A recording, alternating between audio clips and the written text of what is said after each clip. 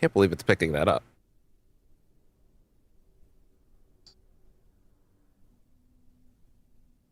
All right. Oh, I'm sniffly today. Hope that's not a problem.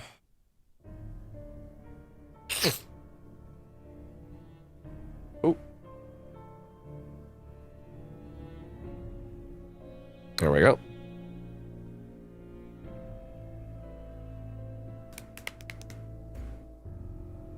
Okay. The heat in here is actually not helping, which is crazy to say given the weather.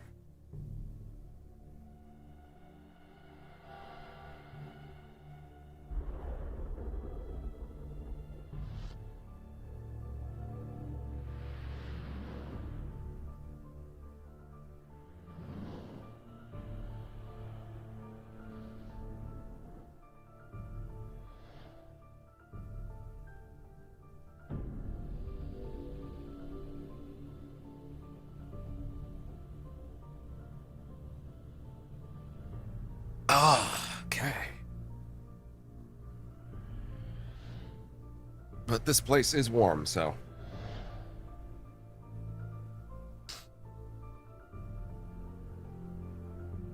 Okay.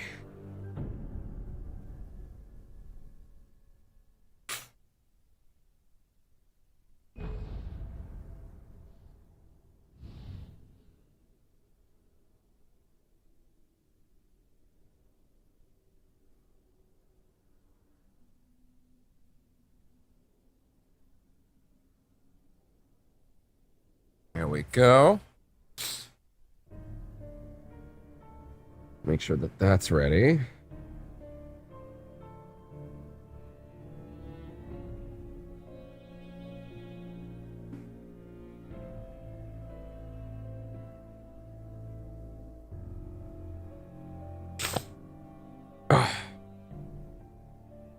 Oh, my throat. Okay, let's see.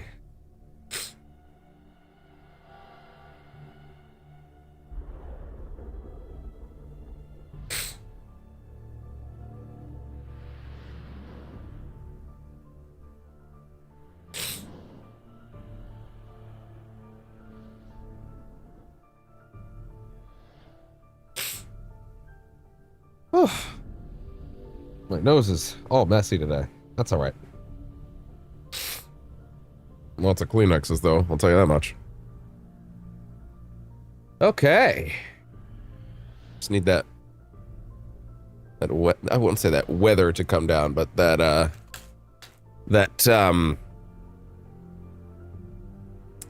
I need it to cool down in here a little bit. But hey, whatever, it's fine.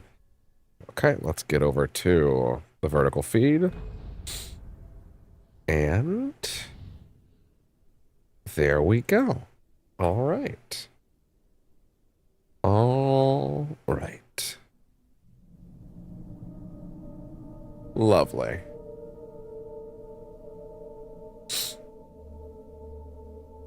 And good to go. Hello.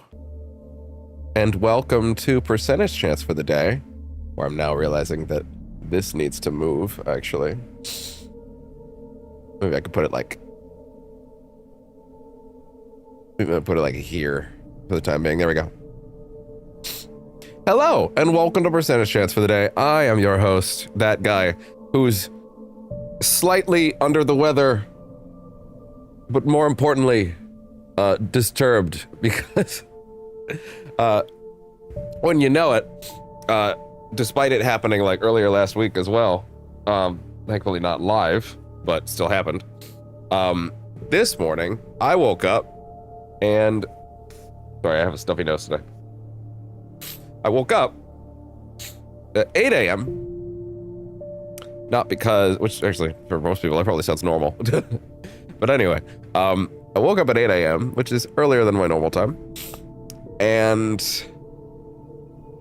mainly because the fire alarm in the building was blaring as loud as it possibly could.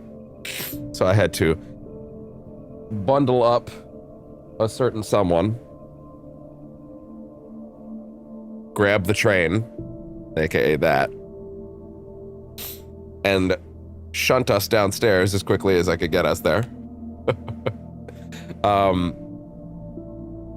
Only to, of course, discover that it's not an actual fire. It's, I guess there's some sort of thing in the building where if the pipes in the building freeze, which they are routinely doing right now, it seems, because, oof, the building's fire alarm sensor thinks it's below a certain degree temperature, what, yada, yada, and then blaring in the whole building, and it's not great. So I tried to sleep after that, to no avail. But hey, you know, it is what it is. But hey, enough about me. My meds will keep me awake either way, so.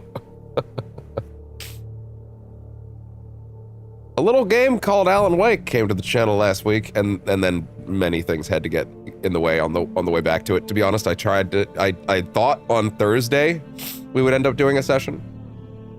But I ended up kind of having the hankering to do some Dead by Daylight, which, hey, guess what? Guess who's there? Alan is there. We didn't see him that much, but yeah, hey, he was there, so, you know, he's around. Can't escape him. Can never truly escape Alan. I'm a writer, goddammit. We know. Once again, triple apologies, because today my nose is extra stuffy, so there will be a bit of slow delivery at points. Such as that. Can't avoid it. It is what it is. Just that time of year for me, I guess. Can't be too fun to listen to. I apologize for that, but you know, the body is what it is. So yeah, great news if you enjoyed last week's session of Alan Wake. It's the only thing on the channel now until Yakuza later this week. Next week, I guess. So today we'll be doing episodes 3 and 4. Tomorrow we'll be doing 5 and 6, which is the end of the game.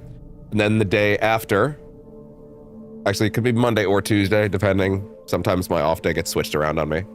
We'll be doing the 2 DLC episodes, so that'll be 7 and 8. And then we'll be done. Perhaps on Wednesday, I still need to actually do like a test recording, but like I did Max Payne 3, which is a more recent, more impressive game recently for this project. So I assume it'll be fine, but we'll be doing Alan Wake's American Nightmare, unless something else comes along first. Who knows? Sometimes Best Buy sends me things early. I'm not going to make assumptions about Yakuza or anything like that right now. We'll see what happens. I'm not going to get overly interested or excited about like doing it. The thing about American Nightmare is that is a one-sitting game. That is we're sitting down, we're finishing Alan Wake's American Nightmare. That's not a little thing, you know? But then again, I could also use that as a one-session, like, Band-Aid, quick thing in the middle of Yakuza to get like a little bit of a break, right? If I ever need it, right? Like one day's worth where like we could jump in for one thing. Because again, that's a very short game. It's a lot. I won't call it an asset flip. I'm sorry, no, it's not an asset flip. Well, I mean, okay, kind of, but like new environments and stuff like that. But broadly, yeah, you can finish Alan Wake's American Nightmare in one sitting. So we'll be doing that either on Wednesday. Then again, PC stuff, you know, sometimes it fights me. So, you know, we'll have to see. Maybe it would be better to do it when there's no like strict time limit. Maybe I'll just do some DBD on Wednesday. Who knows? Who knows? We'll see. Broadly though, Alan Wake will be on the channel every day until it's done now. That's awesome. So, beyond that and my horrific sniffliness, I am happy to, Jesus fucking Christ. So sorry.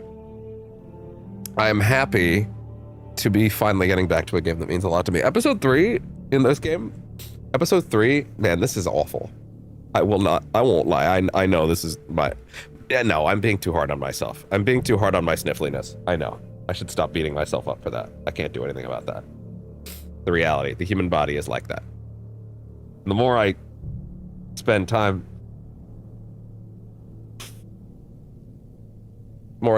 thinking about and talking about it, the worse things are.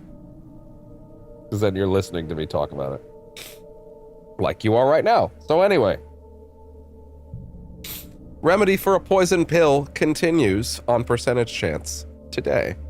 And yeah, like I said, we'll be going through the rest of this game tomorrow, and then Monday or Tuesday, depending on how my week shakes out.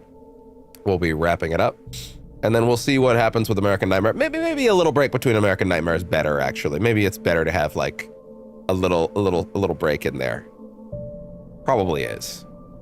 So anyway, with that, let's go ahead and dive quickly, because episode 3 of Alan Wake, in my opinion, is the longest one.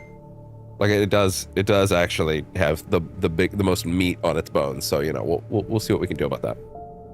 Try and chew through it.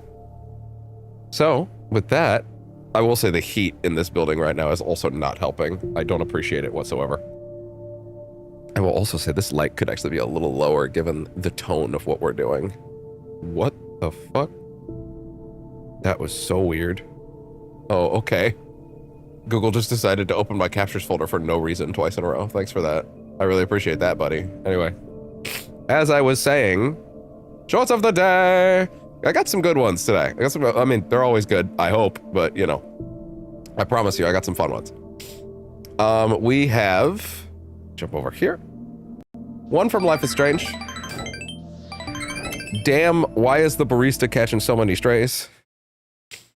And then we have the Max Payne 1 fail compilation, which I think you guys should have some fun with. I think that turned out really well. Let's take a look at this one first from Life is Strange. Why the barista catching so many strays? What'd she do?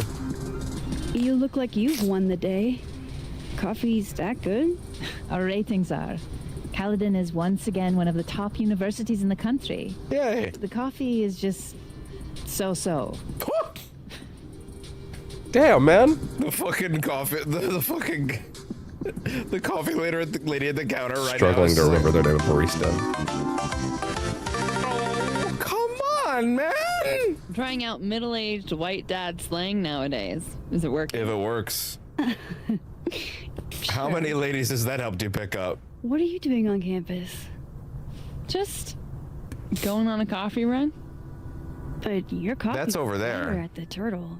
This one tastes like ass. The fucking lady behind the counter is like, fuck you! Enough about me. Fuck you too, Max! I work here.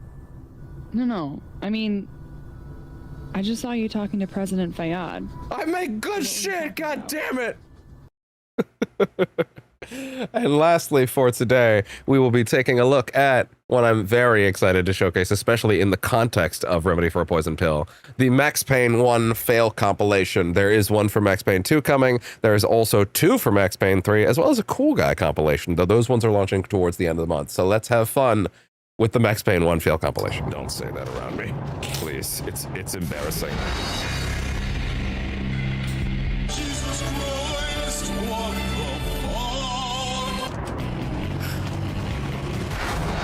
Interesting. I mean, there's this shit was so good. Problem. That's not one of them. Call an ambulance! Call an ambulance! For me. Oh. Welcome to hell, motherfucker! Oh my god, I forgot they added jumping into it. Yeah, the fucking nightmare sequences. Oh, that's so much worse.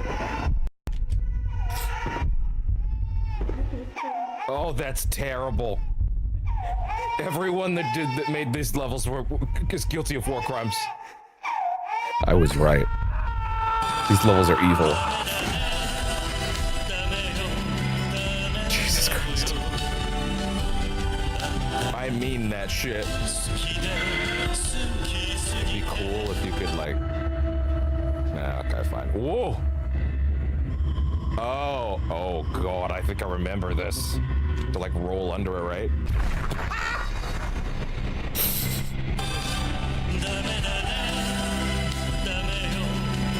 Not quite. Not quite. This is an ode of things to come.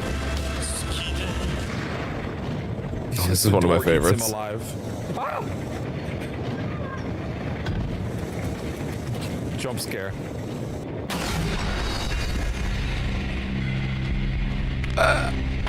Jesus Christ, what the fuck? Oh, it's so good.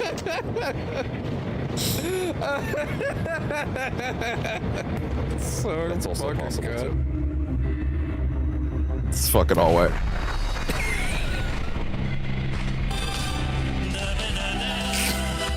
Fuck, man. Jesus Christ, what the fuck? And that was the Max Payne 1 fail compilation. Please look forward to the Max Payne 2 and 3 fail compilations. There is 1 for 2 and 2 for 3, as well as a Cool Guy compilation for good measure. Oh, man. Go give the real ones a like on the channel and all that good stuff if you enjoyed that. I'm really happy with that. Okay. All right. Close this up real quick. Okay. So yeah, that's pretty much all the preamble for today. Yeah, you know what? The lighting actually does look a little nicer this way with the lights darker, because obviously we have a lot of darker tones going on throughout Alan Wake as well. So yeah, so with that, I say it's time to get in. Oh, let me just grab controller out of here. There we go. All right. And with that, let's get into things. Oh, hello. Oh, hi. Sorry, I didn't see that. Oh, well, actually, sorry. Hey, yes, actually. Let's go ahead and run the trailer for Poison Pill. Because, hey, that's what you're here for.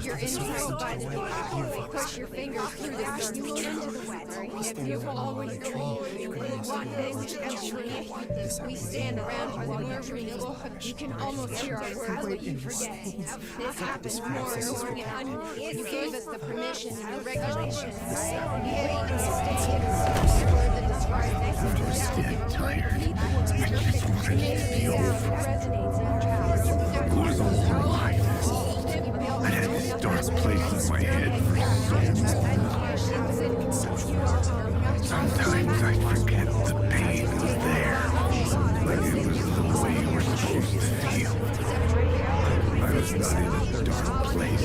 Number one killer is time. I was in a dark place. The force of it all. The best we need to know. Time broke. Glowing fresh.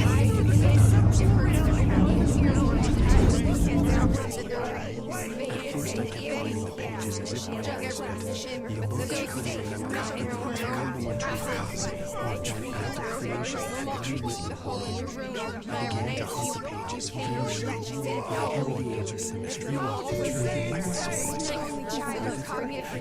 This is actually also really practical. It's giving me tons of time to blow my nose.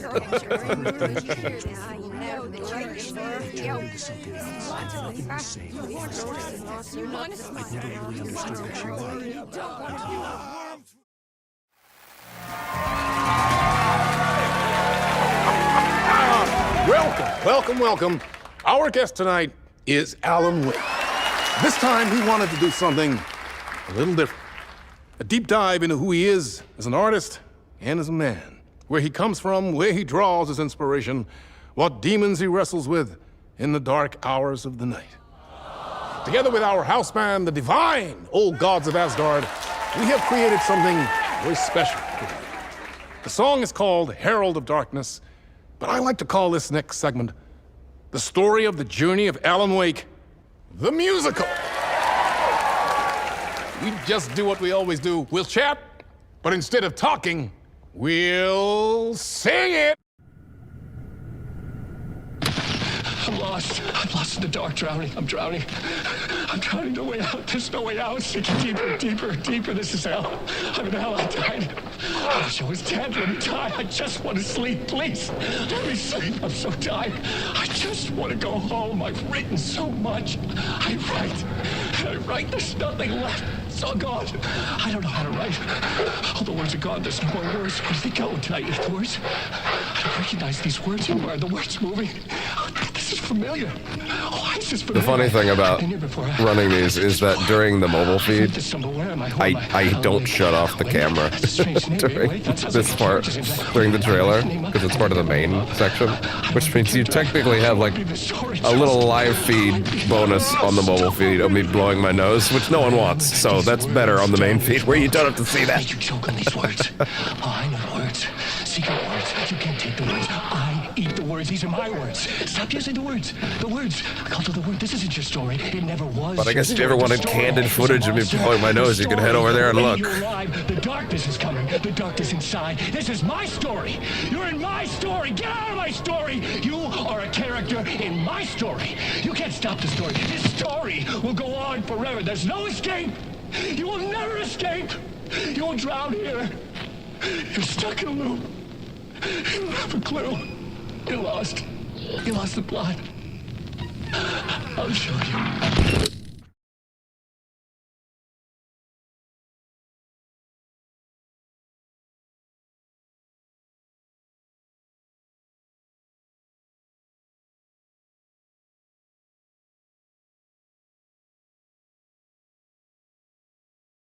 I'm a writer, goddammit. Such a dark place, am I trapped in here? Is this real? I cannot remember. There was a manuscript, it held a key. A vicious cycle I must not surrender to. Echo scenes to seek out again and again until I figure it out to bring this song to its end.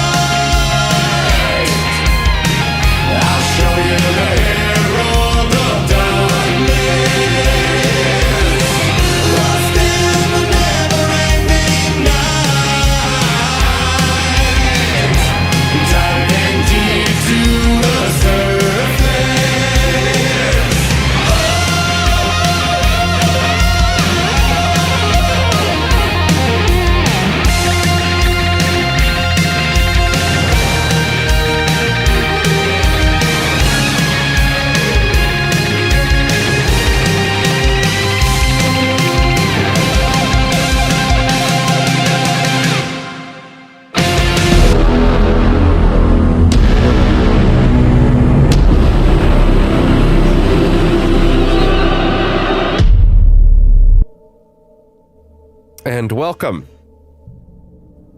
Do I hear a buzzing? Oh, right. That's interesting how much of the buzzing sound is coming through on my version of that. Not on yours. Or at least, dear God, I hope not.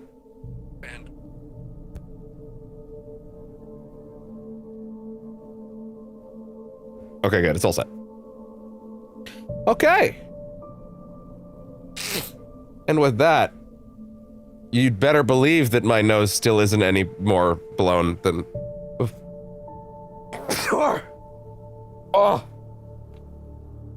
I mean, it's blown to shit, but like... Did it help? No. That's just the reality of my fucking nasal passages, unfortunately.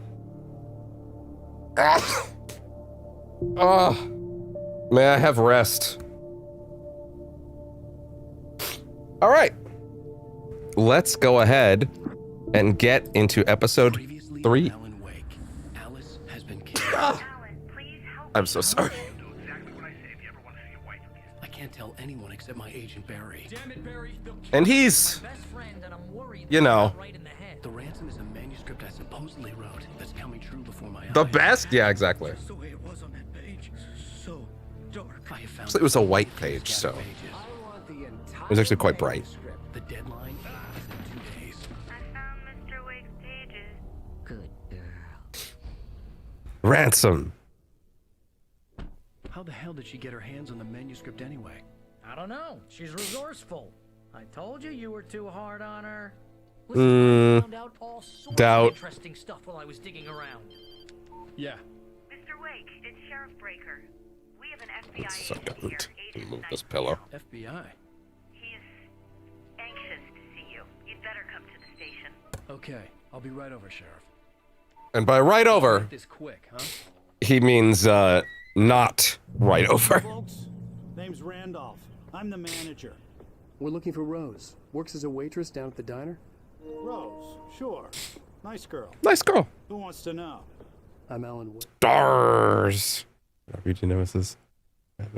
Great day. I'm not sure I get where Mr. X came from, but I guess that's kind of the thing about him. He just kind of shows up. So fair enough. The writer, huh? I heard on the radio you were visiting. Well, I'll show you her trailer. I only learned this week that Dead by Daylight has the classic Nemesis skin in the shop. It's funny. I didn't actually. I must have tapped out before that came back in.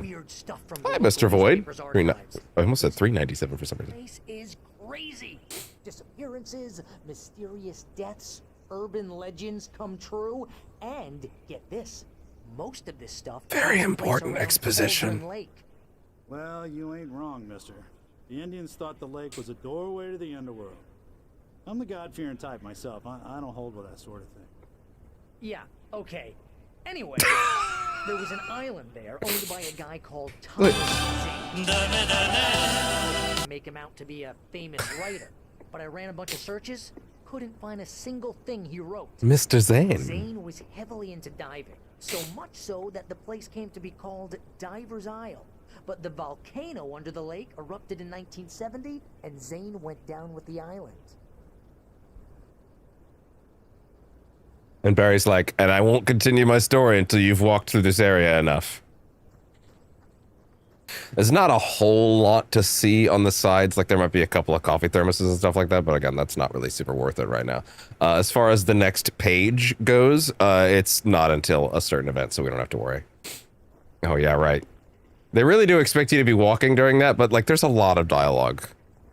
And it can get interrupted, so I guess we're just gonna sit here in awkward silence for a minute.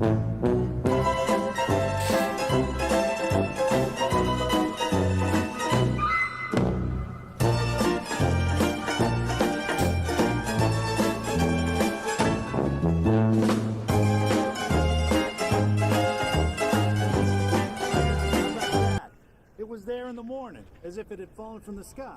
That seems But it would take suspicious. something like that. We're damn lucky it didn't crush any of the trailers. It came pretty fucking close, though. Imagine living in that one. Come on, mister. I'll take you to road. Ah, fuck. Did someone crash a car? Oh, checking out through his window. What the fuck? This trailer. Like, you fucking feel the ground shake behind your bed, and you're like, what the fuck's going on? Ah! Ah! What the fuck? Just follow me. It's not far. It goes the other way. Sorry, I was looking for collectibles. What do you think? That's surprising. No, I expect you there. Here we go again. Gotta run miles away. I don't know. I was pretty scared when he pulled out a rocket launcher. That was pretty terrifying. Wait, is he still? Oh no, I'm miles ahead of him.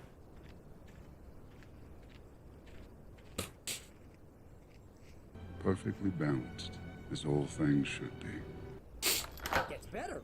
A local girl, Barbara Jagger. And I decided to wait until now to tell you. Just a week earlier, they were lovers. Sure, Jagger's a local spook store. The scratching hag. Comes for you in the dark. Childish stuff like that. Anyway, Al, I'm just getting to the best part. All of the articles about this stuff were written by Cynthia Weaver. I asked around, and she's that crazy bag lady you met. What, the lamp lady?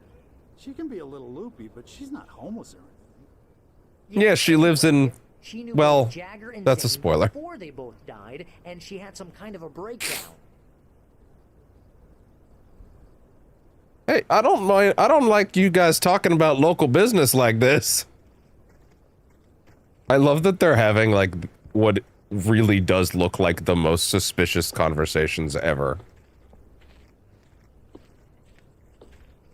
Like, what are you guys getting into local business for? What's going on? Sorry, I think I missed something.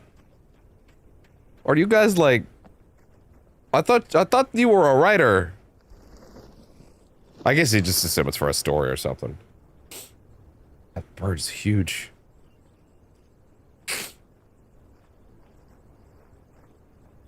Also didn't know that the classic cardigan was actually the Alan Wake classic. Like this look was also in DVD. Like, totally didn't realize that. I do prefer the 2 look, though. Well, mister, this here's Rose's trailer. You mind me asking what you want? Scary at all. We're just here to talk to her, pal. This one. Tell me.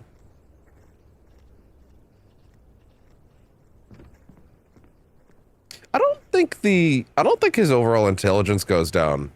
I think that was part of the thing with Gnosis, is that his, like, the brain chip keeps him...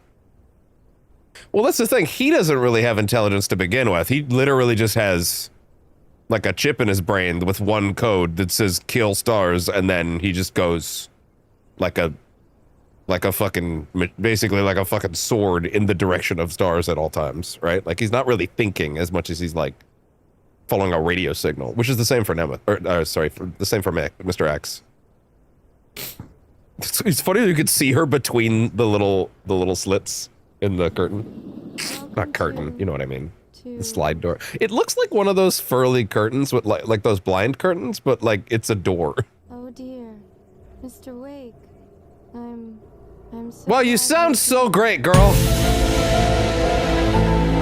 Did you change your hair?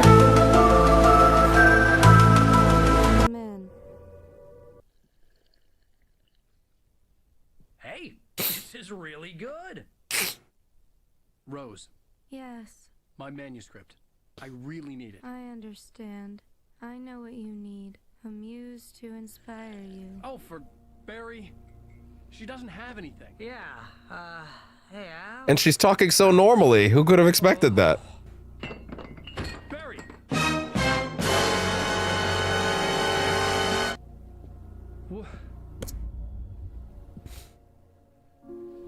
But, oh. When I say we're done. It's coming for you. 1-2 punch. You got me. Hi. You must turn the lights on. I promised I'd come visit. Yeah, exactly. No, yeah, you're right about that. You must finish what you started. Don't tap me on my shoulder like that, lady. You must turn the lights on. Turn the light on. Oh. Oh. Back to work, boy. What a triple jump scare on his ass. Like, let him breathe. Literally a triple jump scare from his perspective. Like, Jesus Christ, let him breathe. I felt nauseous, hungover. Only anger kept me going. I can't tell reality from dream anymore, but it seems I have an imaginary editor. If only Igor was helping. He was here to help me sort out all this reality and dream nonsense. She's very strict. I'm writing faster and faster. My manuscript is being heavily revised. The edits are getting very aggressive, and each day there's less of me and more of her. I hate it, but I know she's right. Do you? She promises me I can save Alice this way. She knows more of this than I do. Oh, both of them are Umbrella. Complex incantation I'm attempting about this place. I think they're even technically operated from the same van. Circumstances, Thomas Zane. The genre of the story seems to be shifting. It's turning into a horror story. I'm getting close. I can feel it. Yeah. It makes no damn sense. Compels me, though.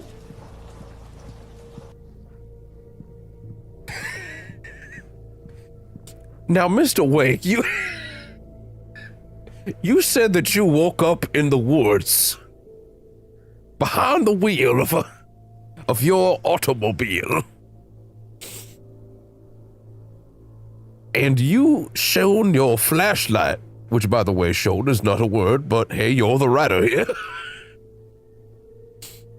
And you caused individuals to disappear when you fired your projectile revolver at them. It's just a revolver. I'm asking the questions here, Mr. Wake. And you take fucking Nightingale out of the story and you put Benoit Blanc in his place. It's 2 games in a row now that I just fucking ripped someone out and shoved Benoit Blanc in. Yo. Also, these fucking headshots are incredible. I love them. I love the sunglasses one. I'm gonna deliver a piece of Alan lore that we're technically slightly ahead of, but hey, it's fine. Alan with the sunglasses on means that he's in paparazzi rage mode, aka he will take a swing. His sunglasses actively represent his anger. This is not me reading too much into things. This is literally very much the case. Also, I love the image on the left, on the bottom, not with the glasses, the one on the bottom, because that's clearly like a game promotional image. I like the same thing for the middle one. I'm pretty sure the top two images, admittedly, are like from early dev stuff, like before, like when it was an open world game. And I'm 90% positive that the bottom right image is literally just a photo of Ilka Villi they pulled off a shelf somewhere. Like, I think that's a photo in his house, if I had to guess. That barely looks like he's in Wake attire, to be honest. I think they just grabbed a photo from that dude's house. What other shit does she read? I don't think it's actively Wesper. I don't think it's actively Wesker for Nemesis or X, actually. I think it is more broadly Umbrella. What other shit do you read? Good Father, Bad Father. Creativity. Web metrics. I've never bothered to look at what other shit she reads until just now. Like, what does the rest of your fucking... your book... I almost said bookography. Revolve around other than him? Is that the Human Island on the top right, or top left? Peak. Fair enough. Not Twin Peaks, critically. Take back your life. Prophetic. Multipliers? She's got a math book? Switch, and then I can't read the rest of that. Frequency something. I never bothered to look at this shelf before. There's actually some interesting stuff here. What does that say? Freshness? Toughness? I think it's toughness at the top. The one next to peak. I think that's the last one I can properly make out. Oh, wait. Oh, the one on the bottom left. Farewell, and then it switches to chiller font. Sanity. Farewell, sanity. So she likes other trash. Good to know. Ellen is a hack, so.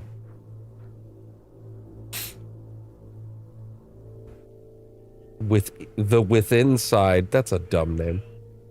That's a dumb name. But it's a perfect name for a fake book in a video game.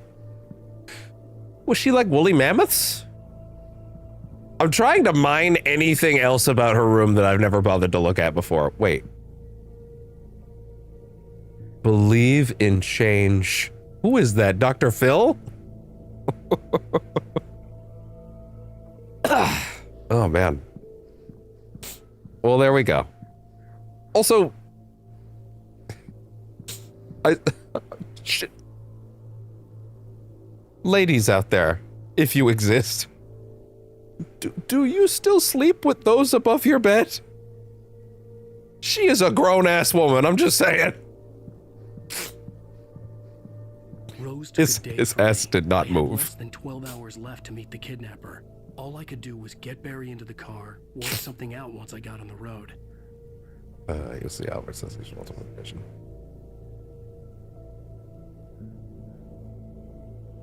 No, yeah, he did engineer most of those. Yeah, I more meant that but Umbrella itself has its hands in other things, and I think at 2 and 3, Wesker's off doing other stuff. Basically, he's basically already getting ready for Code Veronica on 5. He's too busy at that point. Don't got a dog on my man like that. Deserve more money. I'm so handsome. What great dreams.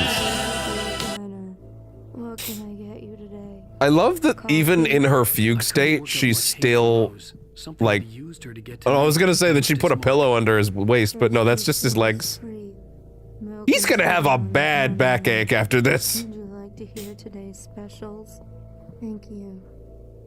Cooking with corn! 72 tasty recipes. Well, you're out in the sticks, so.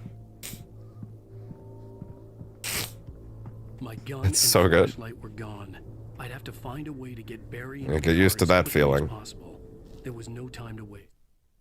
Randolph calls the police. Mr. Randolph liked Rose. That little smile she had. How she was still sweet when life had tried so hard to make her bitter. It wasn't any of his business what she did in her trailer. But those strangers, the writer and his smart-ass sidekick, looked like trouble. And they'd been in there for hours, way past her normal bedtime. He reached for the phone and called the sheriff's station. To be completely fair to Randolph, that was absolutely the right call. In her trailer for like what, 6 to 7 hours or whatever. Like it was clearly like midday. It's deep night now. Like yeah, no. If you're not, if no one's answering the door, yeah, no, that's not a bad move for him to make actually at all. I don't have any misgivings with Randolph's actions there. Also, they were acting really weird as fuck on the way into the trailer. Let's not get ourselves. They were acting really shifty. Like I know we're in Alan's protagonist shoes, as it were, but I've always thought about that scene from his perspective, and like, yeah, no, these two are acting really fucking weird. Like, for sure. I just stepped outside to catch a breath of fresh air. Let me tell you, the weather's getting heavy. It is. Nights like this make me especially glad I'm here talking to you and not home in bed. You know, Pat Maine, I always appreciate hearing the dulcet tones of your voice, so. Tangled bed sheets and dark thoughts, punctuated by the occasional plunge into nightmare. Is it just me? Well, perhaps it is. But I hope I can make the night a little bit easier to get through. Caller, you're on KBF FM. Hey, hi, it's Walt Snyder. What's on your mind, Walt? Walt. Well, I ain't the way you are, but, I can't sleep either, you know? I just been staring out the window here, trying to make sense of it all. Did Alan write all of the radio dialogue too? Well, you sound like a man with a problem. Or is it just filling in the gaps at a certain point?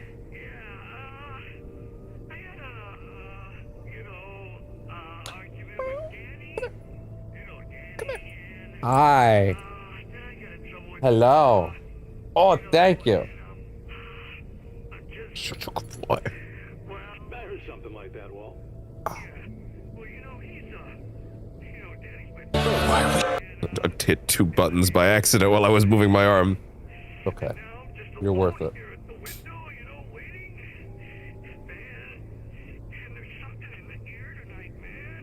Something in the air tonight. The sky above our broadcast tower thinking the same thing. What are you waiting for, Walt? I don't know.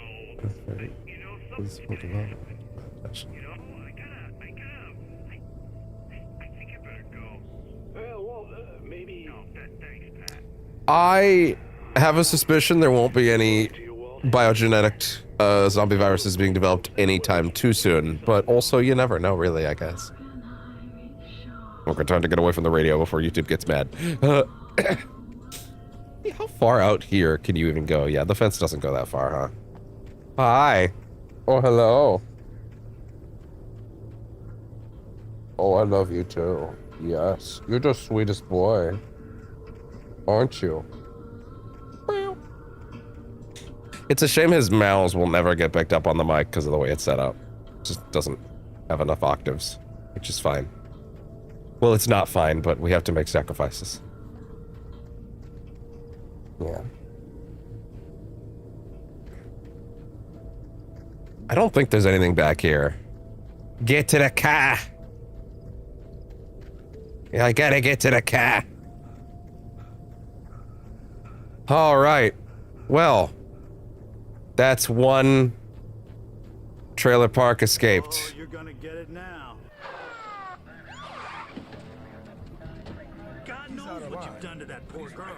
This is Agent Nightingale, FBI. Get him up, Hemingway. You're under arrest. I love this guy so much.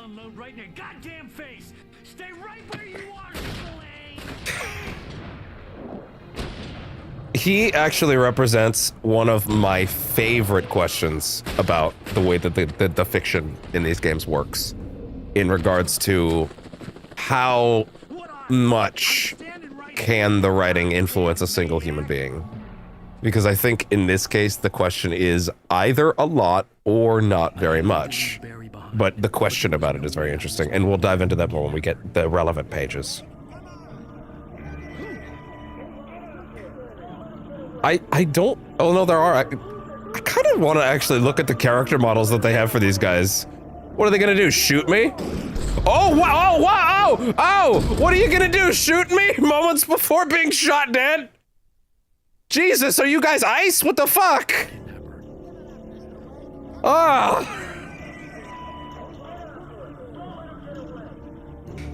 Average Washington police encounter. Okay, anyway. You're supposed to capture him alive!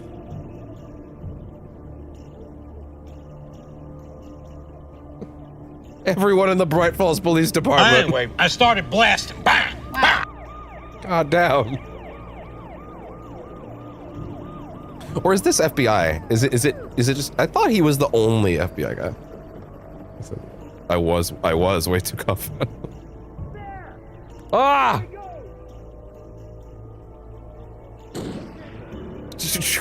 Jesus. I just never bothered to walk up to them before, but I was like, so do you just get this? I was like, will there be a I'm getting arrested animation? But no, bam, bam, bam. Oh shit!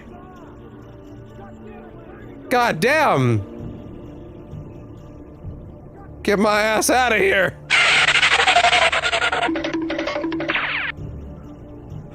All right. Wait, no, shit. Completely incapable of moving from their positions and following me that dramatically. And there's our next page. I have the guide for where the pages are again open, as I did last time. So I'll be peeking at that while we're listening to the next one.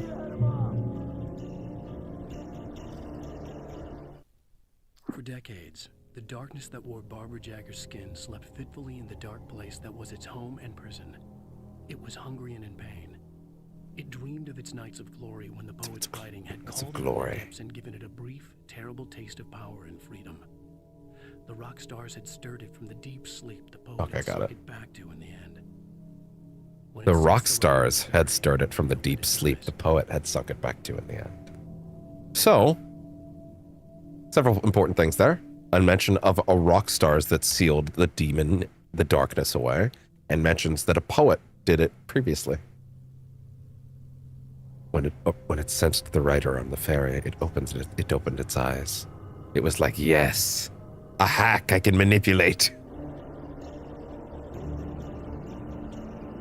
Something that I think is hilariously vital to the ongoing narrative is the fact that Ellen is like kind of a hack writer. Right? Like I genuinely think if Stephen King was the target, he would have solved the problem in a week. Maybe a day, to be honest. I don't think there would even be a sequel if the lake grabbed... Oh shit, I guess I just said something a little too early. Well, if whatever's going on here... well, anyway. If whatever's going on here grabbed Stephen King, I don't think there would have been a problem for that long. Rose didn't know how the Let's put it that way. got in her trailer, and she looked wrong somehow. The woman showed her teeth in an approximation of a smile and traced a finger down Rose's cheek. Pretty girl, she said. Pretty girl. Rose felt as if she was falling asleep, but her knees didn't buckle. The crone spoke in a whisper, her words ice cold and dark in Rose's ear. Pretty girl, my pretty. Okay.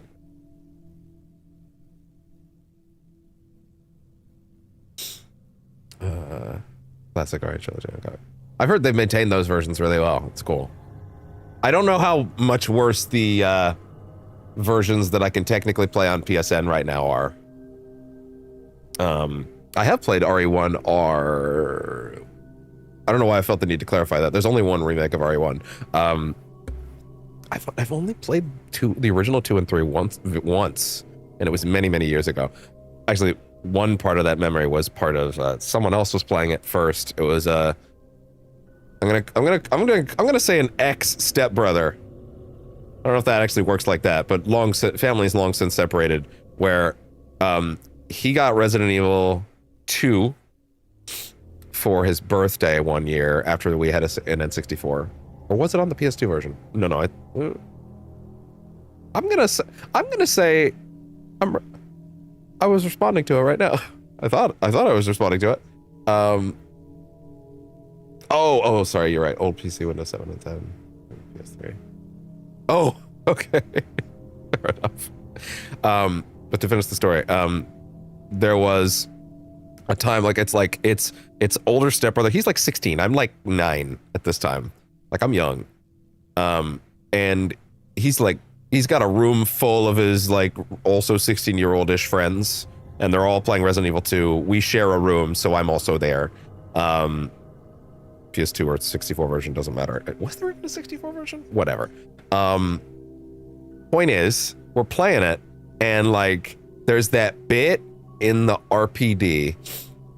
They didn't really recreate this moment in the remake, which actually, now that I think about it, I'm kind of sad about, because it's probably my primary memory of that original version. But it's the moment where you're walking through the hallway, and then I gotta move my mic so that I don't fucking bash my hands in a second. Then as you're going through the hallway, and all the zombie arms burst out of the holes in the doors, and they start trying to grab you. And this fucking room of like relatively large 16-year-olds all start screaming, ah, like little girls. Meanwhile, my 9-year-old ass is laughing at them. So that's a core memory.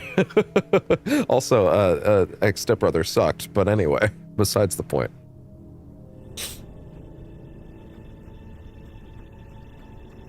Is ex-stepbrother the right term? Is that, I don't know. I've never thought about what you would call someone when like the family separated ages ago. Like he's not still my stepbrother. How does that work? I've never actually thought about that before. Oh shit, sorry. Actually, there is an important little dialogue in that car.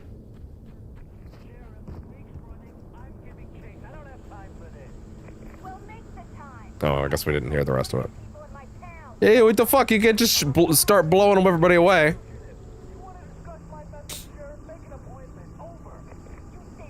What do you think this is, America? Oh shit, wait, it is. Fuck, I guess he can shoot whoever he wants and get away with it. Oh, they actually have physics on the fucking car's hood? That's crazy. There's so much little extra shit in this game that they didn't need to do. Probably symptomatic of the fact that... I guess it's symptomatic of the fact that, again, it was an open world game at first, so like they built fully drivable car models and clearly didn't know what to do with them, so they left them in. So like the cars are just destructible.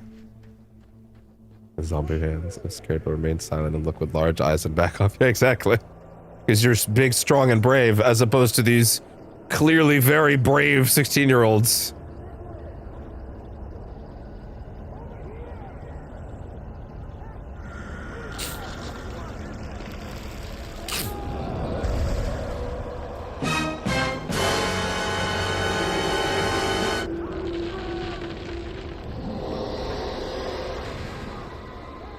It's Andy!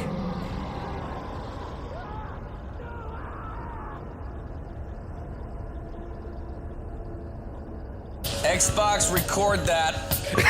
This horror was everywhere I went, circling me. The cops didn't stand a chance. They were after a writer, not a monster. But they were willing to shoot the writer. So, who's the real monsters here?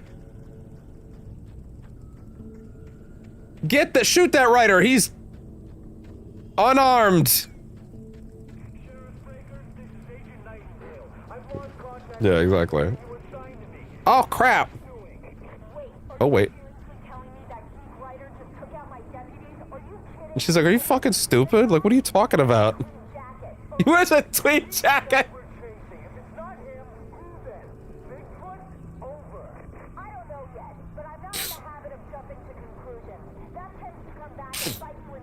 It's also interesting because, like, oh shit, no, dude, I'm so fucking up on this game. I almost dropped another spoiler.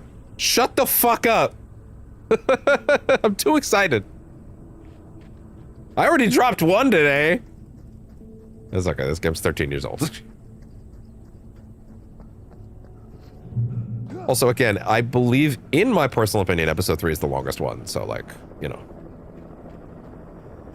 It's always the one that took me the longest. And to be fair, I'm being kind of slow about it. Ah! Don't give up! Jesus! Crisis! Now this might I'm freezing. strike some viewers as harsh, but freeze! I believe Out from everyone behind the involved in rock! story should die.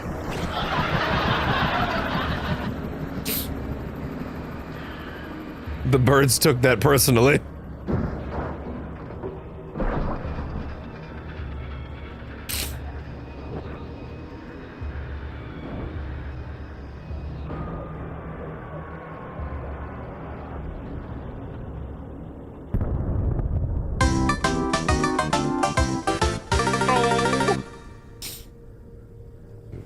Take a deep breath. Markiplier me with him scared and he masks himself. It is a pretty funny image. Shockingly long wait until the next page.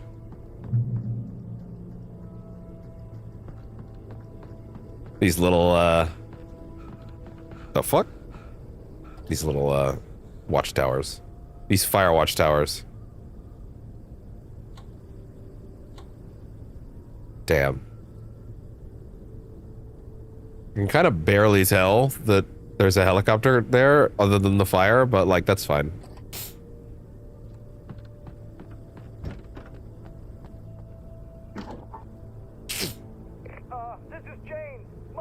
Mulligan and Thornton. Thornton.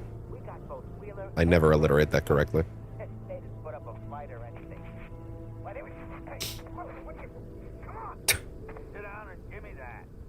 You can't deal with an agent. Go ahead, Mulligan. Over. We got Wheeler and Rose here. Wheeler's drunk or hopped up on something. Which kind of implicates Rose, doesn't it? Pretty distinctive whiff of Otis Scotch about him, if you know what I mean. Over. I don't have anything on that, Deputy Mulligan. I don't understand alcohol. Over. Whatever. Anyway, Rose is just being plain weird here. You better get Doc in. Well, that's just like she is every day, so I'm not worried. Gotcha. You better get them here quickly. Horror games, creepypasta, that's why I'm not scared of horror movies or games. Oh yeah, I'll bet he does. Looks like they have a lot in common. Mulligan out. You know, it's funny. I also got to a point where I was desensitized by what I thought was desensitized by horror's ability to truly unnerve or scare me. And it's funny how, as you get older, I think that resistance can wear thinner. To me, the most frightening sequence I have ever experienced in any game is the new version of the Toluca prison in the Silent Hill 2 remake. That shit unnerved me. The sound design was unfucking believable and so effective at making me constantly think there was something behind me in the darkest space I have ever seen in my life. And dark in a way where that game, man, if that game had like a busted, I mean, it kind of has a busted HDR overall presentation, but like broadly, like it was, if it had like that faded pitch black look on the TV where it looks wrong, because like it's calibrated wrong or whatever, it could have ruined that segment. But instead, it was like black on my TV. And that shit fucked me up. That shit fucked me up in a way I didn't expect to. And if you would like to see that, my initial time in that zone, my original playthrough of SH2R is on the channel, albeit that's pre-percentage chance, so it's worse mic, worse no face cam, all that good stuff. But that footage is there if you want the original time of me going through there, where I was just fucking losing it. Like I was having some panic sweats in a way I had not in a long time. I was so impressed. And that says a lot because the Toluca prison segment in the original SH2R is kind of just okay. It's fine. It's one of the levels where the game starts to lose a little bit of steam before the hotel completely recovers it. When you used to one, you may have to. I think the trick is that as you get older, you might start thinking that your sensibilities are gonna make you immune to certain things. And I think the reality is, for something you've already experienced, you're probably okay.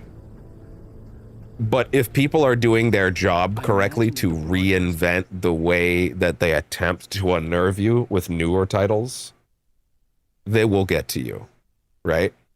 There's always something new, right?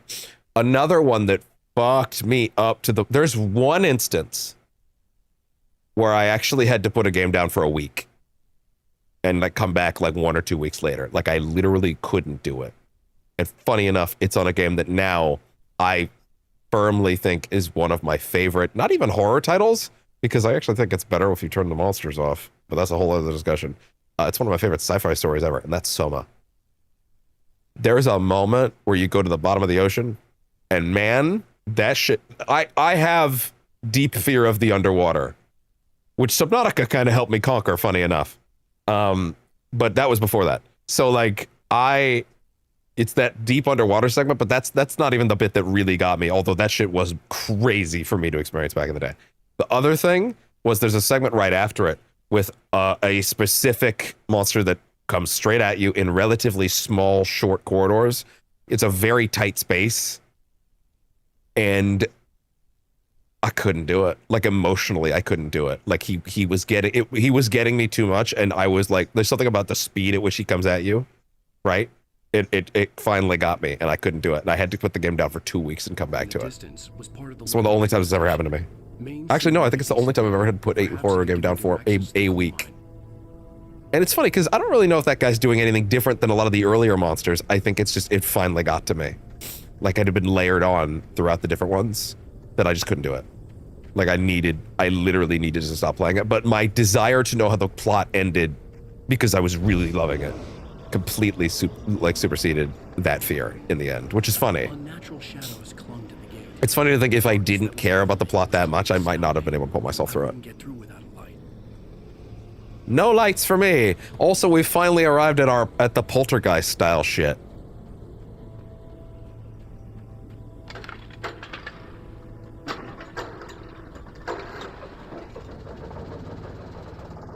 That's scary, or the lore make it great. Still come forward. Yeah, I wouldn't. Yeah, I would. Well, to be fair, I would say Silent Hill F is going for different things. It's going for more of psychological. It's definitely going for more psychological.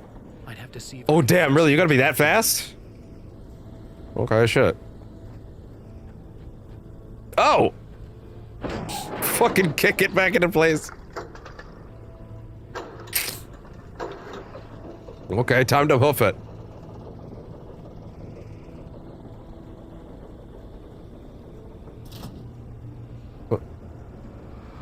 And you can also boost this one, funny enough. And there we go. I feel like they were trying to let me look at it while it disappeared, but the giant searchlight blocked it. I would say Silent Hill F is going for different things than like straight scares. It's going for the things, frankly, that I think the original 3 were going for in a lot of ways.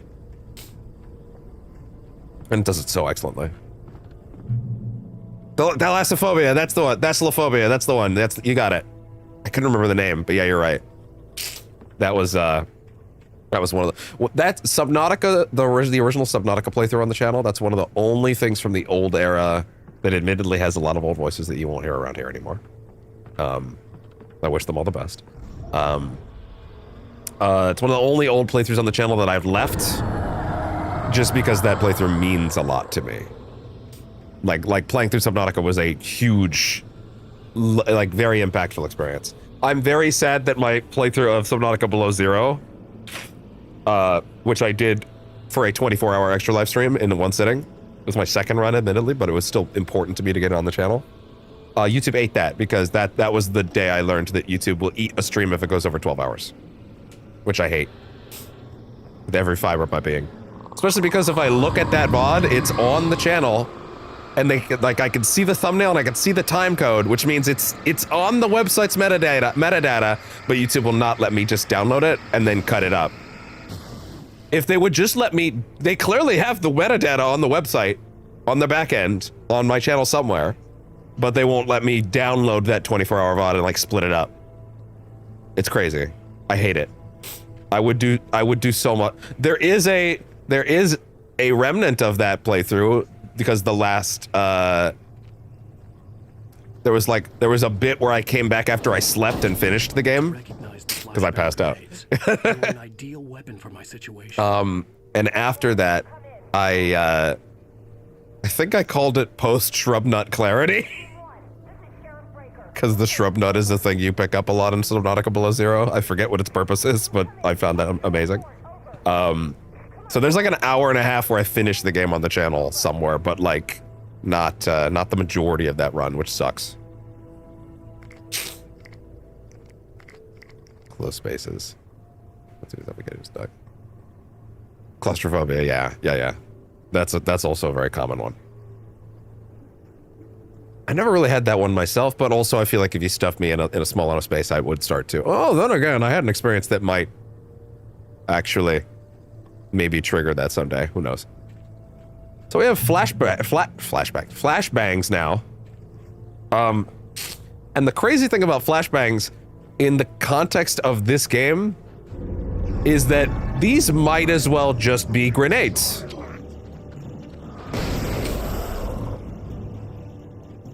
It's great. Do you know how many games I played with flashbangs that are just kind of like an afterthought? And like, no, these are bombs. These are weapons.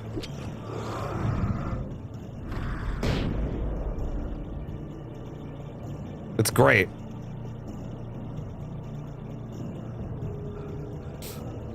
Oh boy. Can I make it to the light in time?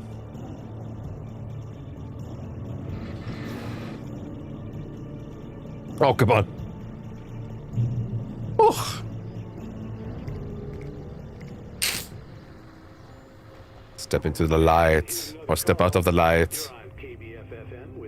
With Pat Maine. Milt!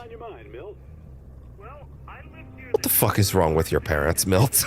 For calling you that? Oh, sure, for Milton, right? You know, it would be Milton. Why would you willingly call yourself Wilton? Or Milton? Or why would you willingly call yourself Milt? Milton is a little better, at least. Maybe. Maybe it's not, I don't know.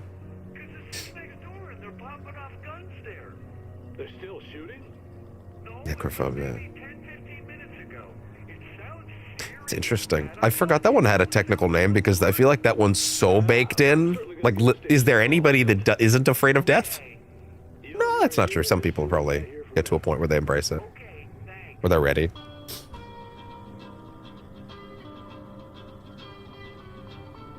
Oh god, YouTube's probably getting mad at me right now. Oh god, I'm sorry, YouTube. I'm sorry, YouTube. I'm blowing my nose. Don't attack me. Don't kill me. Ah, get me out of here.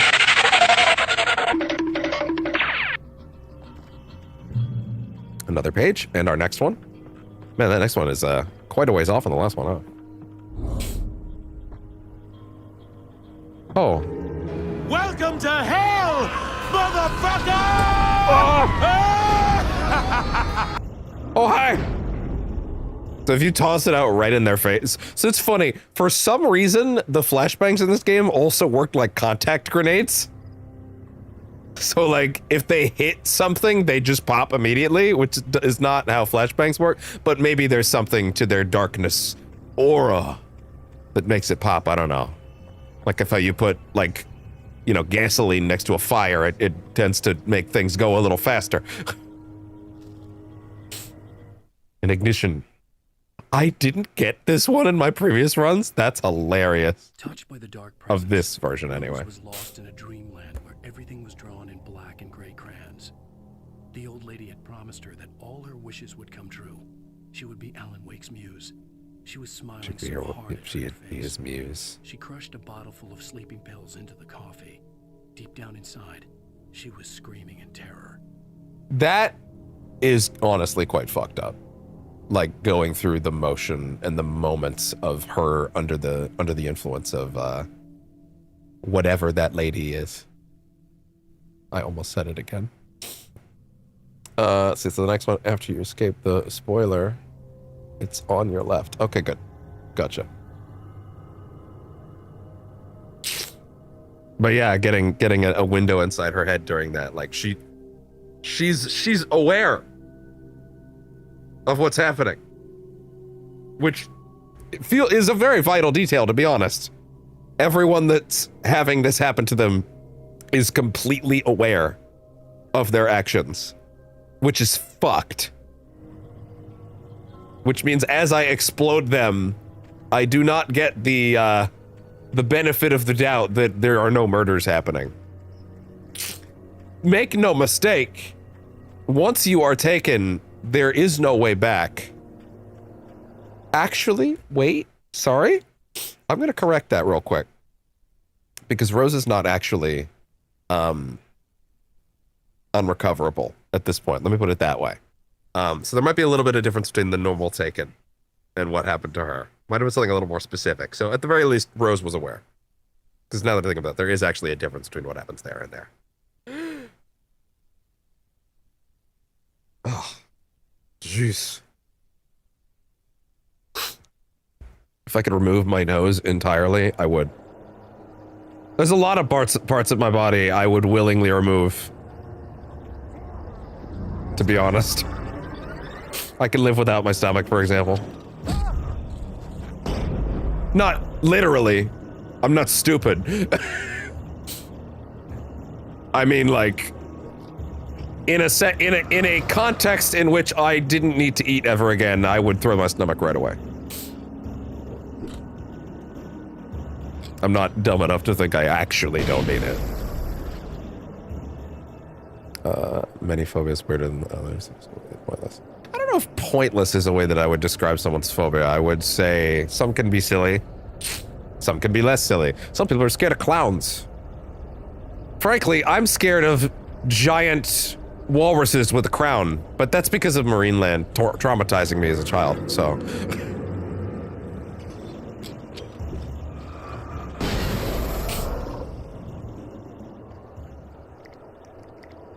I like that this whole section is an elaborate flashbang tutorial. I appreciate that a lot, actually.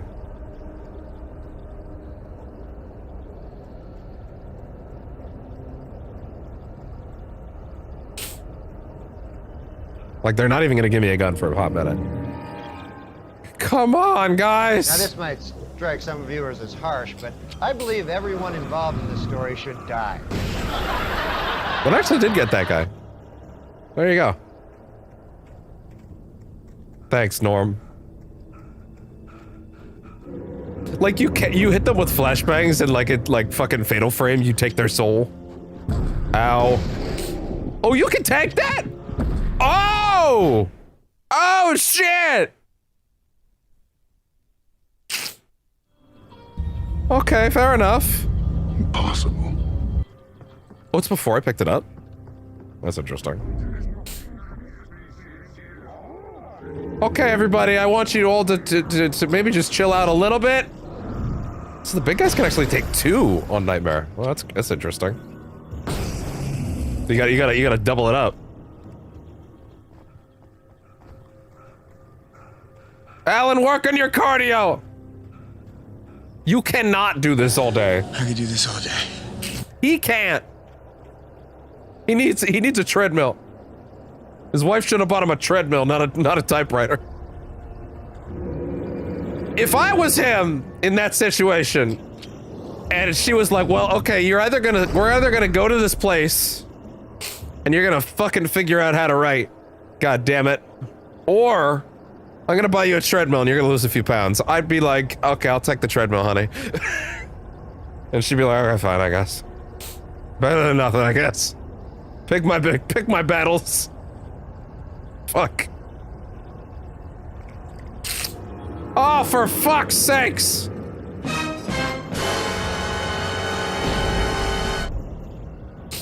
All right. I don't appreciate your shenanigans.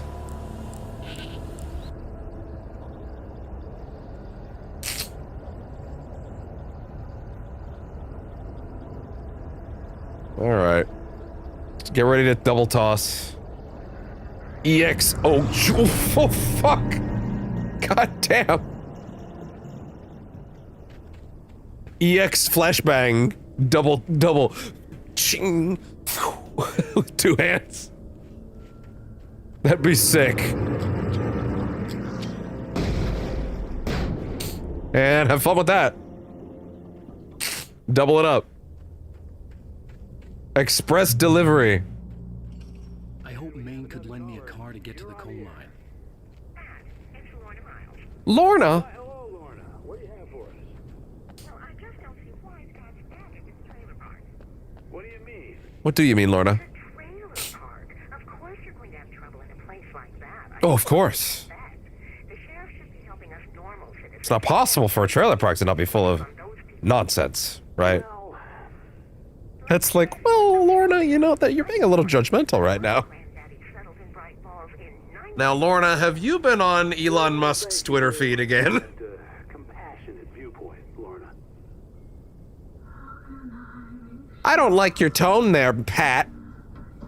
He's gonna usher in a new age of pedophilia. Okay, Lorna, I'm hanging up now. Have a great night. Click.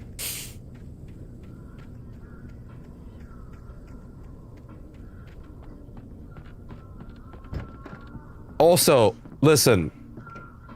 Pat Maine is nothing if not a hustler. Check this shit out. Watch the fucking swerve he's about to make. Oh, here's a little surprise. The famous writer Alan Wake just walked in. Folks, I'm going to see if I can talk him into an interview. Frame 1 interview. Hey, Mr. Wake. I love the assumption that's the only reason he could be here. It looks like Mr. Wake is going to need a moment before we can talk. I don't think I ever waited long enough to hear this line. While he prepares himself. You've all heard the name. Oh my god, no, I haven't heard this. I don't think I've heard this. I usually walk right in. Oh my god. Let me hear this. He's changed gears, though. He's now working on a horror story. How did you hear that? Wait, no, wait, whoa, wait, what the fuck? How did you know that? Now, you probably know that Mr. Wake is a somewhat controversial figure.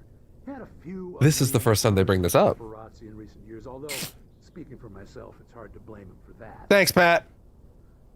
Bro. How much else does he have here? Regular listeners will remember that I met him on the ferry last week. He's avoided the spotlight. He can't help pretty well, himself. but here he is, taking some time out of his vacation to talk to us. Yeah, totally. Okay, if they're playing music, that means get the fuck in there. Stop waiting. We can't record dialogue for you forever, you freak. Oh, I'm so glad you could find the time to do this, Mr. Wake. And then make my audience wait an extra 5 minutes. Dan Brown.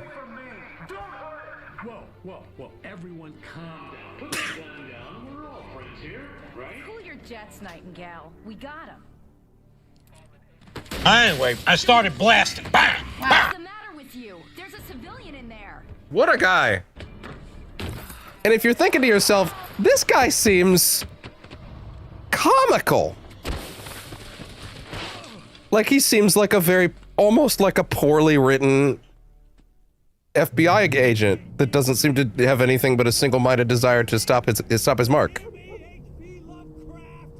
I had fallen off Yeah. so many cliffs it was ridiculous. That's what you get for naming a book The Sudden Stop. I wonder who wrote that. I'm a writer, goddammit. Where I was going.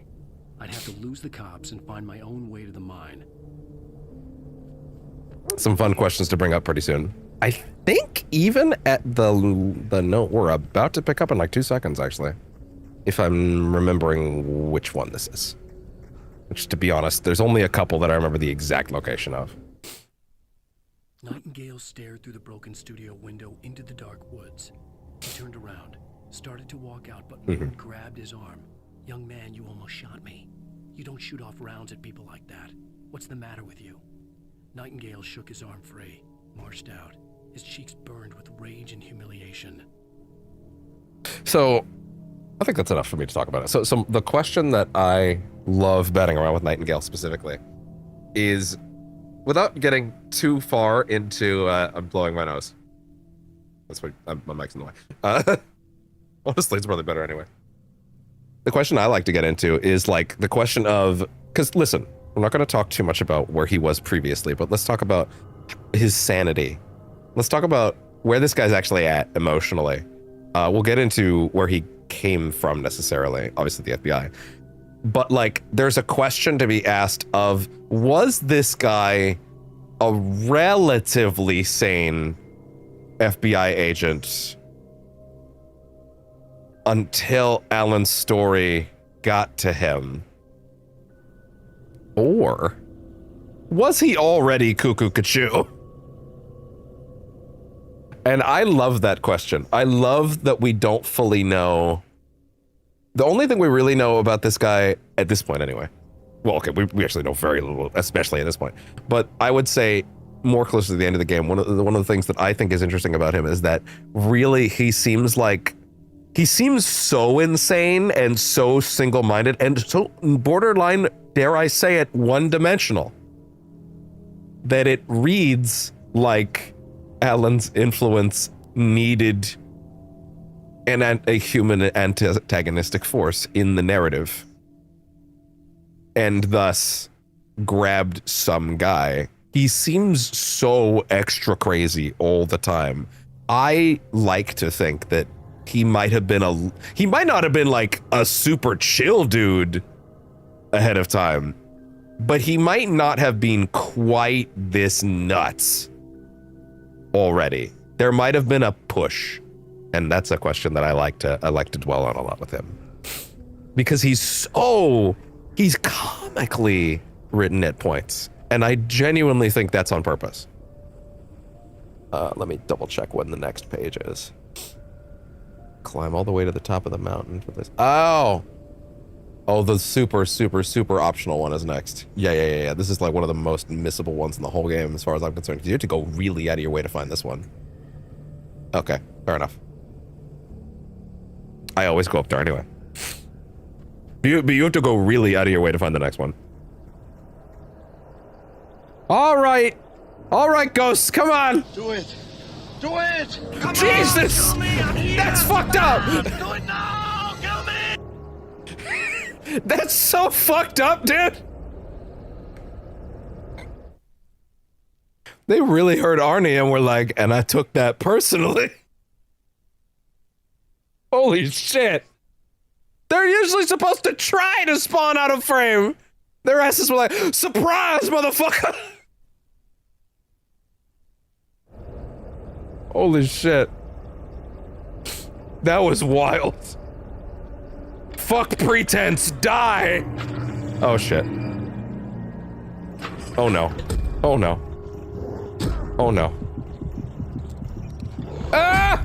I was literally trying to hit the flare button and he went to go touch the generator again. I must have tapped it prior. There's like a command line.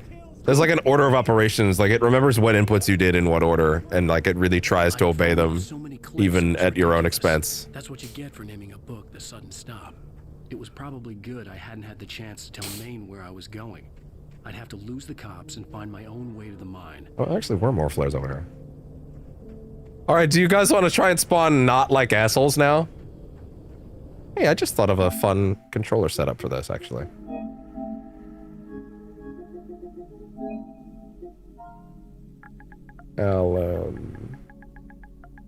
I can work with that. Yeah, I can work with this. Yeah, give me that. Toss R1 on the back button for me, and I'll figure out what to do with the other one later. Oh, no, wait. No, sorry. I instantly know what to do with the other one. Yeah. L1.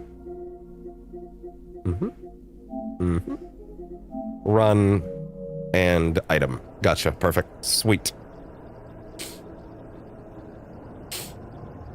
I guess I could also do the D-pad. No, that doesn't really work. See, that's more accurate to how... God damn it. That's more accurate to how I feel like they're supposed to come in. Oh god, I actually don't have... Oh shit. Oh no. Where's the third one? There were 3 of you guys specifically earlier. Oh, great. How rude. How rude of you to not be in the blast radius. 1, 2, 3. Oh, of course it's not on you. Gun! Don't give up! Never give up. Never surrender. Oh, you know what? Sorry. Actually, I have a better idea. What am I doing? Square is back button for reload. Hammer that shit out. Yeah. Way better.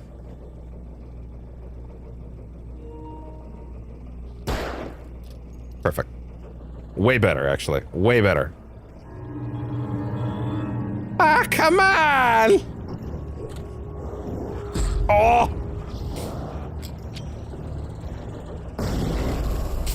That got your buddy too, right? Oh, it's right there. So here's the mountain we need to go up for the optional page. It's quite a trek, to be honest.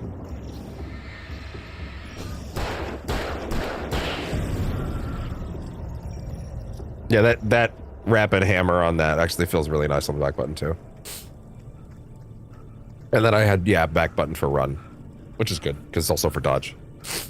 Feels nice. Dodge and reload always feel very natural on back there.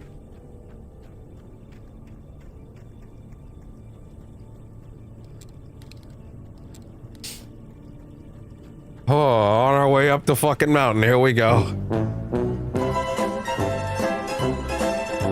Do your cardio, you fucking bastard!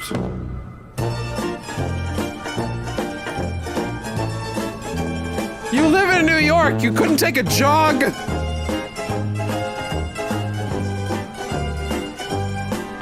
Maybe he did, I don't know. All his cardio came in, like, punching paparazzi.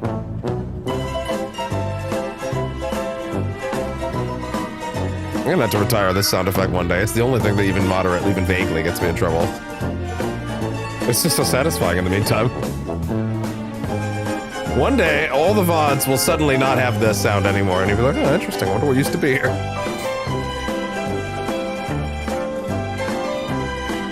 Bro, I'm gonna play it on the way back down the mountain too. It's a rough run. Walter fights Danny. What stumbled back in was something else. Something alien. A monster. Walter tried to kill it, first with his fists, then a chair. It wouldn't die. Instead, it kept coming, unaffected by the beating it had taken. After Walter managed to kick it down the cellar stairs, fear took over. He ran, got behind the wheel, gunned the engine. The booze wouldn't make him forget, but he knew he had to try. He knew he had to try.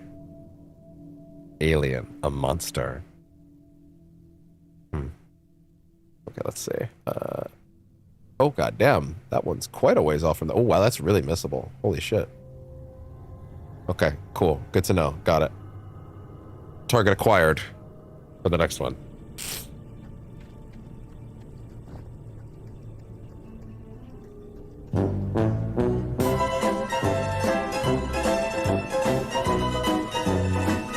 It was an open world game at one point, okay? They made a lot of space. They had to use it somehow. But also, when you look at... Oh, they tried to make it interesting on the way down, huh? It's interesting how, like, you can really... really looking at the way that they designed it, like, you look at big cliffs like this, right? And, like... You can tell, like, when they were working on the assumption that it would be an open world game, right? They clearly had ambitions of, like, yeah, they wanted to make it feel like a big mountainous region where there's a lot of woods and stuff like that, and like a bunch of, like, cliffs and things like that, and large areas to go up, and they wanted it to feel... This mountain, if nothing else, feels accurate to the space in the sense of, yeah, I had to walk up a fucking mountain. Like, it was a real-ass mountain. I didn't feel cheated by the space, you know what I mean? Like, it was earnest, right? Is that great for gameplay in this sense? Not really, right? But you can also tell, like, yeah, right? If this is how they felt like an open world would fit together for a time, and you look at a mountain like that and, like, how much space you have to cross just to go up and down it, right? then it starts to become clear, oh, I see why they maybe started to think, I don't know if the open world thing's gonna work out, guys. Because, like, it's a lot of dead space. But it does also create that feeling of, like, the outward backwoods feeling very well. In the sense that there are, like, you're wandering through the woods, and it feels like a lot of space to deal with.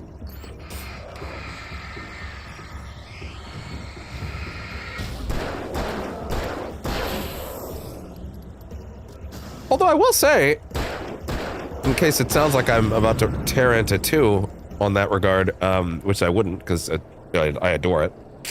I actually wouldn't even say, despite how much smaller the spaces are in 2, in the woods. Actually, no, I wouldn't really say they're smaller. I guess what I would say is, I think they actually did do a really good job in 2 of maintaining the feeling of these really large areas. Like, Jesus, the Coffee World area alone is, like, huge.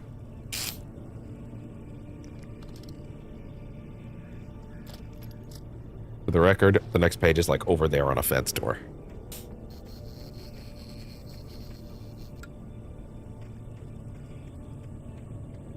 The darkness controls the Taken. Okay, relax.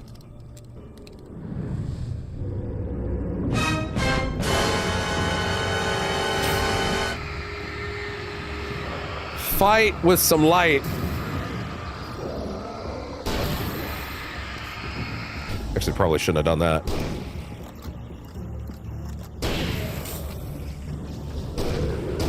Oh no.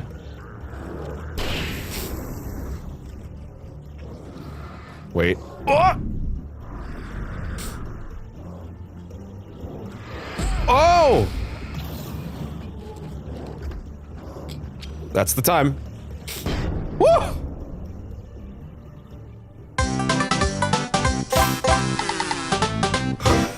Oh, that was actually really great. Wow. Holy shit. Oh. Okay.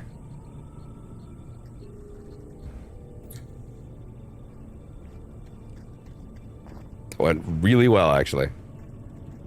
In light, you can hurt them. Thank you, I figured that one out. But I appreciate your help.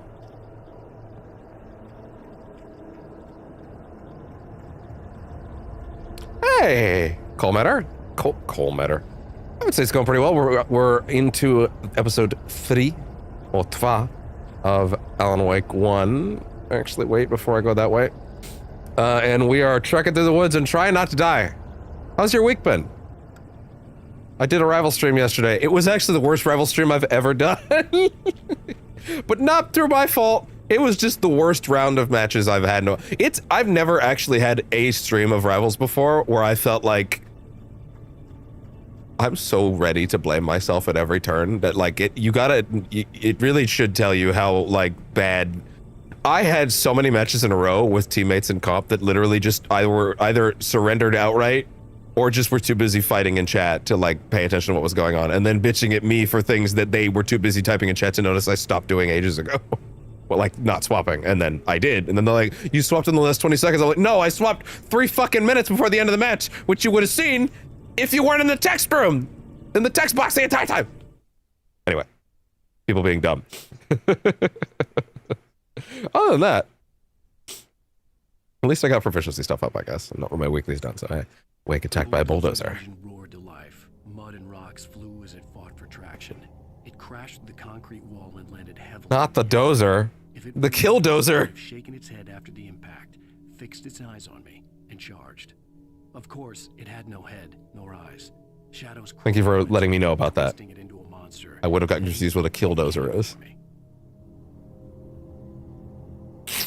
What is it? Season 1 all the way to 8. I have not seen any part of Season 7, and 8 do not talk about anything adjacent to anything beyond Season 7 and 8. I don't know anything. I'm gonna get to it eventually. I own all of Season 7, I haven't been to it yet. Don't even vague boast about it, please. I figure things out too easily. But I'm glad you had a great time. I fucking love that show. So let's see. So the next one. Let's see, on the fence. The next one is near a checkpoint. It is... Thank you very much. Okay, it's on a rock near a checkpoint near that. Oh, okay, I know where that location is. Cool. Okay. Next page, target acquired. I don't ever enjoy telling anybody to change topics on something, for the record. But I really do love that show. My inability to have started season 7 is totally my fault. To be fair, season 7 was starting right as the move happened last year. I guess not last year anymore, 2024. Which meant that, coincidentally, such as things like Life is Strange Double Exposure, which I was going to play around that time, and then I was not able to because money. As a result, well, it's right here. As a result, my MHA, like I had to get rid of like Crunchyroll and stuff like that, so. But I have the Blu-rays for season 7. Part of me kind of wants to not, because I don't have the season 8 Blu-rays. I don't want to start. I don't want to get reinvested again in season 7, and then not have 8 right there for me. You know what I mean? Anyway, Sarah distrusts Nightingale. And her guts Distrust. Agent Nightingale was an asshole. And it wasn't just the smell of stale booze. It was in the way he flashed his badge, pulled rank, the look in his eyes when he wanted answers. Where was Alan Wake? What was this about an accident? Where was his wife? And most importantly, why did she let Wake go? He wouldn't answer her questions. Federal business was all he'd say. I didn't know that.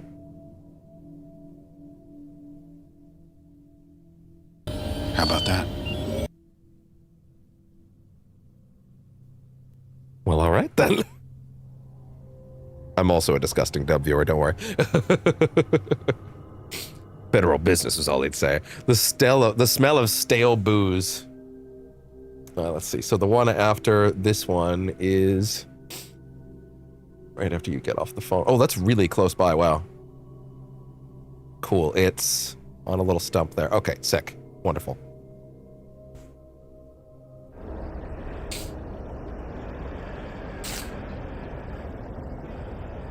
Should be really close to now, actually. Batteries! Lithium! Yeah, I remember the Energizer logo used to be much more prominent on those. As the shotgun disappears into his jacket. Alice? Alice?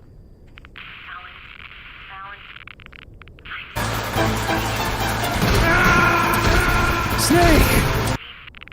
I look at you, Alan, and it's not you. Something else.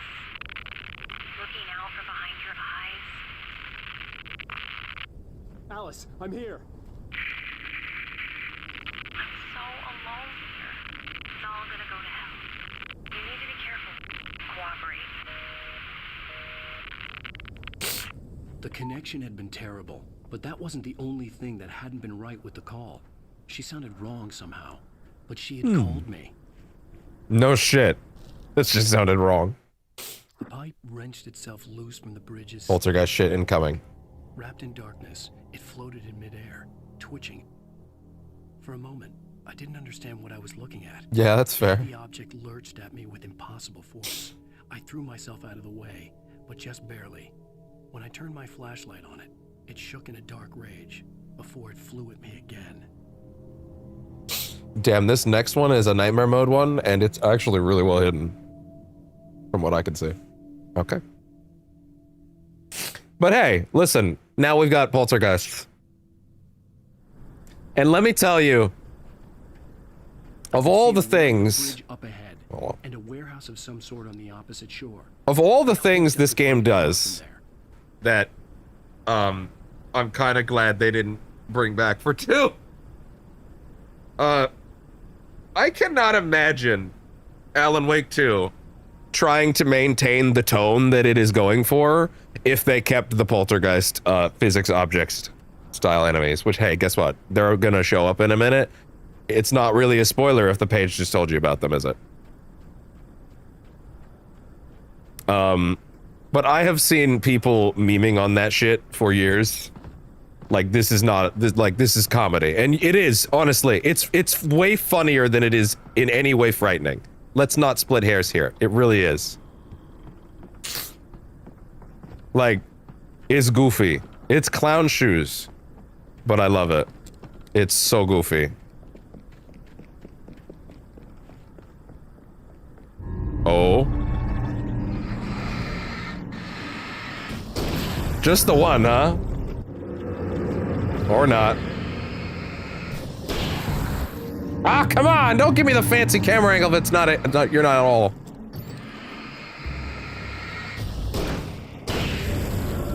Are you done? Are you done? Then die. What do you want me to do, argue with you? I'm not on the debate team. This isn't mock trial. God damn! It's a. Can we play the fancy cinematic camera angle if we don't, if they're gonna disappear every time? Is it actually on Disney Plus? Holy shit, I might have to look at that later. That would make it a lot easier for me, actually, wow. Own it, listen, just because I own the listen, I won't lie, I'm a lazy fuck sometimes. Sometimes swapping a disc is actually enough to make me not do something. Which, hey, I know. For real, there was a moment today where, like, I was going to go switch the disc for this, and it had popped out of the menu, like the most recent titles on the console, and I pressed the button to start it up just to get it back on the menu, so it would say, go insert the disc, and then it just booted straight in. And I was like, wait, what? And I remember I claimed this on Plus years ago, despite my disc. I was like, oh, wait, I don't have to put the disc in. Yay. All right, get ready for clown shoes, but I love it.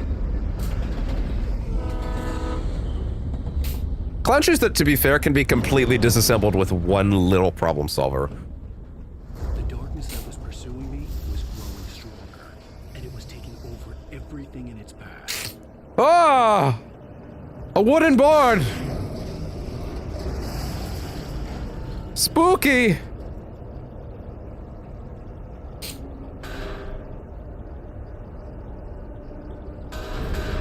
Welcome to hell, motherfucker! And that's how you deal with that, and then it gets scared, and it gets performance anxiety. No! Ah! Jesus Christ. I forgot. So that's the other thing about the poltergeist that is... Fuck. Shit. God damn it. Son of a bitch. Fuck. That's the other thing about the poltergeist is that, like, one of the biggest problems they have for the game. So I mentioned in the last episode that episode 2 had a bug on the release of this version, a physics bug with an elevator. You have to ride to the top of that shack in the water, right? The watershed, right? Where it was bouncing all over the place, and it would be applying all physics object force to it, which meant I would walk into the room and Alan would instantly die because it was spasming all over the room like a fucking wrecking ball. And the thing about the way that this game calculates damage is they actually, because this was an open world game at one point, one of the things they chose to do, and I'm gonna be real, I don't think it was a great choice, was they decided to calculate damage based on inertia. So the faster an object is flying towards you, the higher the damage it actually does to you. Which is why, sometimes if an object pings off of something else and hits you in an unusually fast way, which can happen very easily, given how many objects are sometimes moving at once in this game, it can one-hit KO you from full health if a freak situation occurs. It's not enough even on Nightmare if it happens when, like, you know, one object flies at normal pace. Like, it's designed to not be enough to kill you even on the highest difficulty. But in that case, when two things technically hit me at the same time, that crunched his entire health bar, right? So, like, the poltergeist shit is very amusing and fun and goofy to me, but also very not well thought out, to be completely honest. That being said, flares just completely disassemble their ability to be a problem, because you literally just toss them out, and they kind of can't do anything. In fact, especially on this difficulty, it's kind of your only real choice. Uh-oh. Uh-oh! I'm gonna throw the last flashbang. Yeah. Fuck it. Oh, not you! No! See how that didn't actually do that much damage to his health bar? Because it kind of bounced off of the other pole first and then impacted me? That's because the inertia had left. The speed at which an object travels towards you does actually affect the damage. As well as, I think, a multiplier on the highest difficulty. So, like, it's goofy. It's real, oh no. Like, see, if it's in the main situation that can happen is if it bounces off another object, right? Like it coming full force at you is not usually enough, but if that thing had pinged off the rock in such a weird way where it impacted the rock and then somehow pinged him in the head, that's like an instant kill. It's kind of hilarious, even though it's incredibly unfair. And I've seen many people over the years get deaths that I will be fully real are super bullshit, and they did not deserve. But that's just kind of the way that they designed the physics objects. To be honest, I wouldn't have minded seeing them do a new version for Alan Wake 2 of the sort of physics-based nonsense. Like, I think the Poltergeist is a cool enemy type. I wouldn't mind if they brought that sort of thing back in a 3. I assume we'll get a 3. I hope we get a 3. I don't know how you would wrap all this shit up in a trilogy, though, is kind of the thing. But I guess that's kind of why they're technically not, but whatever. Night Wake and Night Springs. I forgot about this one. Even after all this time, hearing the Night Springs theme caused a surge of conflicting emotions in me. It'd been my first real writing gig. Very important. Barry had known a guy who knew a guy, and suddenly I'd been a semi-regular writer on the show. I'd always been ashamed of the job. Felt it was trash. I'd wanted to be an artist, a novelist. I'd been naive back then. It had taken a long time to learn to be proud of the work. I actually really like that element. The idea that, like, hey man, listen, he did Night Springs as a writing job early on in his career. And like at the time you hate it, you know, like you're doing the job that when you're doing the work that you have to do to get to the work you want to do, right? Right? Like that can be aggravating. The trick is often, hey man, stop, smell the roses, enjoy the work you're doing right now. Well, you're all into it. You might actually learn something you can take into that thing you do later. You know, you will learn lessons on the way. But of course, when it's your early job, you don't necessarily know what skills you can take from that. But that is experience that you can pull forward and learn and build on with your next work, so to speak. I mean, geez, percentage chance is kind of that in a lot of ways for me. So from 0% to whatever chance it ends up being, as it were. I don't even know how many people would get that. But yeah, like so the Alan wrote for Night Springs for a period of time. He thought it was trash, and then he realized that there was stuff to learn there, and that he brought that forward. And him writing on Night Springs is not a cliff note. That is something that will come up. To be fair, that will also come up even outside of the pages, but that's the first time that gets brought up chronologically if we do things this way. He slammed the door shut right in his smug face. Ooh, later stuff. Much later stuff. The asshole actually thought I would obey. I had no sympathy left, no guilt either, not for him. I took a moment to savor the scream. I bet I had a smile on my face. It was all that I had time for. I had a smile on my face. Inside the lodge with me. Now, this might strike some viewers as harsh, but I believe everyone involved in this story should die. As it turns out. All right. The next one, the next page is, let's see, it's at the top of this building outside that door. Yes. Gotcha. Cool. And then the last one after that is actually not until, well, I won't say that, but hey. Oh, the sniffles are so bad, man. As a teenager, just starting to get interested in writing, Stephen King had been a source You don't of say. inspiration to me. I thought about all the inanimate objects that had come to life in his books. No one is safe in a good horror story. Certainly not the protagonist. That's what makes them fun. This was anything but. The darkness could possess anything, and it was getting closer. Heavy duty flashlight. So there's like 4 flashlight variants in the game.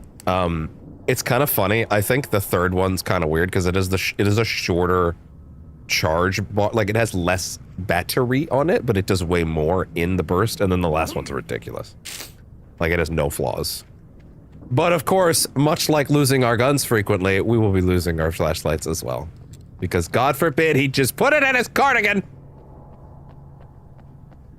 Gee, I wonder if you're gonna have a combat encounter in this room with all these explosive barrels.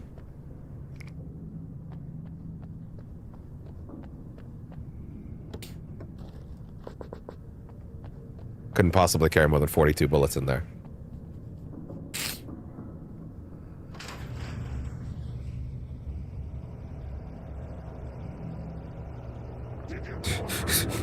Hi guys. Okay, that's fair. Oh!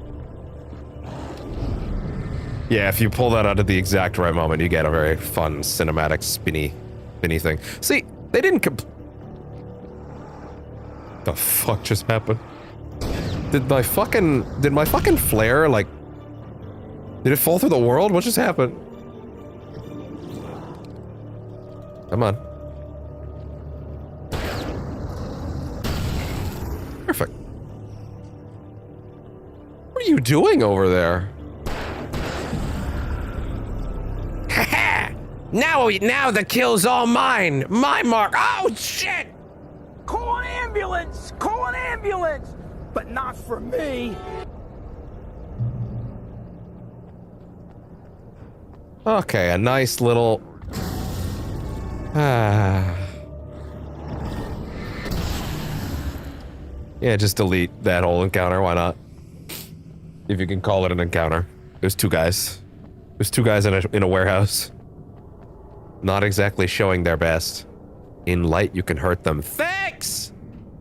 I'm a writer, goddammit. Really helpful! Write that on every street corner. Oh, the next one. We take the facts of our existence for granted. No, it's not to start. They're merely a thin veneer of desperate Ah, shit, I can't. covering the vast cosmos of madness and horror. No, I can't use the hair trigger unless I want to bring it too far away. Okay, fine. Time to hold that this whole time. Time to hold that aim button. Alan's very shifty about that box.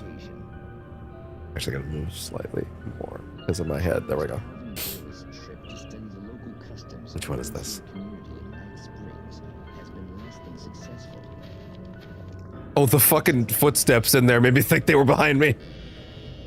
Well, I'm glad you changed your minds about this. Ancient customs, local mythology. My editor loves this kind of stuff. Well, Mr. Derleth, we don't want to feel like we're on exhibition, but you have demonstrated... That dude looks so shifty. Oh, I am serious. Really, just do your thing. I'll stay out of your way and observe. Yeah. I thought you could assist us. I'm afraid we are a man short. It would provide you with... And I sure could use an extra short man. Of course, Mr. Derleth. Well, I guess that's the least what would I have to do?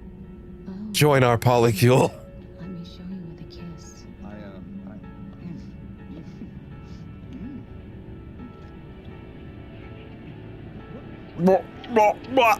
See, it's stuff like this that gives me trust issues. I don't.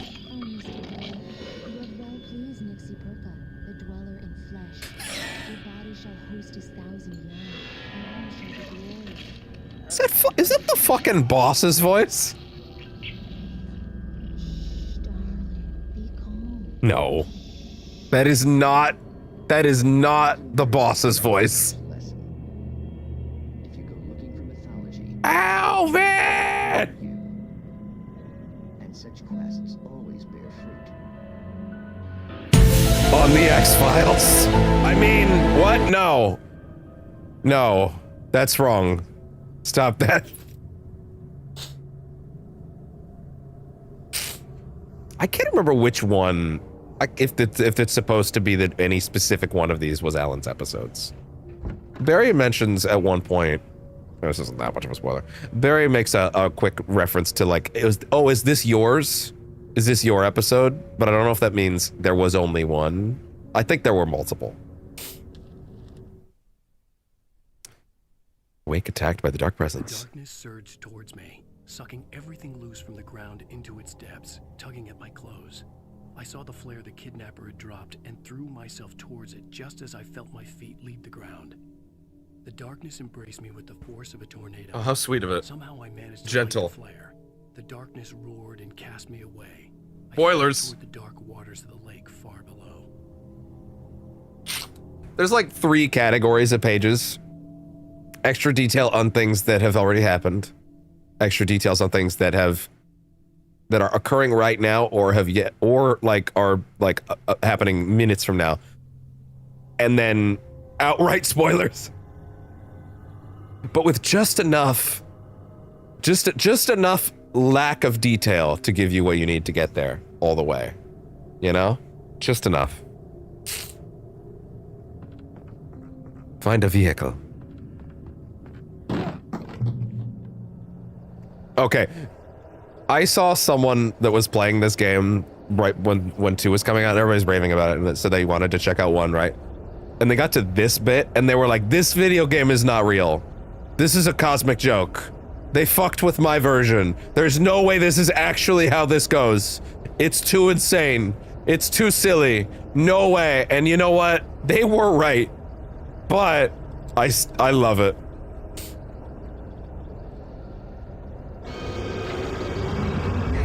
It's time for the killdozer. It's so dumb, it's brilliant. No!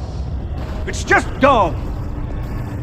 Now, whoa, relax. Now, unlike the other one, yeah, no, he doesn't give a shit if I'm holding the flare. He doesn't give a single shit if I'm holding the flare. He will absolutely still come right through me. Actually, quite rough. Also, he doesn't care about hitting me dead on. He does not need to hit me dead on. He is unafraid to back his ass into me. He understands he is a projectile no matter what. Ah! See? Like, he'll try to turn around, but like, if he can hit me with the back, he will. It's kind of hilarious. Any other video game car enemy would like try to like orient the front of the car to drive into you. Not these guys. They understand how to use the whole animal. Which is fair. It's not like they're really driving it. Oh shit, that's like the best way. Oh, that being said, I can't take too much focus off the big guy, but I also can't take too much focus off of you. Oh! Well. That was rough. Oh no. Oh no. Ah, come on. Are you for real?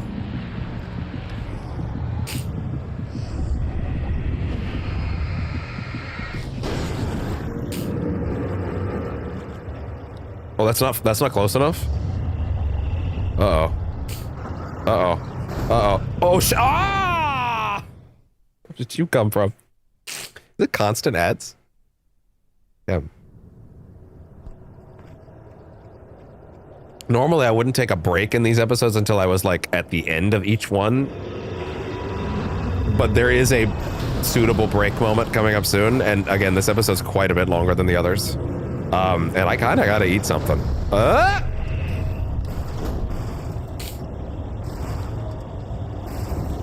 I kind of wish there was a way that I could reliably... If you're gonna get stuck in the corner, I'm all about it. I kind of wish there was a way I could reliably pop the flare onto his buddies and him. Oh yeah, no, he's really trying to turn the car correctly. Wonderful. Then die! Oh.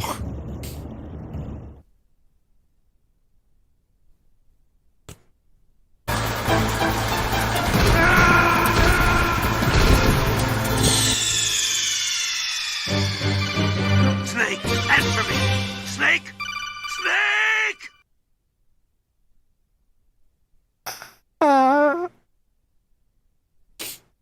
Okay.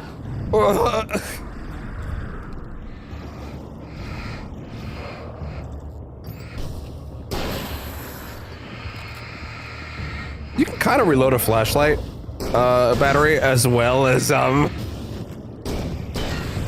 You can kind of reload a flashlight battery at the same time. Oh, no, there were actually extra ammo things around here. Yeah, I probably should have actually gotten some of those, huh? Yeah, that might have helped. Oh, well, too late now. But yeah, god damn. Oh, that was rough. That was rough, that was rough, that was rough. And maybe the hunger will subside and I can reasonably do that between episodes still. It's just, this is a really long episode. Yeah, no, I could have burned through that quickly if I'd gotten those flares. There's even more. It's taunting me. Aha! Look at you, you were too late. There's 9. They're gonna take all of these away from me now, by the way. Yeah, this is by far the longest episode. By far.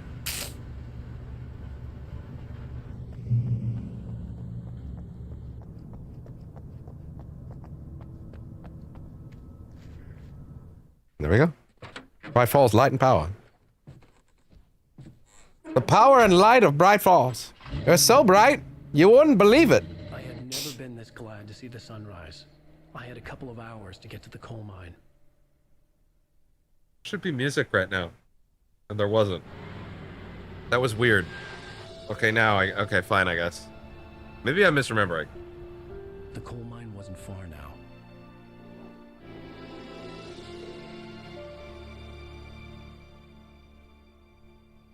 Oh, it's rough. The nose. Let's cool down in here at least now, though. Today, I would meet the kidnapper, and he would give I'd me beat his ass. I wouldn't give him any other choice. The drowning man will clutch at a straw. Jesus. Little by little, without realizing it, I'd come to believe that the story in the manuscript was coming true. Well, I mean, there's some evidence so far. Deeper and deeper into dark waters. Alice had been taken from me. So you want to talk about areas that were clearly intended for part of the open world that are just way too big to make sense for a linear game, but they just like, all right, here it is. But it matched a textbook case of insanity. But it's also good because it gives you like a chance to like, it gives you a chance to breathe with it. You know, like kind of vibe with the place being real, right? Let the larger space of it coexist with like the more linear path that you're always following, right? It's a great touch. Also, in this little open worldy drivey segment, open worldy is way too generous actually. There are quite a few places to stop and listen to radio stuff and like listen to watch a couple radio stuff. There's some pages around.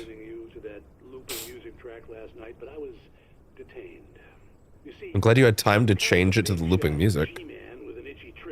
Yeah. Hell yeah. Fight the power. Informative here, and I apologize for that. I really should just keep quiet, but I'm just so peeved right now because some people just shouldn't be carrying badges. Hell yeah, Pat Main. I'm glad that our Sheriff Breaker was there to straighten things out. And if someone I met last night is listening, Pat Main said ACAB. I'm sorry if my mouth got you in trouble. I'm pretty sure you. Like he said S-cab. He didn't say all. He said some, but you know what? I'll take it. He's like 60. I'll take it. On a lighter note, I'll be talking to Dr. That might as well be ACAB for his age. Especially 2010. Like, jeez.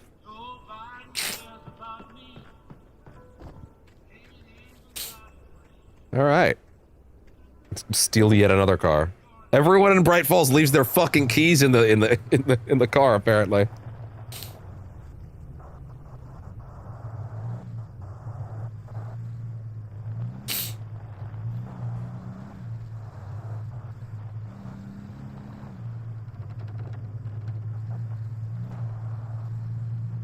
Okay. There's like a big old red building around here somewhere. Hope I didn't pass it. Did I? I don't think I did. I'm gonna trust it for a bit. You can go back if I need to.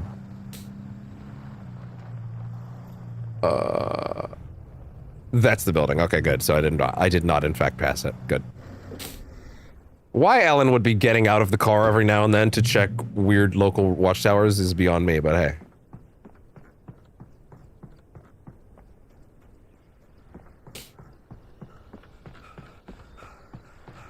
God, just get a treadmill, I'm begging you. Welcome back to KBF FM. Hope you enjoyed that too. Says the guy that probably can't run that much farther than him. Life and finding that special someone, that soulmate. Well, you were talking about that. I was saying I don't buy it. Well, see, really? To me, that's strange because I always pegged you as a hopeless romantic.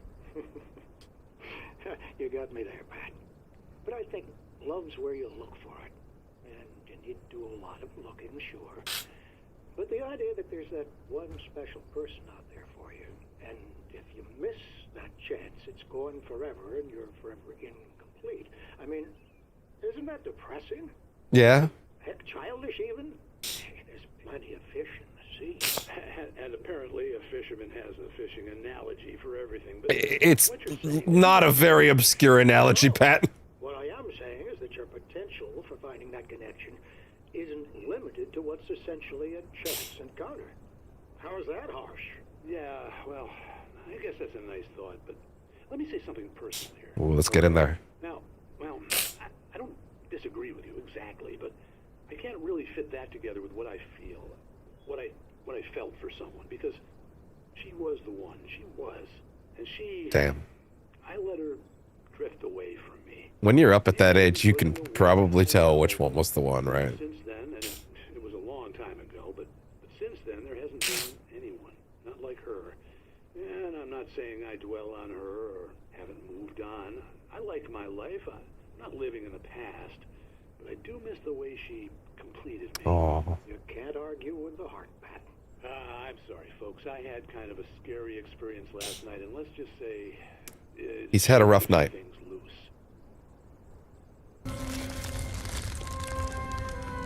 Let it go. Thank you, Sean Connery. Friend of the show. If only.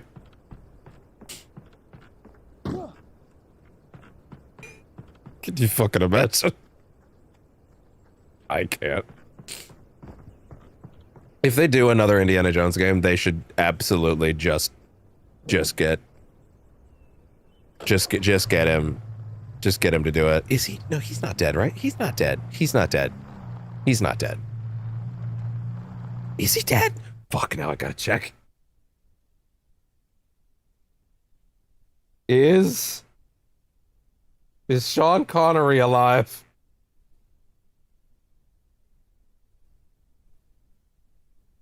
Oh yes, no, very much dead. Very much extremely dead. Died in 2020, 6 years ago. Fair enough. There's no way he's still alive. Yeah, okay, that could get a little more tricky. I don't know. What the logistics of recreating dead actors are weird, and they should be, because it's not great. But the logistics of using a dead actor's face in a video game is apparently something we're figuring out right now. Like the new, it's not, I've never played one of these games, but the new Onimusha is using the likeness of a dead actor. And I have not seen anybody be weird about that. So, and I don't know enough about that particular actor's case to know why I've seen no one be weird about it. But I haven't seen anybody be weird about it. So I have to assume, for some reason, we think of video games using a likeness differently. I don't know why. I don't know what the, like when they used Tarkin's face in Rogue One, everybody was upset, and justifiably. I'm not actually arguing that they shouldn't have been. I'm always curious where the dividing line is for games, because like it seems like people don't view it the same way, and I'm curious why. Like if you use the likeness of a dead person, I don't know. Spying on the writer on the ferry had been a disappointment. His boss had made Wake out to be something special, but Mott hadn't been impressed. He'd gotten a good look at the wife though, and he liked what he saw. Ugh. Mott had fantasized about goading Wake into a fight, but it hadn't happened. Still, he'd get his chance to see if the writer had anything in him. He'd been promised as much. Omot. I believe that's the first time you get his name. On the ferry. So yeah, once again, I mean, I pointed it out, but yeah, it is the same guy from the ferry. I'm gonna sneeze again. Ah! God damn. I wonder how much slower this stream is just on sneeze time. God damn. If only. If I could chop this shit off and look like Walton Goggins, I would. Why'd I say that like Walton Goggins actually doesn't have a nose? You know what I mean. Did I get the car stuck? Oh, okay, good. Hey, as someone that's had it happen, if you ever break or otherwise lose a car in one of these segments for any reason, it sucks ass. These environments with Alan's winded ass were not made to be ran in. Oh shit! Not made to be ran on foot by any means. I was early. I was supposed to meet the kidnapper at noon in the main building. The coal mine was quiet. It was a museum now. The Bright Falls Coal Mine Museum. While there were some earlier residents in the area, the true genesis of the town of Bright Falls came with the founding of the Bright Falls Mining Company and the opening of the Bright Falls Coal Mine in 1878. Although the work was hard and dangerous, many immigrants, Germans, Poles, Italians, Finns, and Swedes, among others, worked the mines. They do set that up, huh? They do set that up.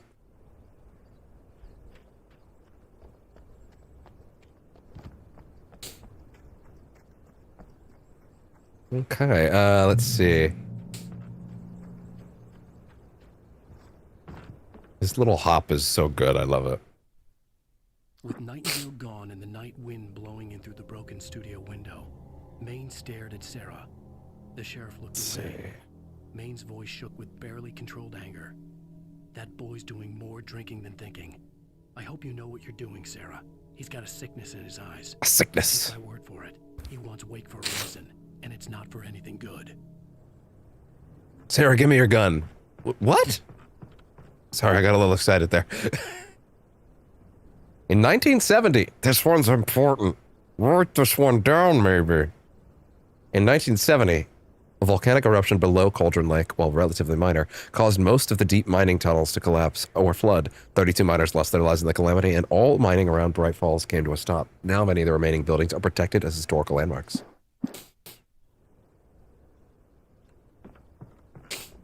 More important than you'd think.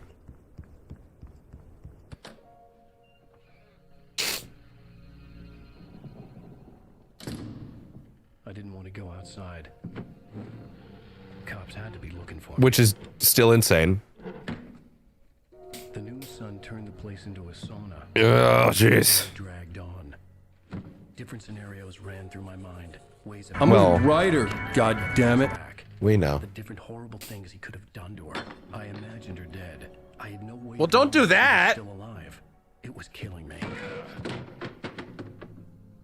I was running on blind hope. It was all a waste of time. The bastard never showed up. I'm gonna kill him.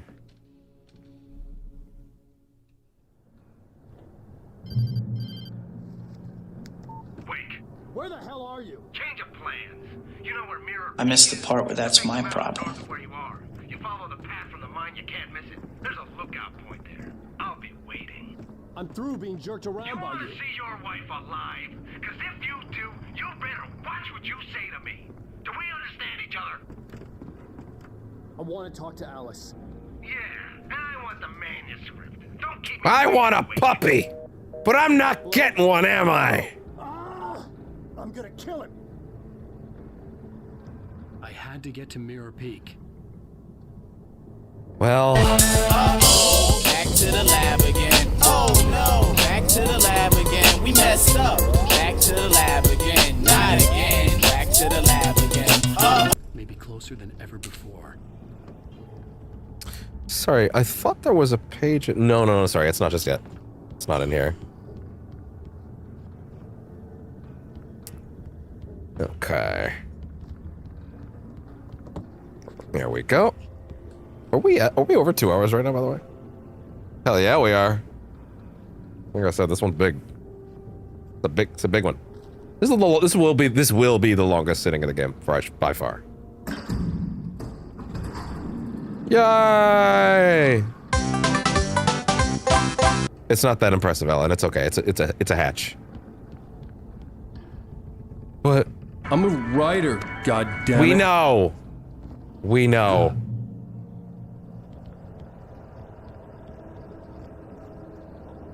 You know how much we know? It's the fucking title today. When Thomas Zane fell for Barbara Jagger, it happened fast. She was young, vibrant, and beautiful, full of life. He had never been a very happy man, and without any seeming effort, she had changed all that. Zane felt good for the first time in his life. Everything she did was another piece of a jigsaw puzzle he hadn't even known he'd been missing. And best of all, she made the words flow, strong and sharp. She was his muse. And now to see your love set free.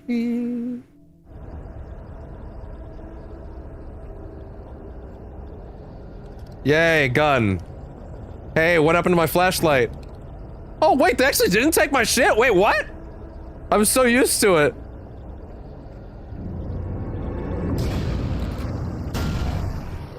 Ah! I love, by the way, that they didn't want to, like, make this a gory game or anything. So when a fucking hatchet hits you right in the fucking face, sharp end, it just sort of bounces off like it was a pine cone. It's so good. I love it. Do it! Do it! Come on, kill me! I'm here! Guess what I brought a lot of now? Look at this idiot jumping straight into it. You're gonna break your back jumping straight into it. Uh-oh. Oh! Oh! Back! Back!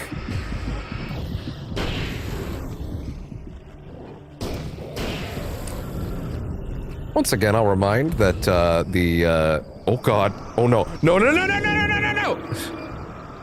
I'll remind that, because I see a lot of people over on the mobile feed, that we have a regular 4K feed over on the main channel. Also, we're on Twitch, if you prefer that. So, if you prefer the more vertical size feed, the bite-sized one for your mobile viewing, that is always totally cool with me. Just a lot of people over there right now, so I figured I'd mention that. Hi, bud. If you would like a better view, there is one. Hi. You're such a good boy. You're such a good boy. He's a logo now. Thank you. All right. I got flashbangs? Yes, I did. Should probably use this for a bit. I have 2 shots of that left. Hi guys, what's up?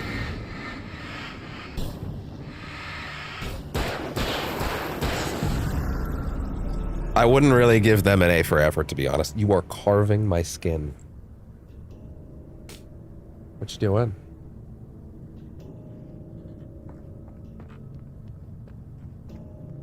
So sweet. This is actually one of my favorite bits in this episode, mechanically, because they have these ones, they have some physics goobers in here just fucking going nuts up there. And of course the question you have to ask yourself, sorry, 1 second, do I know when the next page is? Okay, good, sorry. I actually forgot where it was for a minute. And you have to ask yourself, listen, I had plenty of times where I just jumped in and I just sort of dealt with it. And you can try that, or you could be a goat about it, a baller, and do this.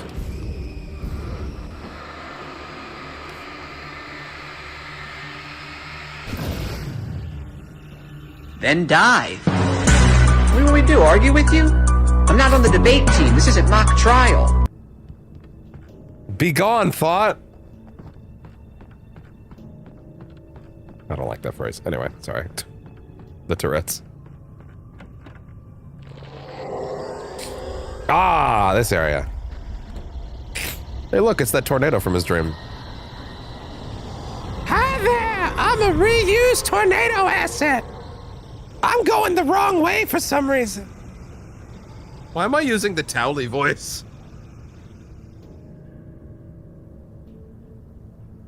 Why was that the one? Why did the spirit of Towley possess me?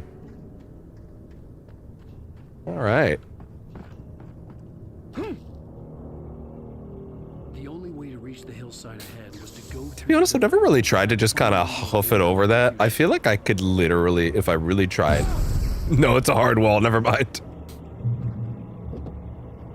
I feel like I could kind of soar over it and tank it. Not me personally, obviously, but you know. They have this whole little zone here with a bunch of them squaring up.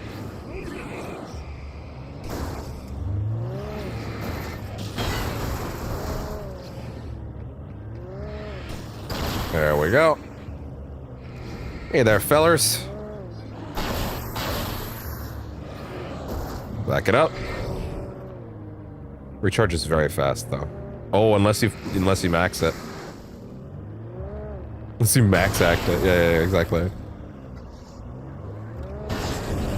Rev up the Red Queen, aka this Jeep. Is that a Jeep? It's kind of Jeep-like, sure.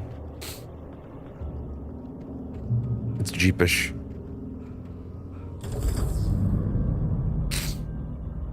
I don't know cars, don't worry about it. I just couldn't give less of a shit.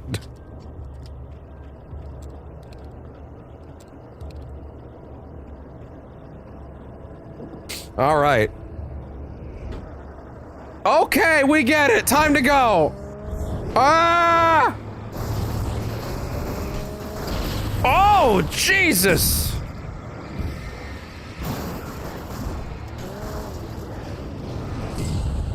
Y'all have fun over here. Oh, Jesus! Yeah, no, seriously, y'all have fun. Bye. We'll never figure out that fence. Hi, bud. Come here. Come here. You're staring at me. Hi. Oh, hello.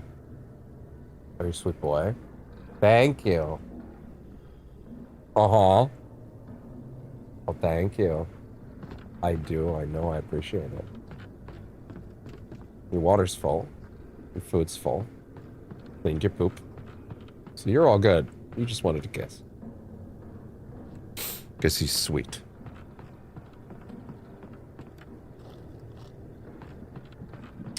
Is it this? Still not the area that I needed to get to for the next page?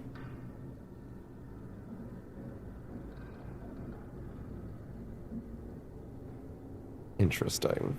So it's up here. Okay, fair enough. Yeah, no, it's still a ways off. Okay, fair enough. Just seemed like I would have found it by now. Okay. Ah! That's cool. I don't think I forgot my lunchbox. I think I had it right there.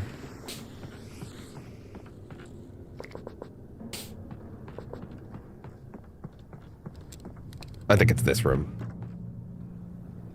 No, it's not. Gee, I wonder if this room will feature a combat encounter.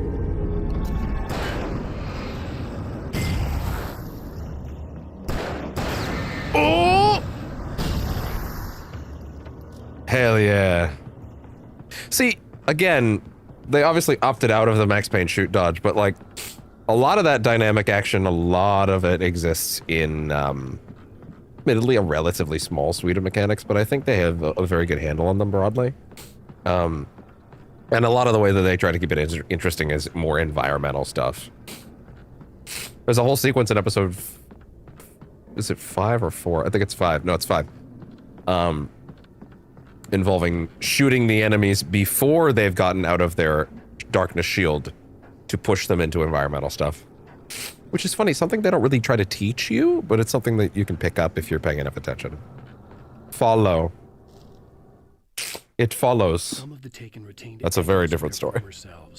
But these were just the nerve twitches of a dead thing. Nothing remained but a shell covered and filled with darkness. In most cases, these puppets were enough for the purposes of the dark presence. But for anything more elaborate, as with the writer, it was different. It needed his mind. And so rather than taking him over completely, it merely touched him. It needs him. Okay.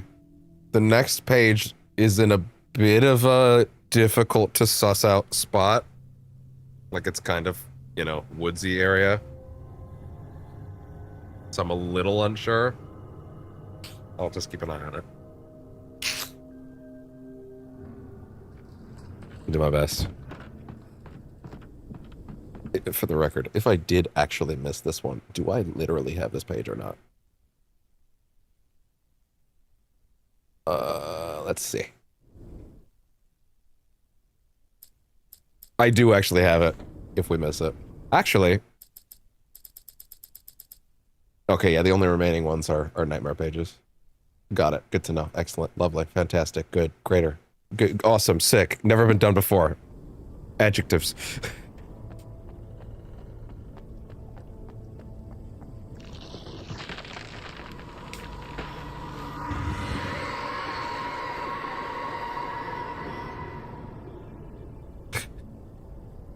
I missed the part where that's my problem.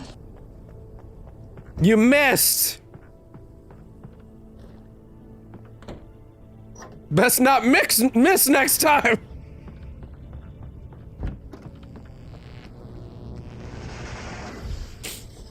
Ah, come on.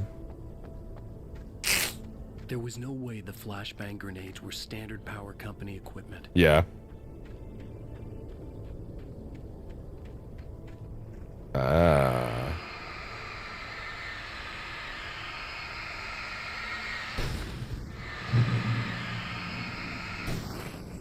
there anything over here first?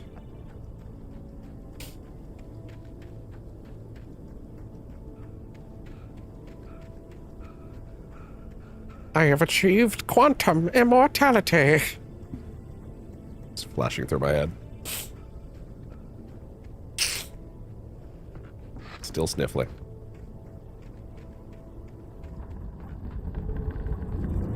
Oh boy.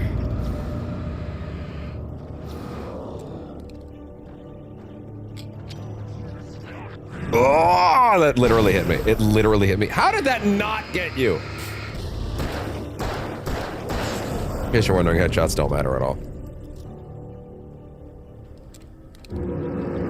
Hey there, guys. What's up? Have fun with that. Then die. What do we do, argue with you? Oh! I'm not on the debate team. This isn't mock trial.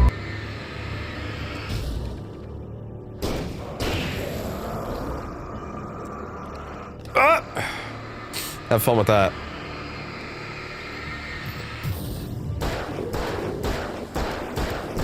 Uh-oh. Okay. Problem solved.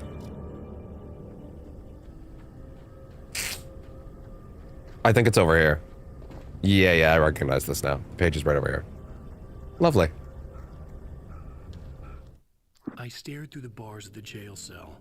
Barry stood behind me, swaying on his feet. Next one's on nightmare mode. As I felt. Agent Nightingale stood on the other side of the bars with Sheriff Breaker.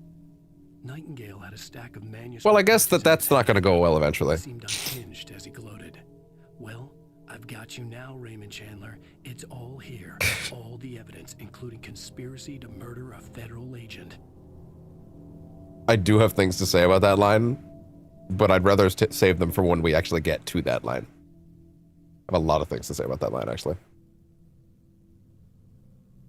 Ah! Fuck. Gross. Like a second too late.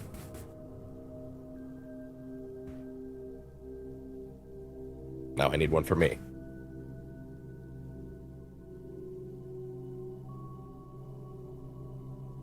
Anyway. Sorry about the soft brushing ASMR there.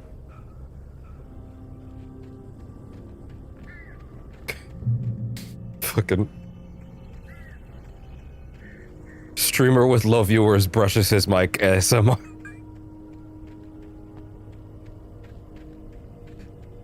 There's a fucking video out there. I've never watched it. I would rather let it live as a concept in my brain. But it's like ASMR, Arthur Morgan caresses and relaxes you, brackets, you are his horse. And that sounds fucking incredible. That sounds hysterical. Also, part of me hopes that it's unironic. I was very clearly over the flashbang, but whatever, I guess. Oh.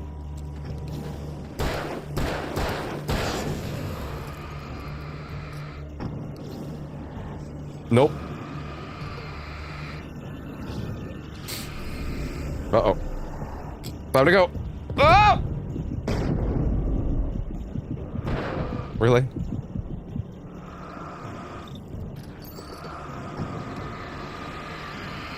Oh no. Oh no. Oh no.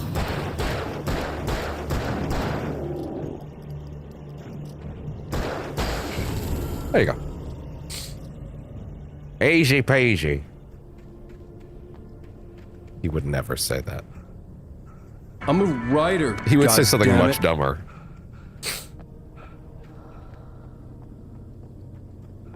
I think I mentioned it before that that's the first thing I ever sound sampled. Hey, look, another coffee thermos I actually didn't get on any previous run. What do you know?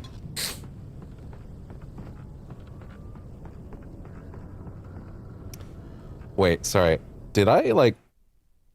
What's the next one? What's the next one on the list?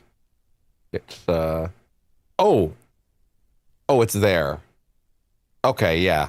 No, I don't have to worry about that just yet. Okay, cool. Cool. We're not behind at all.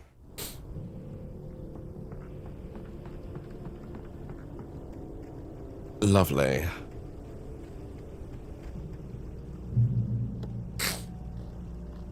Stop giving me so much revolver ammo. Give me other stuff. Also, what's over here? Or is it literally just back that way? I think it's literally just back that way, yeah.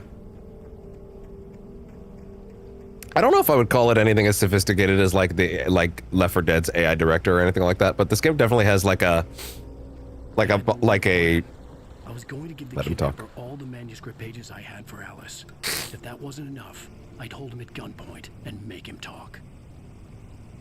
Okay. Let's relax, Mr. Writer, or formerly friendly neighborhood writer man. Also, way better shotgun. Way better shotgun. This game definitely does have like some sort of like, hey, you're kind of in the woodsy area out of light. We're just gonna drop something. That being said, that's funny. Like dropping them right in the frame of it. Oh! Oh! Almost the sickest shit. But not quite.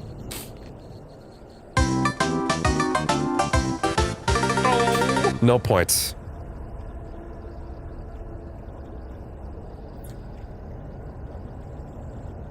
I think the shotgun does do more damage. I think, but it's only slightly. I think the main benefit is the clip. Oh no. Oh!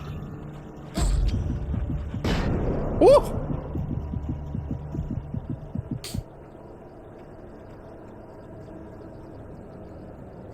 Mr. Vake. Mr. Vake, your reservation is here. The darkness! Oh my god! It's almost like I knew. I mean, I did, but not like at that exact moment. Does this count as standing in the light? No, it doesn't. I never bothered to check over the years. Just didn't need it. He does have regenerating health, you know, a staple of writers. Apparently. So the main way forward is up that way, but I'm pretty sure there's a building here. It's worth looking at. Oh, hi guys, what's up?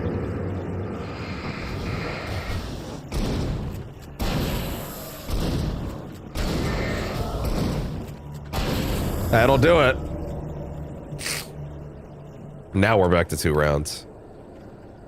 I feel like I should have used the flare there. Or the flare gun. Oh, he needs his cardio again. Alan Dumpy, more like. Oh! Well, that completely clipped. The game's like, you dodged. So I'm like, I don't think I did. You dodged. Shut the oh!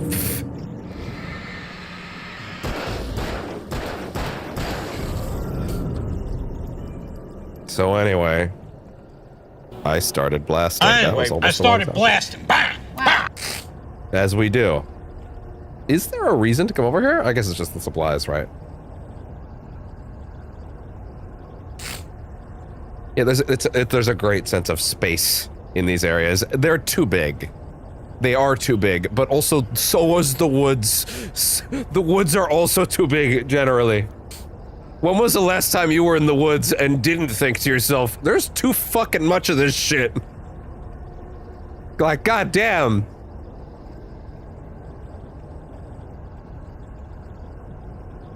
Hey, this game does have, like, this game does kind of have something that not a lot of games have been able to recreate, which is that sense of, like, really building a forest out. That being said, I do think 2 does a pretty good job at it, too.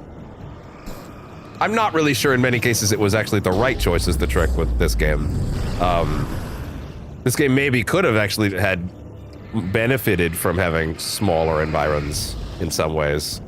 So it's not necessarily a net gain, but also like, hey, art is interesting because of the things that it does wrong sometimes, not because of the things it does right. The things it does right are often great, but like the friction that makes art real and tangibly made by humans matters. And I will take art with flaws any fucking day over whatever AI slop gets shat out. In the same direction I was going, a cold feeling settled itself in the pit of my stomach. Was it going for Alice? Honestly, ever since all that shit started, I've been much kinder on art with flaws. He spawned in so aggressively. Like in a dramatic way, I feel, and I think I'm happier for it, to be honest. To like appreciate something that maybe didn't do everything right more. Quote unquote right. Every person gets to subjectively decide what they think is right for a piece of art. That's the trick. Literally anybody can see something beautiful in something that may have a lot of flaws. Except a David Cage game. That's different. I'm kidding. Mostly. That I can just lambast for, you know, being made by like a horrible, horrible, horrible person. Okay, a singular horrible, horrible person who led a team of people that was hopefully less horrible. Then again, based on what we've heard about those parties, not likely.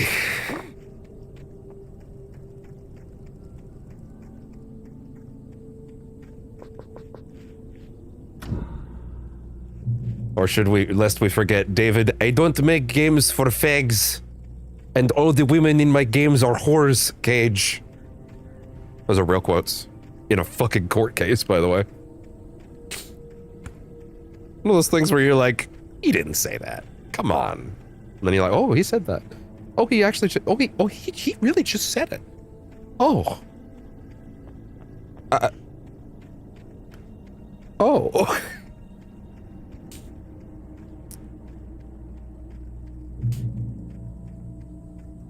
Who could have seen this coming? And somehow Disney was like, let's give him a Star Wars game. That game's never coming out. Who am I kidding? That's a money laundering operation. That studio dropped on MOBA last year. What? By the way, that shit lasted like a day. At least Concord had the nerve to tell us that it ended. I don't think that game exists, and I don't think they told us it ended. I think it was just gone to the winds. Nightmare page. Which means I haven't heard it in a long time. I lifted the page in front of my eyes and read it. In it, I one of my favorites, actually. In front of my eyes and read it. In it, I lifted the page in front of my eyes and read it. In it, I lifted the page in front of my eyes and read it. In it, I lifted the page in front of my eyes and read it. In it, I lifted the page in front of my eyes and read it. So fucking good. So the funny thing about this one is that this is actually a riff on one of the ones that is in the main critical path, not Nightmare Mode exclusive. And that one is later. It's in episode 5. I think it's the first one you pick up. It's my favorite page in the game. So this one is directly riffing on that. Let's see. So the next page is, okay, cool. I know exactly where that is. Didn't mean to full screen that. Yeah, I love this. This whole thing. It'll come up a few times. Not even just in this game either. That's a trope is that trope is would I call it a trope? The place was dead, a ghost town. Had been for decades, maybe a century. So that can hit you and hurt you. This is what I mean when I say the physics are like physics and inertia. In fact, I've seen a lot of people walking through that area and they get hit by that and then they get mad. Oh, that shit's funny. Just tweaking out. But also, I really deeply love that the physics are such that I can literally just stand right here and be totally safe. Like small object versus the car, as this might as well be complete invulnerability. Turns out the car cannot wrap itself around the tree trunk. Can't figure it out. Oh. All right. If only the sniffles could stop. No. Condemned to the sniffles. Doomed to them. Cursed to walk the lane of the sniffles for all eternity. Things were never as simple in real life as in fiction. Ain't that the truth? I'd lost count of the times I had wished there'd be a clear reason for my writer's block. Something to fight. Something to lash out on. There wasn't. I was filled with doubt. I was nothing like the hero in my books. Alex Casey had gone through his life with single-minded determination, never wavering from his goal. Even now, I was angry at myself, angry at Alice, angry at... Yeah, Max Payne was pretty good at his job, wasn't he? Actually, no, he's terrible at his job is kind of the problem. He was explicitly terrible at his written job description. Explicitly terrible at his written job description. But he was great at solving the problem anyway. And by solving the problem... Well, in Max Payne 1 and 2, he really did solve the problem. It's kind of funny. In Max Payne 3, the problem is he didn't. The problem is he's a complete fuck-up in 3. I didn't dislike 3. I actually liked 3 quite a bit. I think my problem when we went through it was purely... the gameplay is excellent. Incredibly good. Very, very great ideas. Lots of fun ways that they reinvent the... maybe not reinvent, they expand on the bullet time stuff. Like the action cameras and all that shit. Especially the innovation of the stop, he's already dead button. I appreciated that one the most. But the thing that gets me is just that, like, I really was enjoying that game's plotting, minus some of the aesthetic stuff they went for that I kind of got where they were going towards the end, but like broadly, I don't know if I fully gelled with it. But my main issue is that like you get to the end and the game's just kind of over. It kind of feels like, but aren't there like 4 or 5 to 17 threads to wrap up still? And the game's like, see you next time. And I'm like, there won't be a next time. And there wasn't. Unless you count Max Payne 1 and 2 remakes, which, hey, that'll be fun at some point. I'll be real once again, I completely did not expect a world where Control Resonant was going to drop before that. I thought for sure that that would be after. Then again, maybe I shouldn't have thought that. Purely because,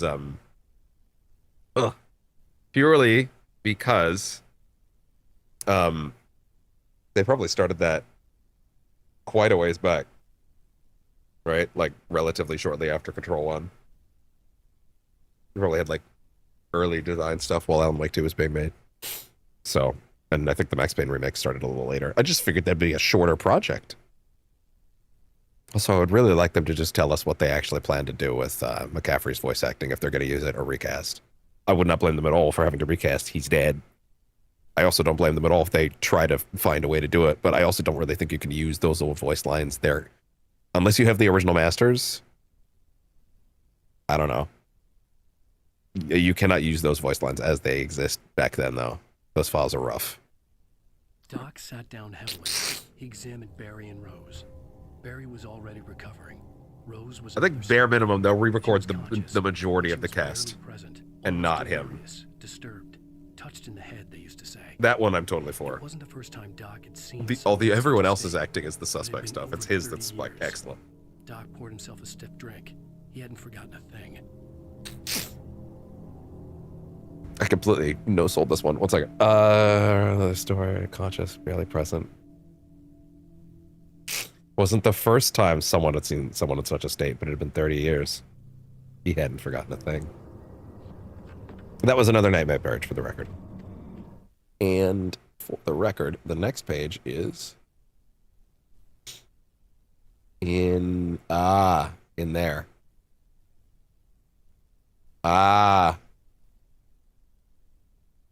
I know where that one is. Yeah, okay, perfect. Got it. Sweet. All right. Should have done that while we were listening. But yeah, the game's plot just kind of stops. I felt like I wouldn't even say I didn't. I enjoyed what was there, but I kind of was shocked that some things just went away. Oh, shit. Something I appreciate is the way his head will turn to look at something that's just off camera. Once again, you are completely invulnerable behind a small pole against any relatively large object. It's so goofy, I love it.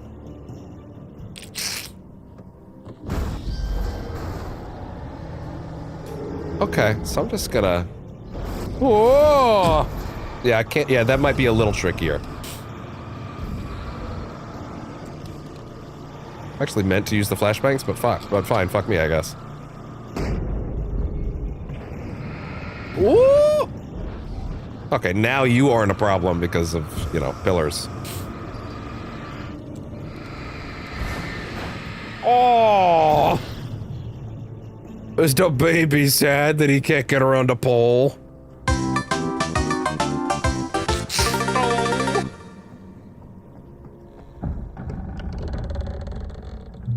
Once again, yeah, episode 3 is really big. It's by far the longest of the batch. Probably too long, to be honest with you. I actually kind of have a suspicion this is probably the one over the years that people probably bailed on the game at most. If I had to guess where in the game people got a little tired of, like, the overall gameplay loop, I would assume this is probably the one. Which is funny, because I genuinely think... Hey, guess what? Episode 4 is where I think me and most people... Oh, Jesus! There's a fucking thing under you. You should have been able to do that. I think that's where me and most people actually fell in love with the game. But it's one episode away, so it's like, you know.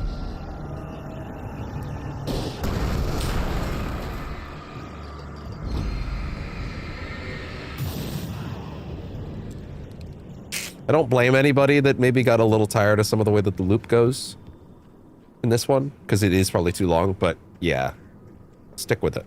It's worth it. Obviously, that's what we're doing, but still. But yeah, they probably could have trimmed this episode down a little bit. I mean, I truly do think this game does work best in short bursts. Like, the episodic format was the right choice for it.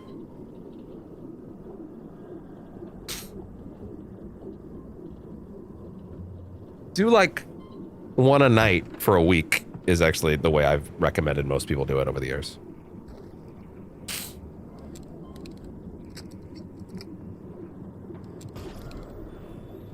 Anything outside of writing is a struggle. I feel ill. I managed to make my way. Oh, I love this. There's a shoebox filled with books and papers by Thomas Zane. It's very hard to focus, but I managed to read some of it. He's a poet. One of the primary places in the first game you get to really see Ilka's acting, like his acting. Using his powers to shape the world of a realm of gods and dreams and demons, dark things that wait for a chance to slip through. I'm sure it's minimal, but like you can really feel it. Zane writes about himself. He's got that crazed look down. Taken over by a dark presence, about growing scared of the lake. Zane believes it's a mirror to the gaping void of darkness above, where some Lovecraftian presence lurks. I crawled back upstairs. I'll borrow these things for my story. They ring true. They fit.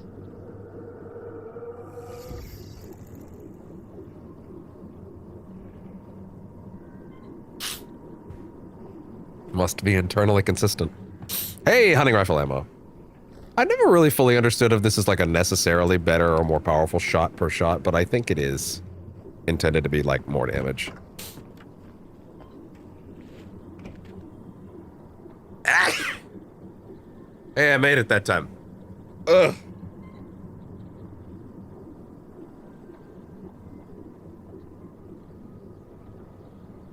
The way the streamer sneezes and snorts all over his rag. It humanizes him to the audience. Okay, thanks, Werner. Werner Herzog, go back to your cave now. But I want to see the baby. We know!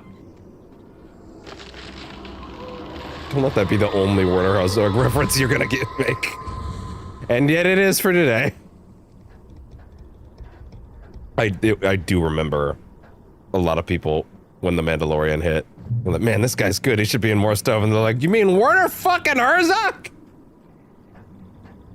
Yeah, he's in some stuff. He's gotten around a bit over the years. Like, what? Really? Crazy, I know. There's that diver sound again, by the way. Oh, I shouldn't have said diver. I should have said breather. Oh, well. Was full of spelling errors and insults. It was it's the best. Hurry up. And one oddly misplaced eggplant emoji. I don't think it was on purpose. Was the eggplant emoji what it was culturally in 2010? I don't even remember. I don't... Maybe it wasn't, actually. Is that too far back? It feels like it was always with us. You can't escape the eggplant emoji. Oh, come on. Not the birds! Not the birds! I almost put Nicolas Cage, not the bees on the soundboard, but I realized you want to talk about sound effects that are not multi-purpose and won't come up a lot. It's definitely that.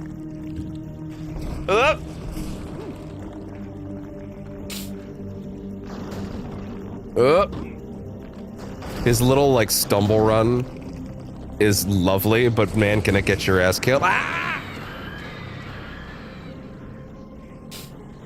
Caw! Caw! Why is he cawing at us? I don't know, maybe he thinks that'll save him. It won't.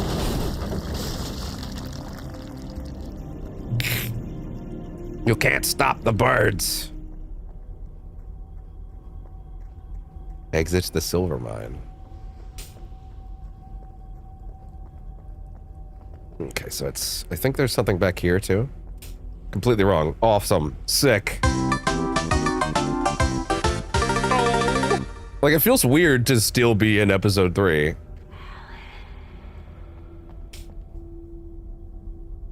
Tunnels go to Cauldron Lake.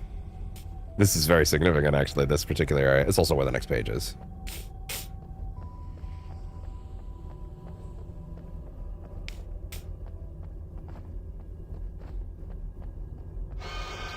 Without warning, the headache stabbed at my brain. Ow! Stop stabbing at my brain!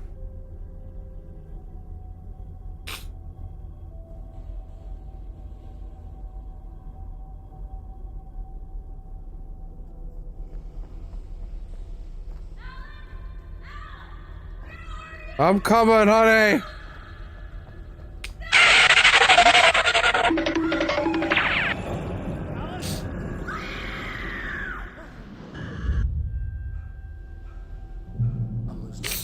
I gotta get out of here. I've never actually paid enough attention to, like, her dragging her in the back. Like, I'm always too focused on her. But, like, it is actually quite frightening. Let me actually kind of look at that again. I've never really bothered to, like, look at it in detail.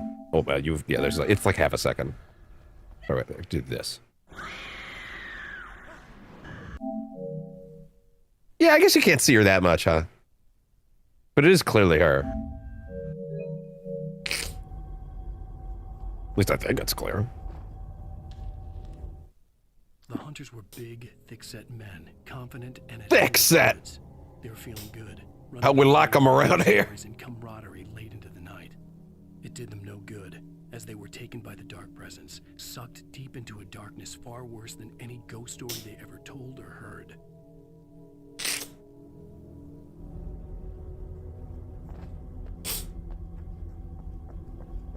All right then. And now you gotta walk all the way back up. Come on, Alan, your cardio's gotta make it. Don't give up! You can do it. Donald and Goofy were always right at my side, where I needed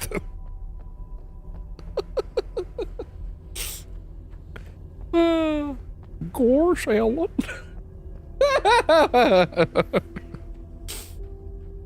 That's almost as good as Benoit Blanc showing up.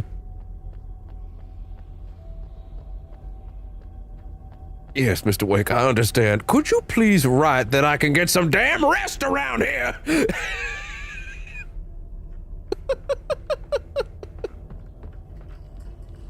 Oh, man. Oh. I could you could literally, dude, I want to be playing a brand new video game, like a new IP, and then I just want Benoit Blanc to show up, and that's the surprise. This will never happen, but that's like the #1 thing I want out of video games right now. Even behind the closed doors and curtains of his grimy, like, so bad, I want that. Nightingale could feel the locals' eyes on him, the unrelenting pressure of their judgment. He forced it out of his mind. For all he knew, they could all be under Wake's spell already. You do what you have to do to get the job done. He took comfort from the bottle in his hand. Please, he thought, just let me get through this.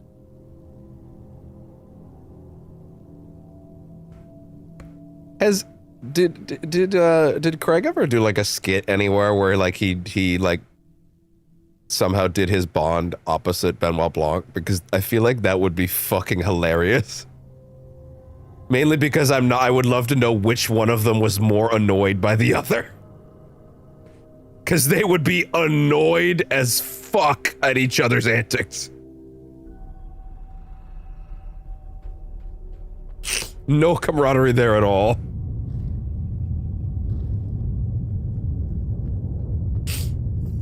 Sorry, I actually don't think I bothered to check where the next one is after that. The next one. Ooh, that's a good one. Ah! Okay, cool. Instantly got it. Nailed it. Here it comes. Ah! Ah! Oh, come on, really?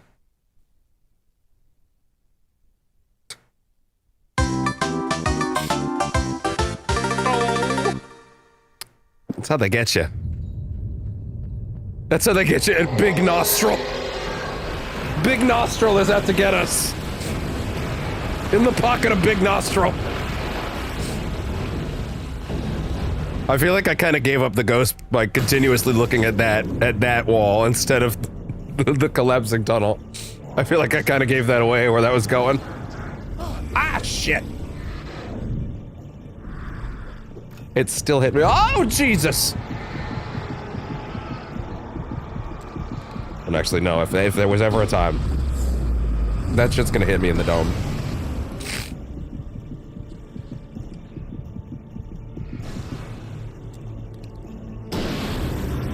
And that'll do it. See, here's the thing. I know this game was after Resident Evil 4. But man... Also, no, I'm not about to say this game should have as good a shooting as Resident Evil 4. That would be stupid. What I'm gonna say is... But man, Alan... You need to reload that bolt-action rifle a little sexier like Leon would do. It's important. That satisfying click. Man, I gotta do RE4R in VR still. RE7, or no, RE8. I didn't play 7, actually, in VR. I tried for a little bit, but the PS4 one was not doing it for me. But the PSVR 2 version of RE8 fucking kicked ass. I love it. That's the best way to play that game. And if I'm ever gonna play it in first person again, it's in VR. Maybe the machinery could help. Otherwise, I'll do third person. Like, without question, I would always do first person or third person there.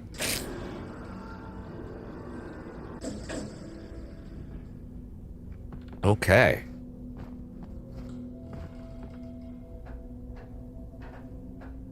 Climbing that shaft. Working on the mine shaft.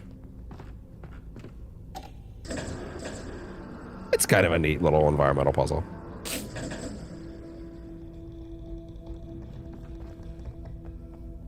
Dangerous as hell, but you know, over the local mining bottomless pit. The Bright Falls bottomless pit.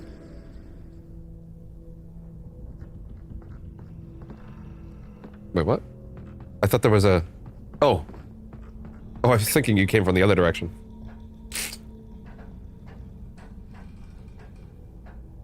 Now, Mr. Wake, I would like to request that you exit the mines expeditiously. Go away, Mr. Blanc. I'm not coming out. He's not coming out. I don't know what to do now. I asked him nicely.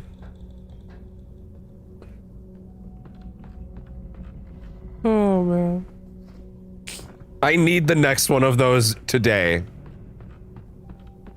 Rewatching those first two for oh, gotcha, for Wake Up Dead Man was great, and I'm still blown away how much I'm absolutely gonna sit here and tell you that Wake Up Dead Man's the best one, like no question. And you need to understand that that movie had an active debuff for me going in. That's how good it is that it doesn't matter. And that's the, like, boy, am I not feeling the best about religious overtones right now at this point in human history. Or maybe just the fact that, you know, I was raised Catholic, which means naturally, as most forcibly raised Catholic kids end up hating Catholicism. Also, let's be real, I don't hate organized religion. I just have a bone to pick with Catholicism at this point for, you know, routinely breeding assholes. Especially because you don't need to be. You can absolutely be a good Catholic person. I've met some of them. It's just that at some point, apparently, it becomes a choice not to be. So for that movie to be so steeped in allegory and work on every level for me, that is a fucking accomplishment. Lightning flash behind the that movie's so fucking good. Tor Anderson laughed and held the steel hammer above his head. Oh, this one's good. Sinclair was trying to calm him down without success. Tor grinned madly and shouted, "My hammer's up. Here's a friendly poke from Molnir, wench." I love Alan mispronouncing it. He knows how to spell it with the fucking accents. He doesn't know how to pronounce it. I love that. That makes me so happy. He's so white. I love it. Let's see. Okay, so the next one, we're definitely getting towards the end now. Of this episode, anyway. Episode 4 is shorter. Significantly shorter. Oh, let's see. Okay, cool. So that's what the next one is. Gotcha. Yeah, it's crazy how much of the game actually is in episode 3. Yeah, we're now at 3 hours. Like I said, this one is like 3 hours. It's the longest one by far.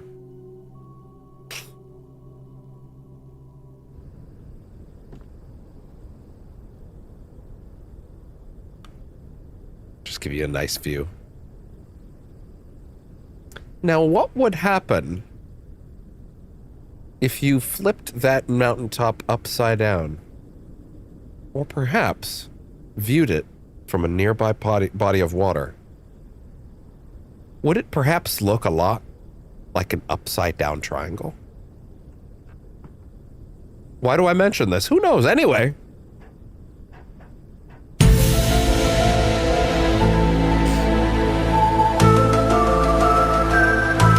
What did he mean by this?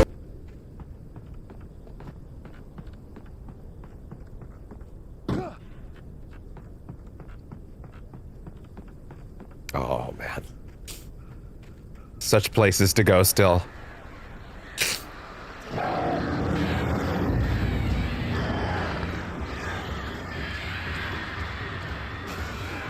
Unironically, I really want to know what Ilmo and Yako are up to right now. And that is the only time I will mention those names throughout the course of this playthrough. I just really want to know what they're doing right now. I really wish I could find out. I want to ask Sam Lake to his face, what are they up to right now? I understand why there's no Barry in 2. Because they work great as comic relief. And you can't have your third comic relief character. But god damn it, where's Barry? Mr. Lake! I just want to talk! That is a flare gun. I know. Time to use it.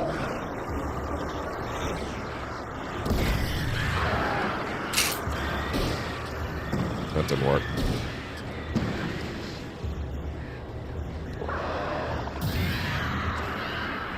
He had like 1 health point or something.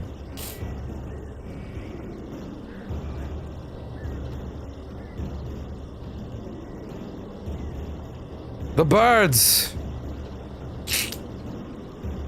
Get down here! That doesn't seem fair.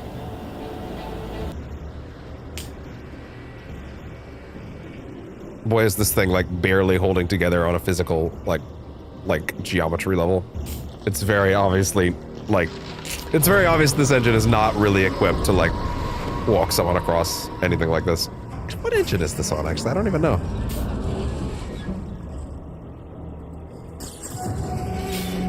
I don't remember. It's not Unreal. Not Unreal 3, right? Is it? Is it Unreal 3? No, I don't remember. Hey, everybody. Well, that sucked.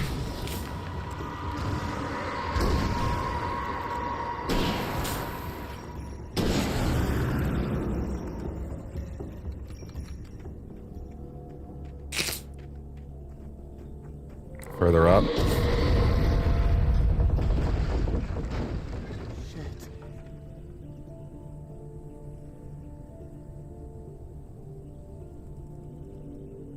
I'm a writer, goddammit.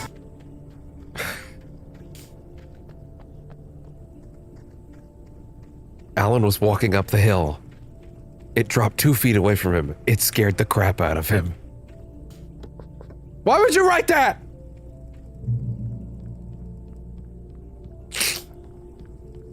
It made him piss his pants a little. What? No, I didn't. I didn't pee my pants. He peed his pants so hard. Alan peed his pants very, very, very hard. No, I didn't. My pants are incredibly unsoft. What the fuck, Paige? This is harassment.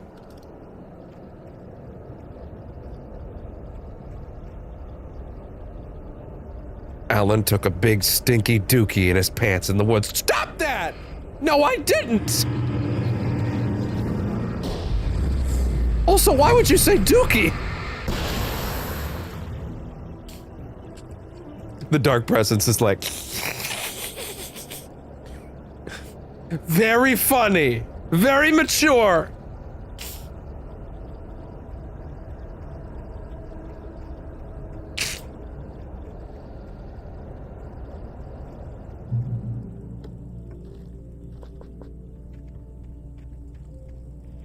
Cauldron Lake, the 8th deepest lake in the world. Cauldron Lake is a caldera lake formed in a volcanic crater.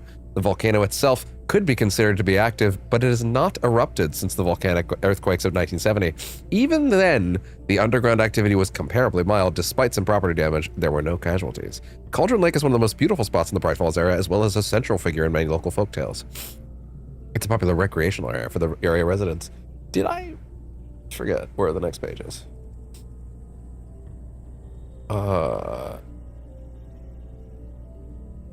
Let me see this area again on this video.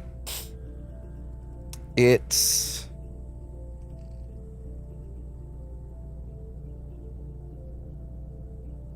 that one's really hard to miss, actually. I don't think I did. Yeah, no, I don't think I would have missed that. Okay, fine. Alright.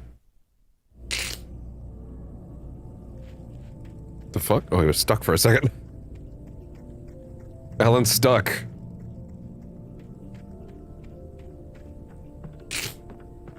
Anybody seen Temple of Doom recently? No reason. Oh my god, there's a coffee thermos up there. Okay, maybe a little reason.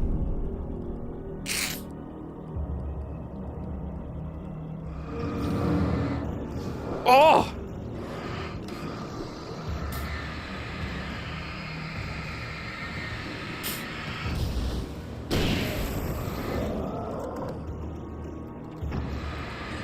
Cut the rope, Indy!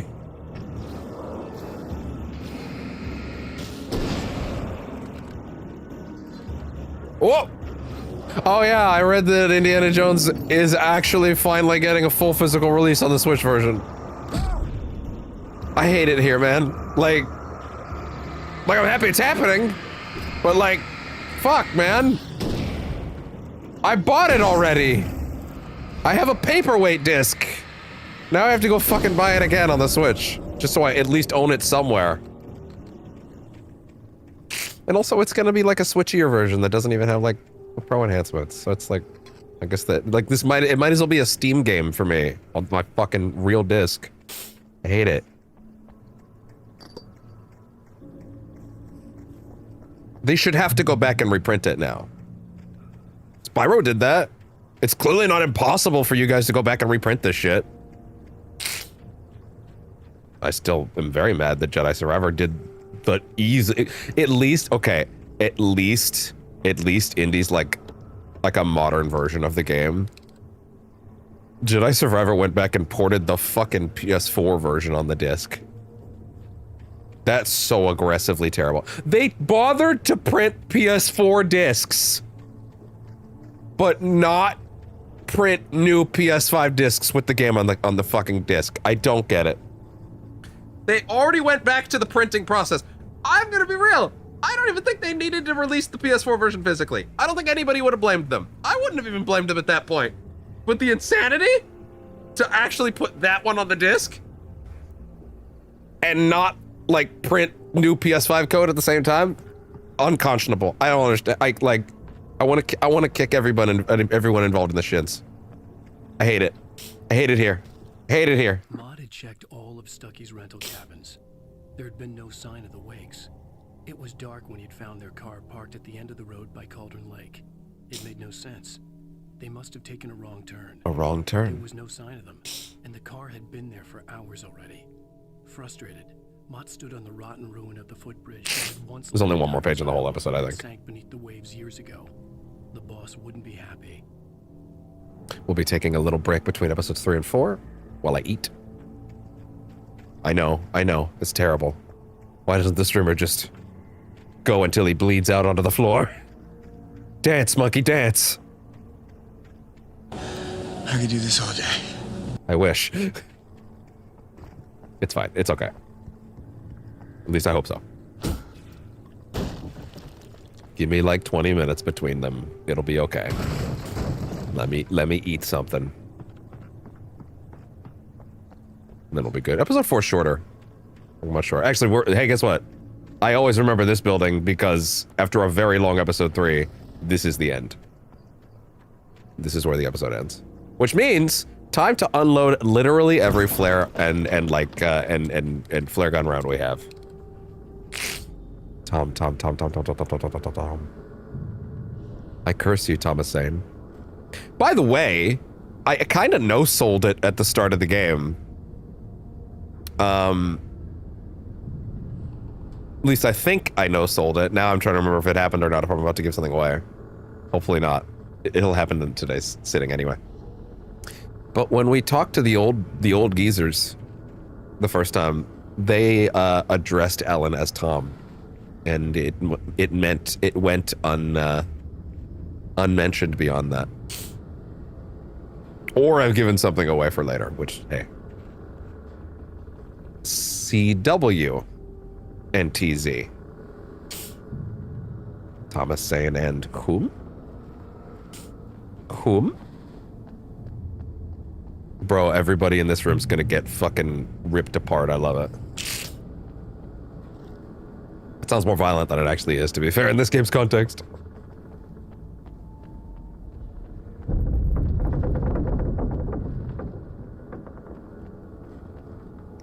There's too many.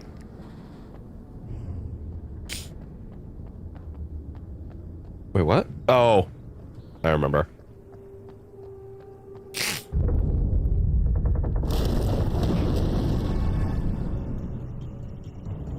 Hey, what's up? Anyway, I started blasting. Bang! Bang!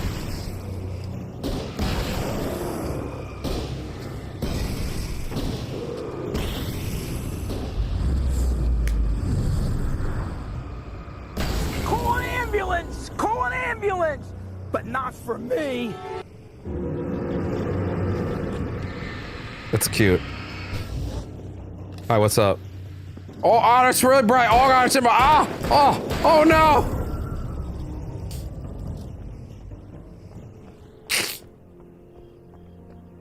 I'll take some of the mental guilt off of your plate right now. There's no saving anybody that's been taken. You don't get to go back. They're gone. Full stop. So you can shed any guilt for having to pop them right off your back. They are not people anymore, and they are not coming back. I thought I could make out the spot where the island and the cabin had been. There was a light near it. It had to be a boat.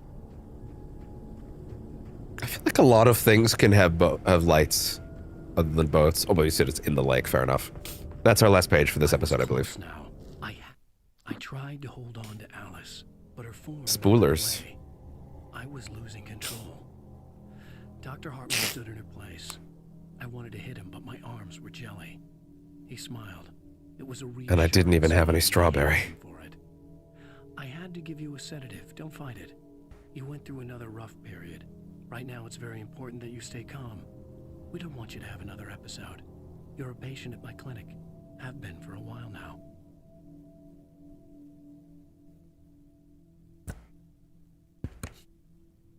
Interesting. Had to get there fast. I dreaded what I would find. Probably nothing half as cool as Metroid Dread. Hey, I'm here! I'm coming!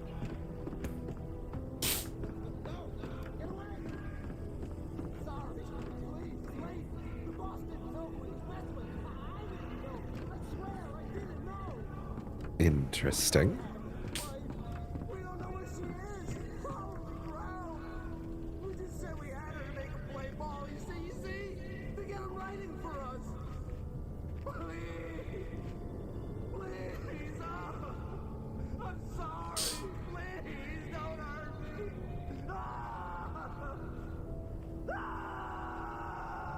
How about that?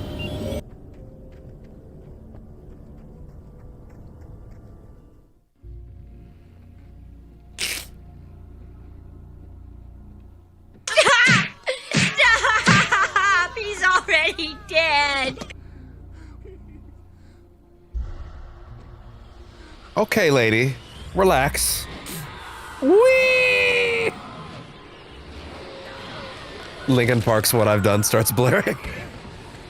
It was the style at the time in the 2010s.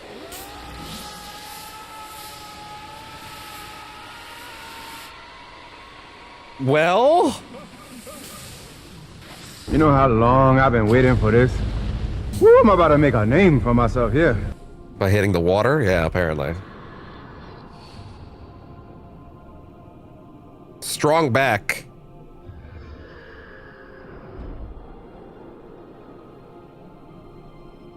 That's such a drop, by the way.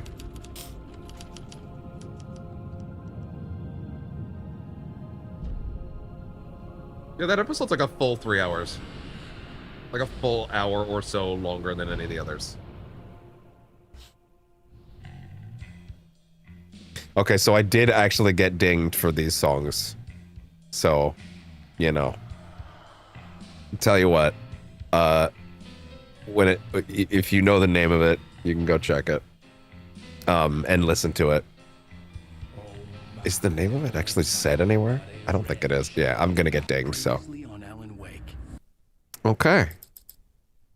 We're not done, for the record. We're gonna start episode 4 in a bit. After my break, because Jesus, I need to eat something. I know. How selfish of me. All right.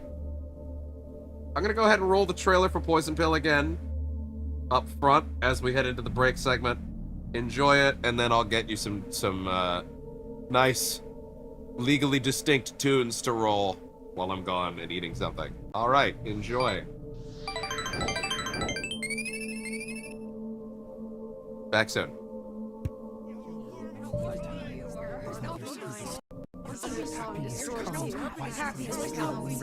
White pearls make yellow and red through mirrors, sparkles make red. Leave your intro by the door. Push your fingers through the dirt into the wet. If you always believe one thing eventually, we stand around while we're real. You can almost hear our words, but you forget. This happens more and more. You gave us the permission and the regulations. Wait and stay here. I'm just dead tired. I just want it to be over. It was all like this. I had this dark place in my head for so long. Sometimes I forget the pain was there. Like it was the way you were supposed to feel. I was not in a dark place. Number one killer's time. It defines the force of it all. The best time and broke. A glowing flash.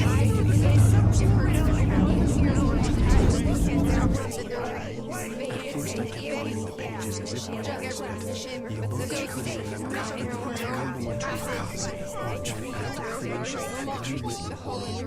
I began to hunt the pages for their truth. My herald answered the mystery walked the truth. I could say I could say hours of trying to explain to me how it felt to be a father. For her things changed with me. They turned into something else. Nothing was safe. I'd never really understood what she was.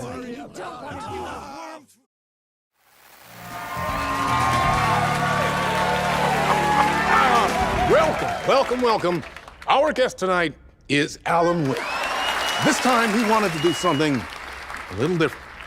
A deep dive into who he is as an artist and as a man. Where he comes from, where he draws his inspiration, what demons he wrestles with in the dark hours of the night. Together with our house band, the divine Old Gods of Asgard, we have created something very special.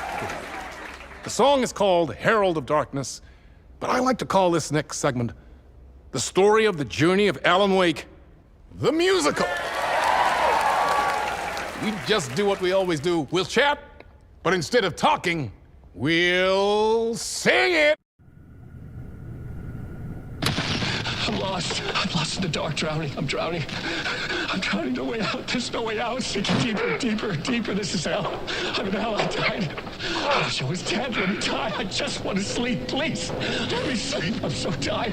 I just want to go home. I've written so much. I write. There's nothing left. It's all gone. I don't know how to write. All the words are gone. There's no more words. Where do they go? Did I eat the words? I don't recognize these words anymore. Are the words moving? This is familiar. Why is this familiar? I've been here before. Have I said this before? I've read this somewhere. Where am I? Who am I? Alan Wake.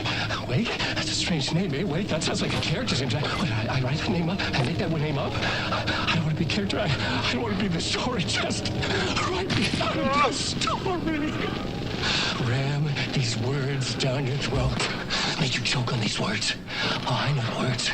Secret words. You can't take the words. I eat the words. These are my words. Stop using the words. The words. I called it the word. This isn't your story. It never was your story. The story is a monster.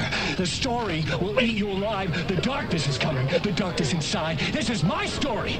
You're in my story. Get out of my story. You are a character in my story. You can't stop the story. This story will go on forever. There's no escape. You will never escape. You will drown here. You're stuck in a loop. You don't have a clue. You're lost. You lost the plot. I'll show you.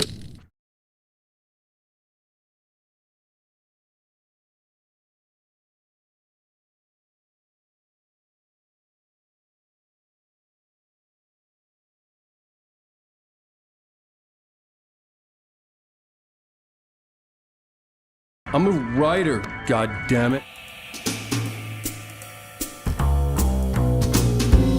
dark place am I trapped in here?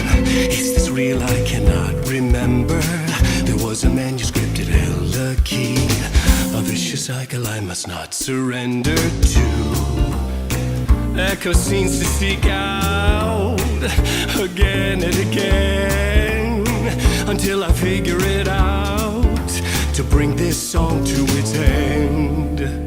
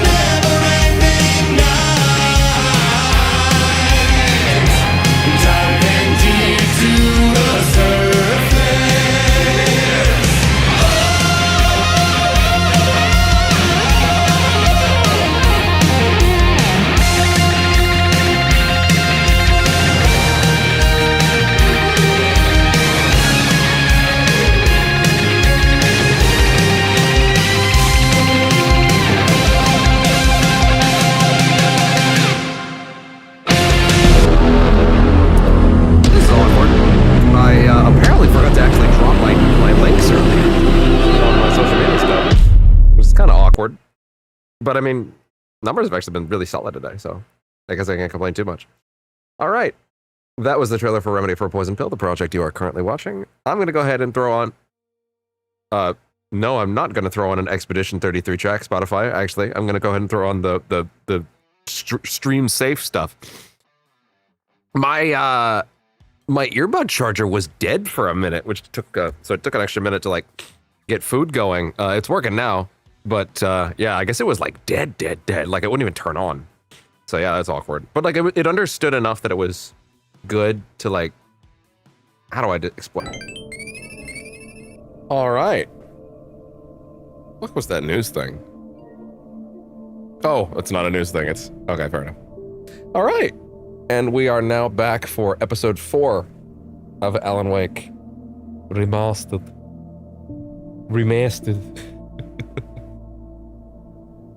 Complete with the sequel to Stuffy Nose Requiem. So, with that, there we go. Let's go ahead. Actually, hey, is the charging thing fully done now? Yes, it is. Good. And plug in the controller, please. There you go. Excellent. And with that, episode 4, The Truth. And yes, I know, it's crazy, but you will actually get answers by the end of this one. I know it's novel.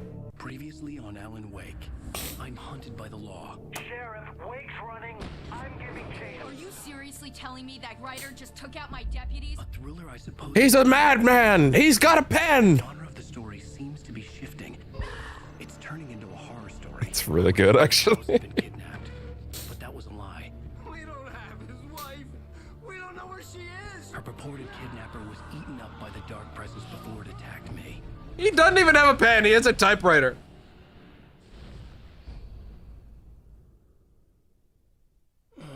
Alan, shh, baby. It was just a nightmare. Oh, you look so good, honey. There you go, Alan. Ugh. I fell. I had to give you a sedative. Don't fight it. You went through another rough period. What? Now it's very important that you stay calm. We don't want you to have another episode. You're a patient at my clinic. Have been for a while now. I'm gonna beat your ass. Shock of your wife's death triggered a mental illness. No, you're lying. You're suffering from various symptoms of undifferentiated schizophrenia. It's okay, Alan. Just Don't give up. Hey, Donald and Goofy. See, you're talking to talking cartoons, Mr. Wake.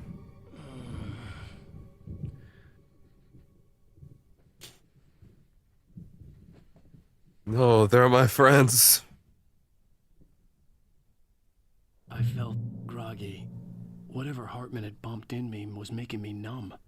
I felt like this was happening to someone else. Someone I was watching on television. I couldn't think.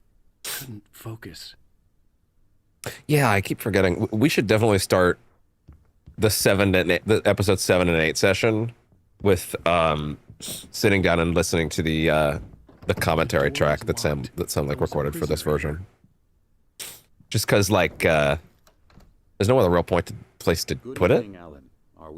Better now? And it's only for the base game, not for the DLC. I see you brought your pet gorilla with you. So sure, I'm calm. And also those 2 episodes are short, Loud and clear. so Why, right. That's the spirit. You're being very pad out. That's it. That's sitting a little bit. I understand you're confused. I would be more concerned if you weren't suspicious of me. I don't blame you for it. Big of you. Now, why don't you come with me?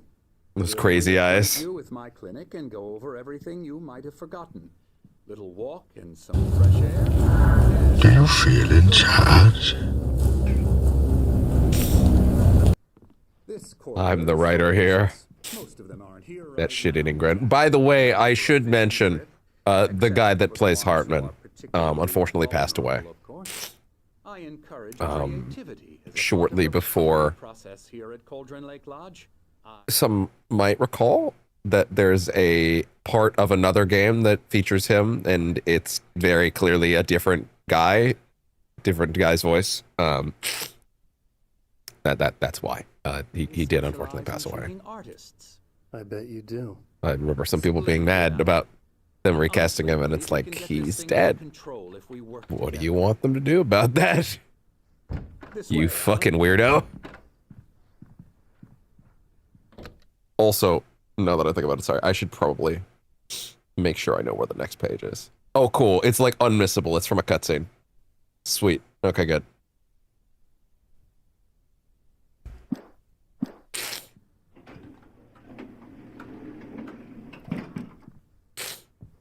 It's a shame.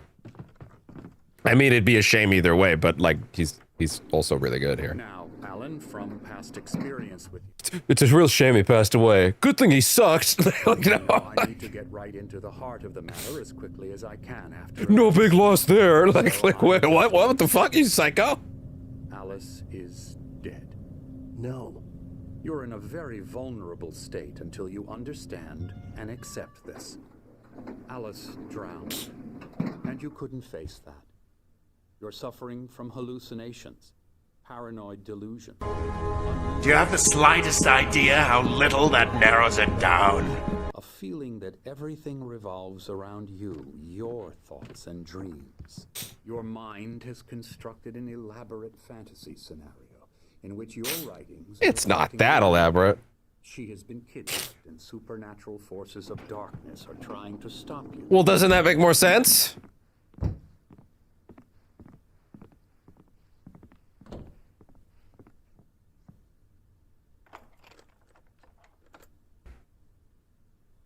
We go this way, Alan.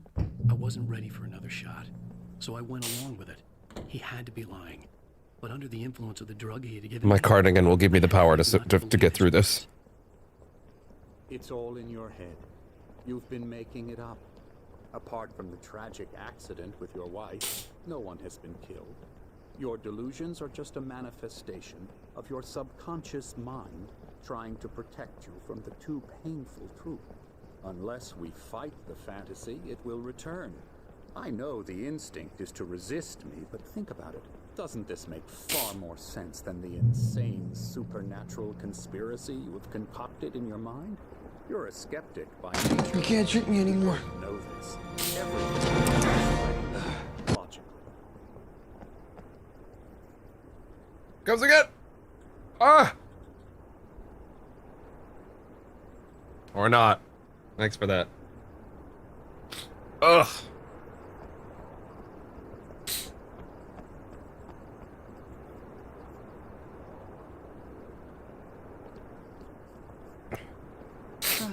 Never get tired of this view. Very inspiring, isn't it? Sure. Cauldron Lake spread below us. I could see Mirror Peak on the other side of the lake. I thought I could make out the spot where Diver's Isle had been when I arrived with Alice. Now there was nothing but waves. There. It seems there's a storm coming. funny, I don't. Well, that one hurt, actually. Of that in the weather forecast. Well, no matter. This way, follow me. Whatever cosmic force is squeezing my skull, I'd appreciate it if you fuck off. Now we're in control. Every time you have a relapse, it gets more and more difficult to resurface from the dark depths of your imagination. So dark. Not surprising, considering your profession. Bro, you ain't got no idea how dark we're gonna get. After all your nightmares, this should come as an immense relief to you. If it doesn't, why is that? Because I'm lying?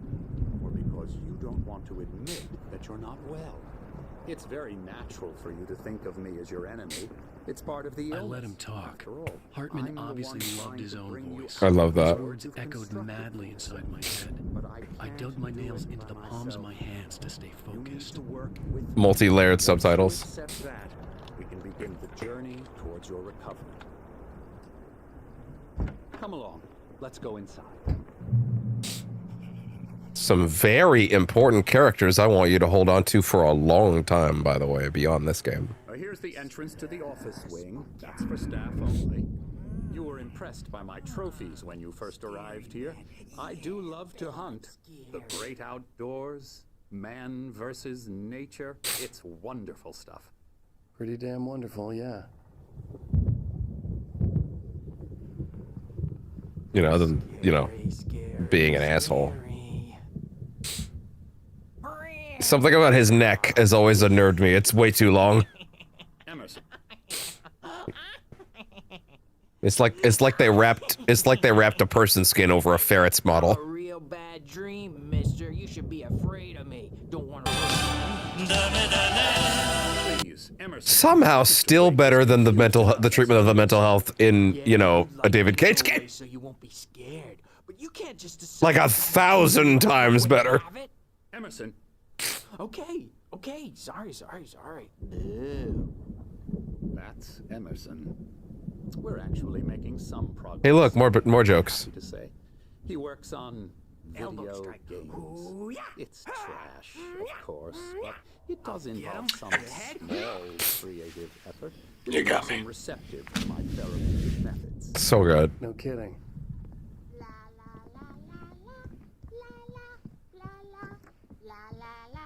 Let's pay extra special attention to this guy out here. Oh, hello. I painted you. Okay. I was just struck by inspiration a couple of days ago. Dr. Hartman wanted me to paint landscapes, and that's what I was doing. But now I've been doing these things, a lot of them. The images just keep coming. Dr. Hartman likes them. He has them in his office. Yeah? He's very proud of me. Yeah? I'm getting much better. I think I'm getting better. Here's hoping no one comes along and ruins that. Start wrapping this up. The storm is almost here. Look at that. I'd hate to be out there tonight. Rudolph Lane. Hold that name, we'll come back to it. It's gonna be a while, though.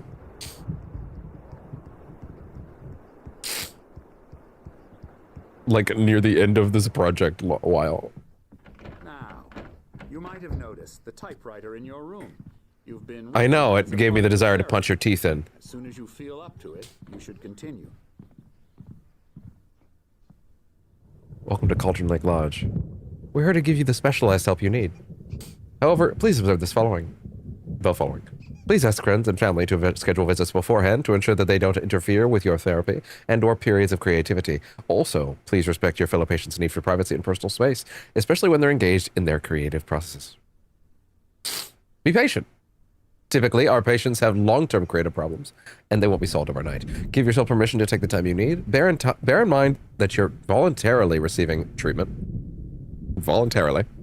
That has been specifically tailored for you. Engagement therapy and its sister method, the flow. TM. Are those real things? Is that why they had to TM it? Or are they trying to... No, you know what, it probably is. Now I'm second guessing myself. Don't worry about it. You could look it up, I guess. Work best when you are actively engaging and shaping them. And if you have any concerns, please don't hesitate to voice them. My rheumatism is killing me. There's a storm coming. Oh, what a storm. I hope it wipes this place off the face of the earth. I heard a guy's coming when the storm was approaching. Are the Anderson brothers. Something about black clouds and isolation.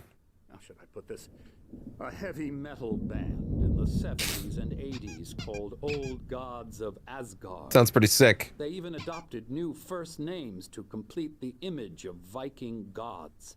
After the band broke up, they lived on a farm nearby. They are, well, in advanced stages of dementia. Are they? They're well. Also, by the way, the Night Springs board game, I forget about that detail sometimes. I'm afraid that the rock and roll lifestyle has left its mark. Actually, that's mostly the cocaine, but that's besides the point. I'm so sorry to cut this short for now, Alan. The power has been acting up. I'd better go check on it. We'll continue this soon. Meanwhile, when you feel up to it, return to your room and try to write. It really is for the best. We're done. Don't you think? When I say we're done. I'd like to bash his head in with a hammer. Hell yeah. He'd love to fish out our secrets, but he has no clue. He's not crazy enough. Not crazy like us. I actually don't remember if I said it yet. Being crazy's a requirement. But Who else could understand the world when it's like this? I give them a second. It takes crazy to know crazy. That's the sanest thing I've heard in a while. Zane, you're all right, Tom. Hey, we like him, don't we, bro? They get very direct about it, don't they? The Anderson Farm. See, I say direct about it, but like it's actually still up in the air even now. Sort of. Of course. All you need to know to get your head right. You need to find the message. Here, Sonny, here's something for you. Gave me a rash, but I kept it safe from these bastards. And by up in the air, I mean we have pieces. My head was clearing up. But we have not actually had it directly spelled out yet. Back into the fantasy. Oh, wait, before I forget. Zane could feel the poems taking form, shaping things. Old As stuff. He experimented, he imagined he could almost feel the power surging through the keys of the typewriter. It exhilarated him.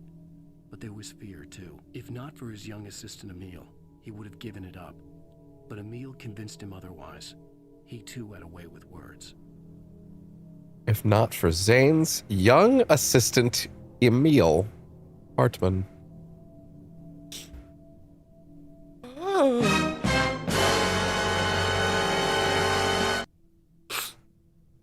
I don't know if I actually mentioned it yet, but I guess I should say it out loud.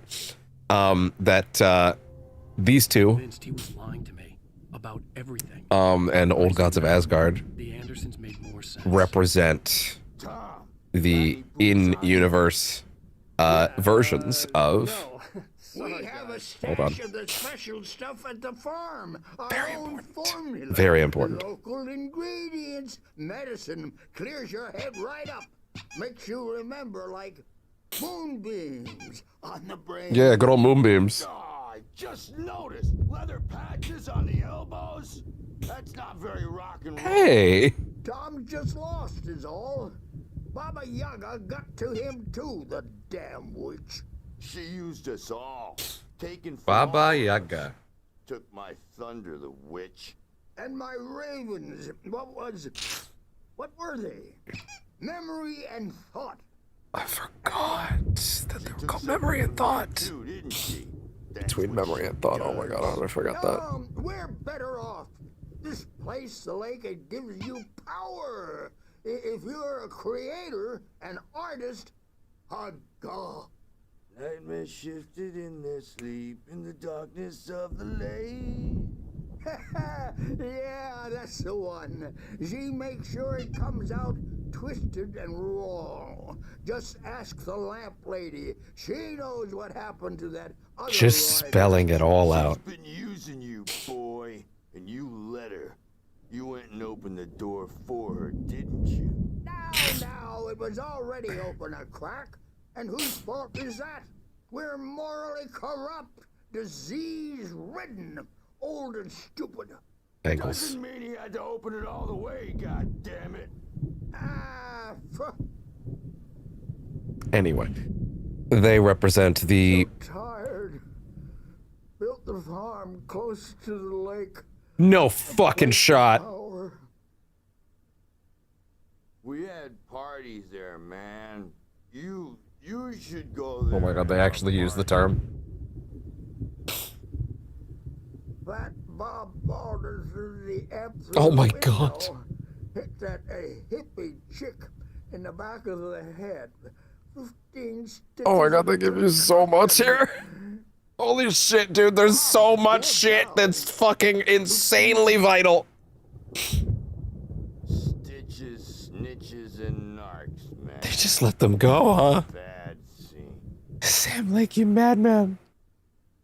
I can't believe they just used the phrase place of power. Man. So tired. I'm feeling that way right now, too. What a fucking shot caller. Okay, I think they're broadly done. They represent the real world counterpart of Poets of the Fall. Marco is Odin. And I'm forgetting the drummer's name, but he's Tor. And then, funny enough, they didn't figure out how to get Ollie in until later, but that's Fat Bob Boulder, who was not that fat, honestly. Died of leukemia. But yeah, old gods of Asgard will return in Avengers Doomsday. God, I wish!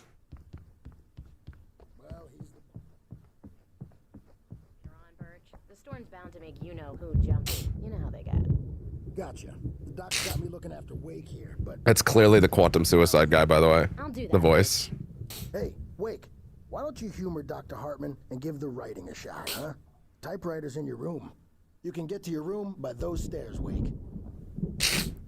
Thanks. Weren't a lot of options, really, so... I can't fucking believe he just talked about a place of power. Like he actually said it out loud. It's hard to think that there's a shadow inside my head. I can only focus on writing. Everything else is a blur. I'm trapped in this cabin. Have been for days. I think I might have been mixing up the last one with this one. Dark outside. But they're very similar. The murder is real. I saw her again. She's not human. His ass ain't even looking at the TV screen. A dark presence is wearing the old woman's face. She was Move it actually a little bit because of the angle. There's a hole in her chest where her heart should be. I'm a writer, goddammit. I don't think I'm any closer to saving Alice. It's been lying to me, using me to get the story it wants, and the story will come true. There's a hole in her chest where her heart should be. Oh, it's here! I actually forgot about the last one. Right, we did both of these last time. Okay, shit, 1 second. Let me set this up.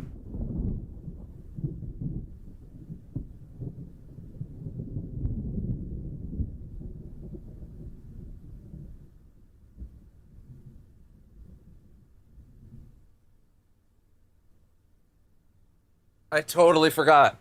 I totally forgot that there was one more. I knew I couldn't. Or rather, I forgot it was in episode 4 specifically. It was the only thing I could do with Nurse Birch watching me like a hawk. Okay. Alright. Now let's jump over to this menu for just a second while I jump us over and get things set up and hopefully don't get a fucking YouTube ad on the way. But let's get the last of these in. I forgot I left that open. Do I need to credit that person's voice for like 2 seconds? Probably, hopefully not. Whatever. There's a lot of videos on YouTube. Good luck trying to figure it out. Anyway. Okay, here we go. Do not try to play the trailer again. Stop that. All right, here's the third one of these. The last of these. A beginning. A primordial forest. The colors of the fall. The mist. A caldera lake. Silence echoes. Loud. It's too late to hear the words. The man, naked, crawls to the shore. Like a birth? To say that would be a lie.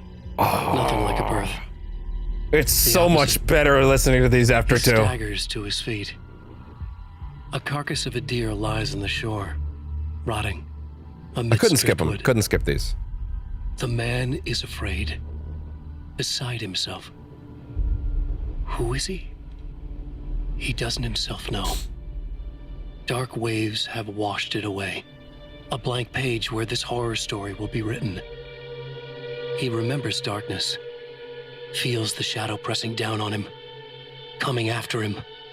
He must get away. He runs to the forest, to a fate worse than death.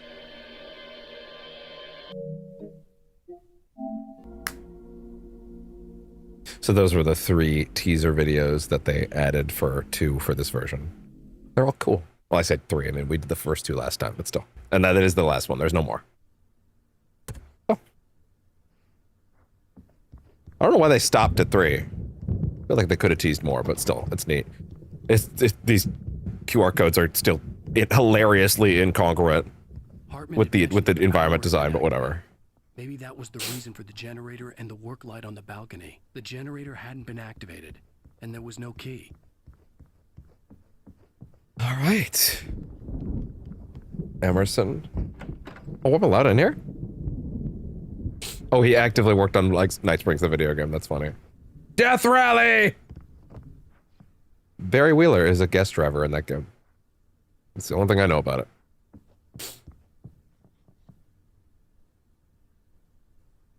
Wait.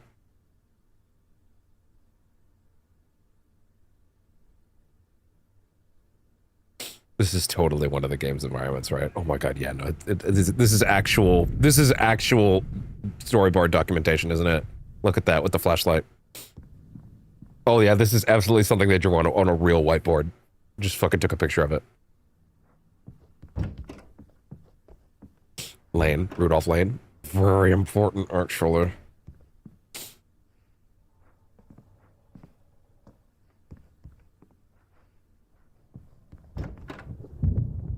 Not in there. Not into Seoul. Hi, bud. Hello. Oh, hello. Hi. Oh. Very sweet. The glare of the blank page in front of me hurt my eyes. 7:30. Okay. To shake uncontrollably.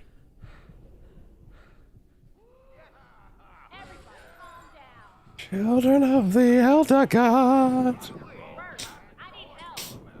Rock. You stay here. I'm gonna go see what's up. You just keep doing what you're doing. Be cool, okay?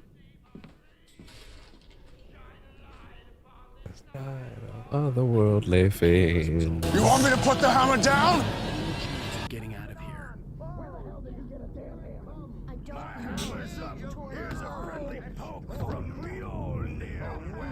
You want me to put the hammer down?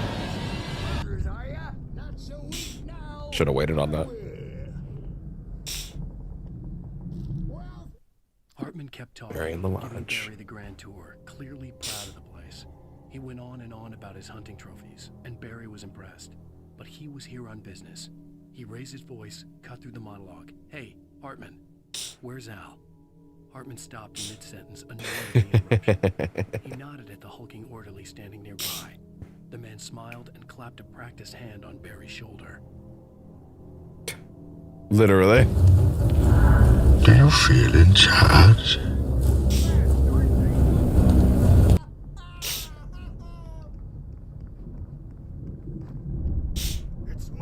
Sinclair looked bad. That wasn't Jeez. The crazy old fart hit her hard. If she was one of Hartman's goons, she had it coming. Get the key to the office wing from Sinclair.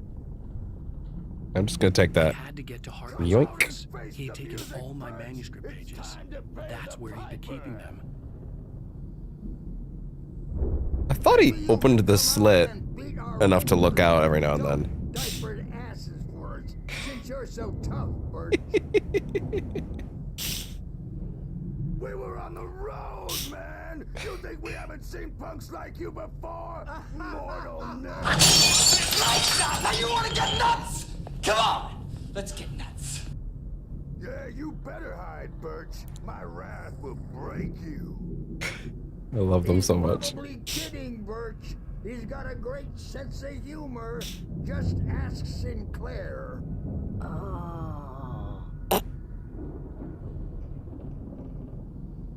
Children of the Elder God. Scotch of light upon the dark. Hi. Hello. The markings on the tape said they were recordings Hartman had made at the They're actually singing it. I saw Alice's name on one of them. For a moment, I couldn't breathe right. Now, Mrs. Wake, can you tell me about Alan's problems? Well, sometimes in the bedroom, you know, I take off my top and he doesn't quite feel like he can get it. Not those problems. Oh, gotcha. Sometimes I almost wish Alan would take a swing at me, because at least that lead to a conversation he couldn't just march out of. But no. The writerly problems, not those ones. And the work, well, he's not writing at all. He sits there for hours and just gets more and more frustrated. And I can't talk to him. Yes. Tell me, Mrs. Wake, what would you say to him if he'd listen? I don't know. I want to say, I look at you, and it's not you. Just some stranger who resembles you. Looking out from behind your eyes. And I don't like that guy much. And You can't trick me anymore. You don't ever say. I've tried, but he's not listening. You're so sweet. In his own problems, always going on about something else. I'm so afraid I'm gonna lose him, and we're not even talking anymore. He doesn't let me in anymore. Which is really rough because we live in like a 3-bedroom apartment. Or not 3-bedroom, Jesus. 1 bedroom, 3. It's like a 4-room apartment. Well, if you can just 3-bedroom apartment's crazy. do my very best. Yeah, but doctor, you need to be careful with him. He's not just going to listen to you and cooperate. He's the most stubborn man I've ever met. Well, I'll be sure to bear that in mind. Hearing her voice, what she was saying made me happy and sick and guilty all at once. Worst of all, I recognized the words. The phone call from her. It had been a cut-up of this. Just a recording. Rudolph Lane. Funny, a lot of people actually touch this once and then move on and don't realize there's 2 more recordings. I've seen that happen a lot. Also, this one's fucking crucial for the future. Increasingly dark pieces. Unfortunately, he doesn't respond to direction at all. And it's my belief that he's not so much a creator as an illustrator, perhaps. A recorder of sorts. I hadn't considered the existence of such a role before, let alone its implications, but the paintings he has produced are informative. At least he's easily controlled and useful. I wish I could say the same about Wake. It's frustrating that the best subjects are always so damn difficult to deal with.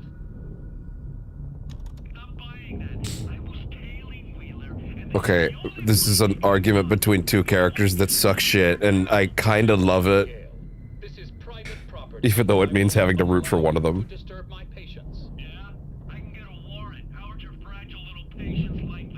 Is it a judicial warrant? Because if it's not, then you can't do anything with it. Just like how ICE can't go into your house unless they have a judicial warrant. Remember that, folks. This is help from your friendly Canadian.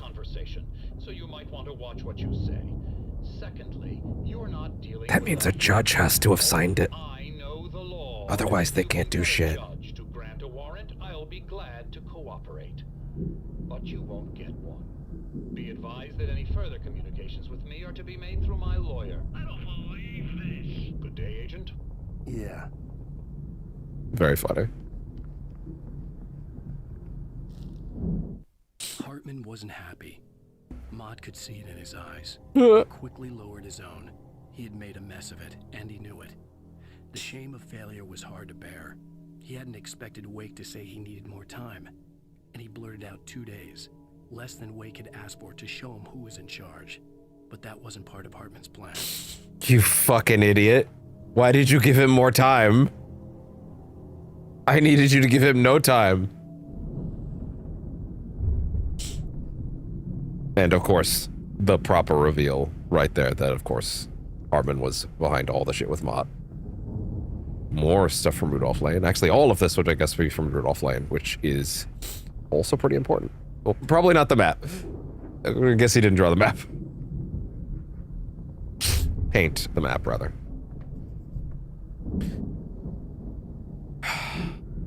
Clean gray towers really were the epitome of the PC design, wasn't it? We should go back to that. Nice, clean gray. Oh, in case you weren't picking up the pages, I guess. The photo on the wall. This is really funny because it's just like they posed the character models and like basically T-posed them. He was the kidnapper. And then put a black and white filter on it to make it look somewhat official.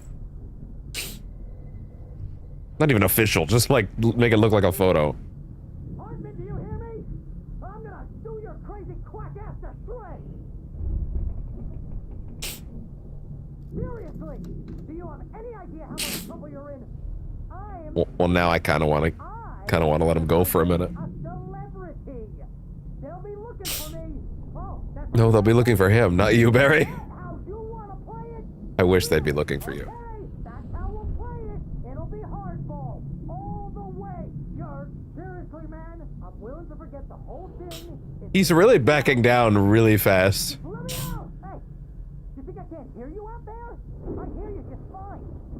What, is this how you get your kick, Hartman? I knew you were weird. You got the...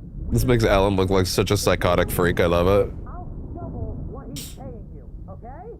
Do you have any idea how much I make as an agent of a best-selling writer? A lot. No, Barry, come on. He hasn't written anything in 2 years. Oh, I kind of fucked up the framing on that. He ran way too far ahead. He's like hidden behind it, then he comes out. It's a good moment. You okay? Never let a player ruin your scene. The cops found me at Rose's trailer, but they didn't hassle me too much. I'm obviously a victim in this, and I demanded to be treated as such. Or else I'd sue their asses. Speaking of asses... It's funny how now I understand that the whole thing with the standee is also kind of a reference to Max Payne 2. And then I get a call from Hartman, that son of a bitch, who tells me you're here and I should come pick you up, but when I got here, 2 goons clobbered me and stuck me in there. What's It's clobber time. Stole it from the diner to piss off Rose after what she did to us. That'll teach her. Yeah. That's a harsh punishment.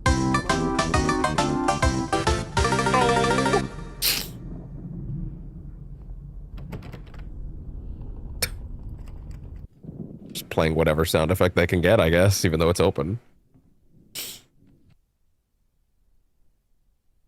Wait. These were all the pages I had on me. And more. No, it doesn't count until the cutscene's over.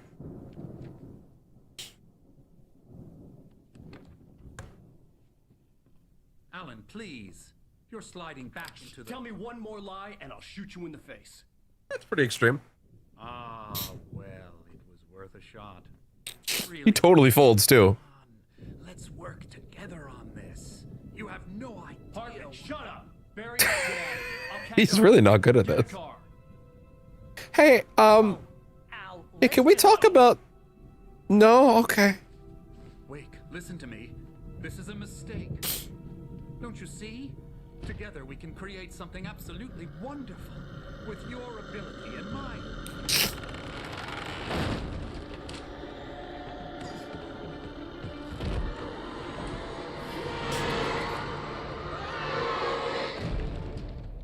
Welcome to hell, motherfucker! They're trying not to smear... What was that? How did they put it last time? How did they put it? Or was it? Is it this one? I tried to hold on to Alice. No, it's not that one. Where is it? No, where is it? It was, That's it. Slammed the door shut right in his smug face. Yeah. He pleaded for me to open the door. True to form, the asshole actually thought I would obey. In case you're wondering exactly what was in his head again. savor the scream. I bet I had a smile on my face. It was all that I had time for. The dark presence was inside the lodge with me. The crazy thing about that isn't even like the soft reveal that, you know, he's kind of a vindictive guy.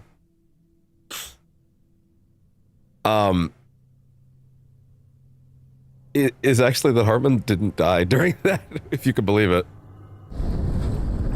Something that this game actually won't touch on, but I'm okay saying that. I had to find a way out. Oh boy. That's actually a very good inky kind of like evil texture. Oh.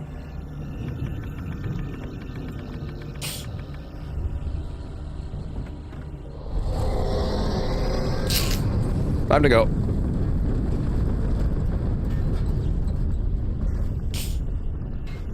Time to go.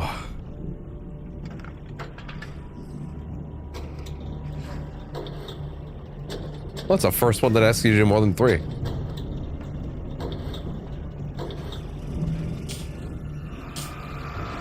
Yay!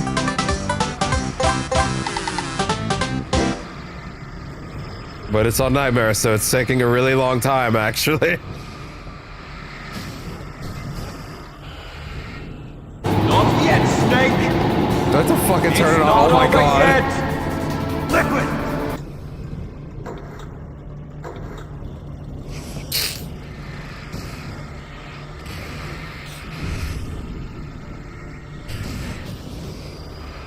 Why are we still here? Just to suffer. I guess you don't have to do them all, but like shit, man. Certainly makes it easier.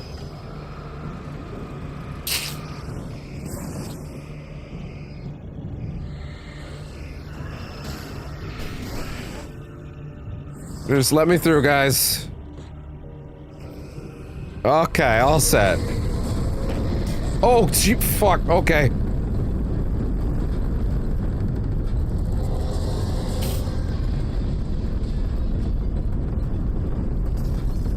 Oh, shit. Ah!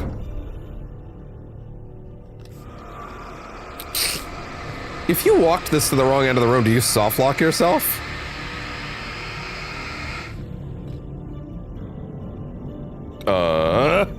Speaking of... Oh, they give you 2, okay. What if you were an idiot? And you just did it in that room? Fuck you, I guess.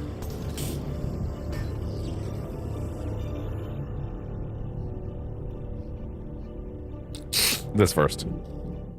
Hartman knew he was no creator. He had no ambition. He knew he sucked shit And he certainly deep down. didn't want to end up like every artist he had worked with here, damaged in ways that were hard to describe, or worse. It was enough for Hartman to maintain creative control and provide direction, to be a producer. That was what most of these people were in need of anyway. Of course, suitable subjects were few and far in between.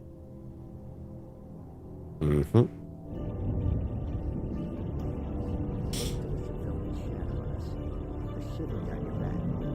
Sorry, this one's actually really weird. I don't remember if this is a remaster problem or not, but like, you basically can't fucking hear this one unless you turn the music off. From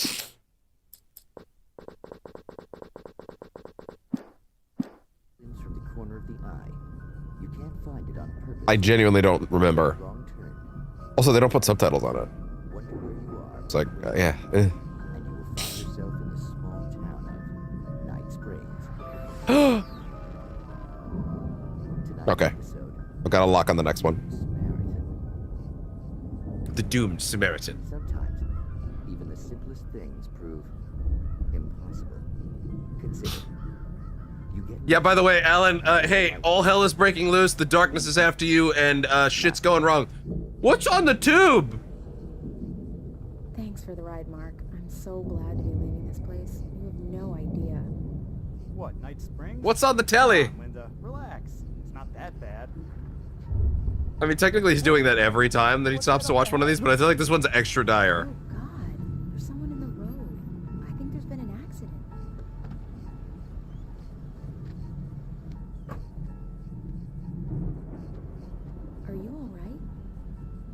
Linda! Oh no! It was me on the road. Wait! Tell him to watch out for the truck! Watch out for the truck!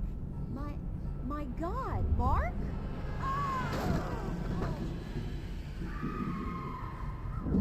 Well. Oh, please! God, no! Linda!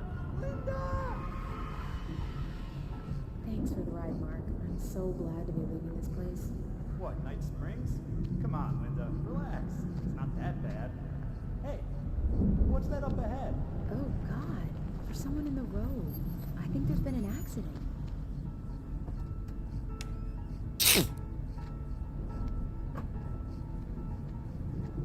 Are you alright? No! Oh no! It was me on the road. Wait! Tell him to watch out for the truck! Watch out for the truck! My God! He sounds distorted. And there you have it. A vicious cycle, brutally punctuated by the blast of an air horn and screaming metal. Did they ever write any episodes that were like more than 2 minutes? But none more so than the one that leads away from Night Springs. I'll write the music.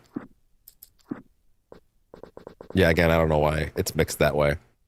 It's really bad, actually. They should have done something about that. Ow! Oh, this is one of the goofiest moments. Because they're like, how do we use those physics that we've been fucking around with in a cool and unique way? And their answer was maybe not the most eloquent.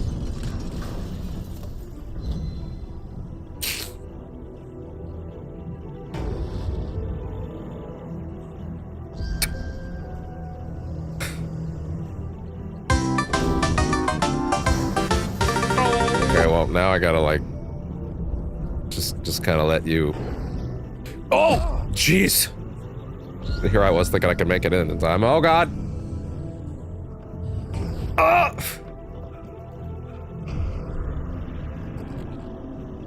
Oh, he's over there now. Come on!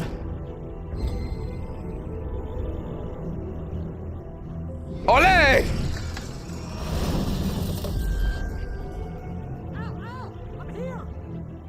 Xbox, record that. Thanks, Aaron. I found the car, but the gate's locked. You're gonna have to go through the hedge maze over there. Barry, I don't have a light. Sorry, I'm winded still. Oh God! Look at the house, Al! Monster House! Oh, God. Ah!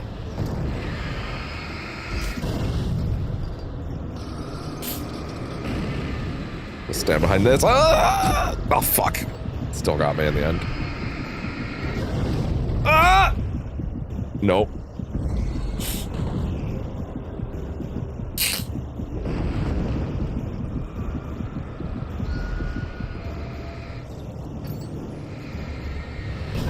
Ooh.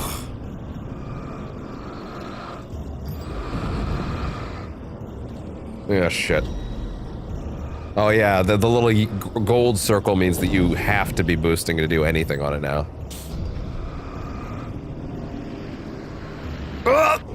Aha!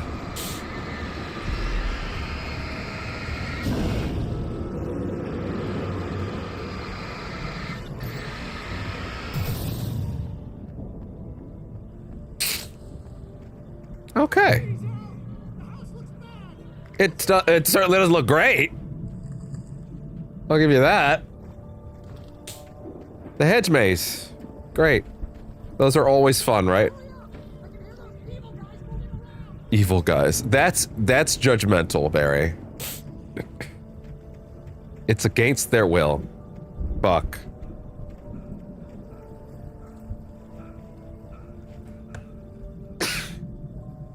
There, Alan. Recover your breath while I fucking snot rag. Ugh. Dear God, let that be over tomorrow. Like, I'm genuinely wondering how much snot time was added to this fucking episode. I'm so mad.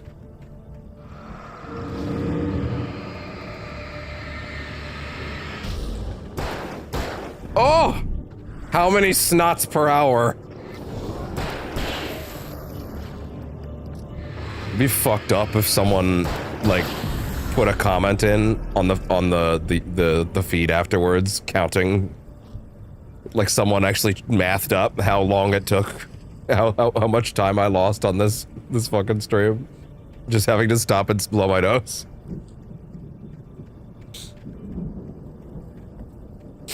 Don't trust Emil. Thanks! I figured that one out. I stared at the Viking paraphernalia that littered the area surrounding Yay. the centerpiece. A full-size stage complete with an impressive sound system with all the trimmings, including a dragon. It took a special kind of crazy to build something like this in a remote field. When the sky split open with a deafening boom and the music started blasting, it felt strangely appropriate. Yes. Wouldn't that be exciting? Let's see, the next one. Okay, cool. Also in the hedge maze.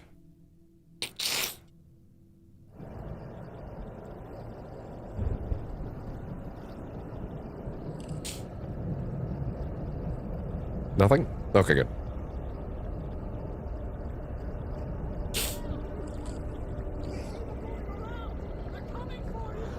Thanks, Barry! Where would I be without your insights? Hi there. Is that Ellis from Left 4 Dead?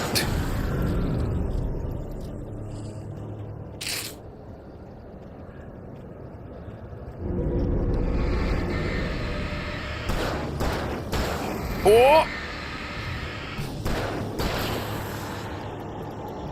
Oh boy.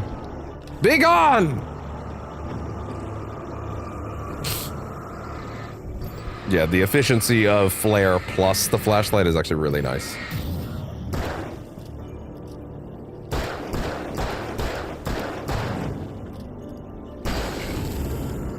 One second. Bam!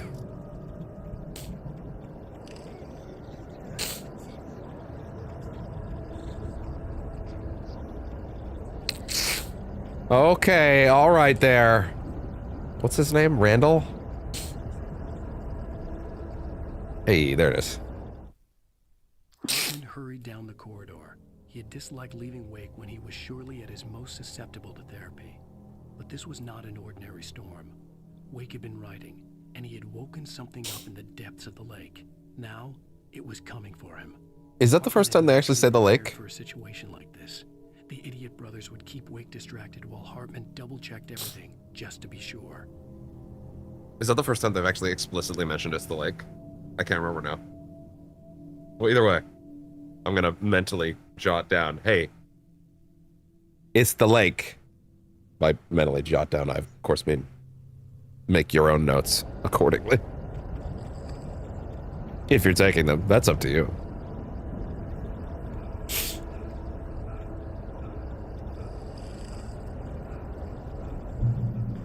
All right.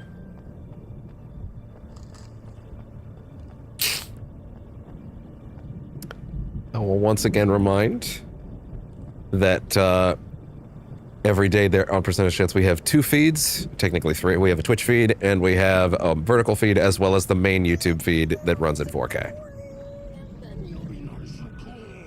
And whichever one floats your fancy is the one that is best for you.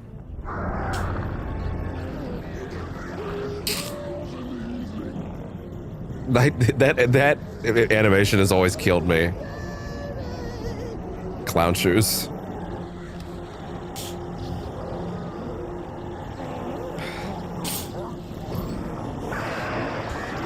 Yeah, come on in. Shit. Ugh.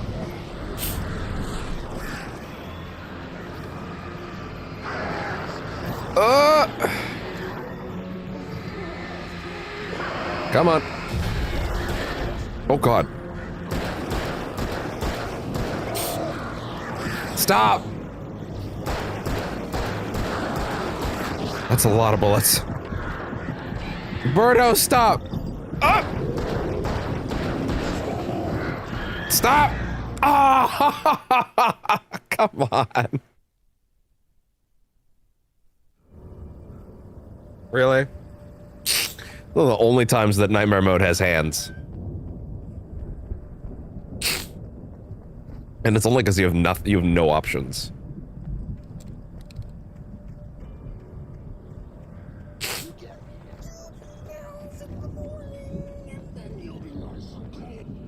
Yeah. Oh, well, you know what? There is a box behind him, actually. Yeah, okay, that's an option. Yeah, give me a second, buddy. Okay, that'll do. Oh! Well, that's nice! Pop, explode. Did it not go off?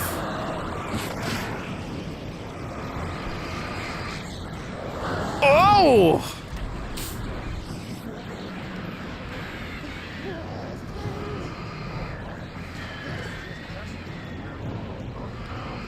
Come on.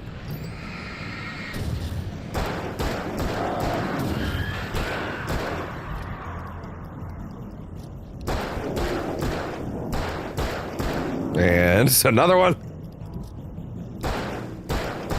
Haven't you had enough? Okay, there you go. Okay, yeah, no, that flare gun does help. Although, not as much as I would have hoped, honestly. You spawned in. Stop pretending.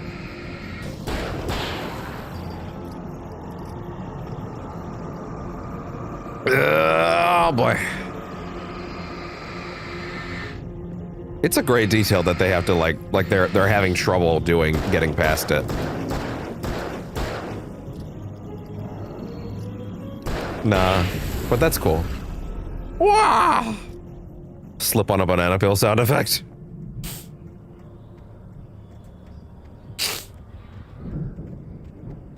Should I get that? Nah, maybe. I don't know. We'll see. I have many sounds on the board. All right. Mott knew that Wake was smarter than him. Mott's in charge now. A beautiful wife, everything. And Hartman said Wake was important. That made him better than Mott. But Mott was calling the shots now. He'd expected Wake to... I'm sure that went great for him. But instead, he seemed willing to fight. Mott knew he'd gotten under Wake's skin. If only Mott actually had his wife. The thought made him shiver. I love the idea. I love the retroactive bodying of Mott. Like him going from this like semi-mysterious kidnapper dude to like such a bitch the minute the reveal is over. Like he is only as powerful as the narrative needs him to be, and the minute that his reveal is out the window, it is just, oh no, this dude sucks, dude. This dude sucks so bad. He had nothing. This dude sucks so fucking hard. He couldn't get shit done on his own. He bumbled through every step of the process.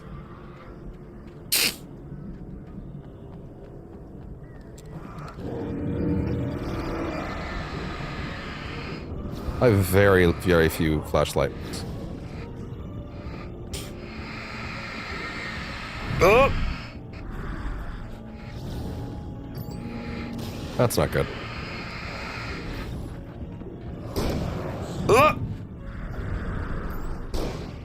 Oh, that! Oh!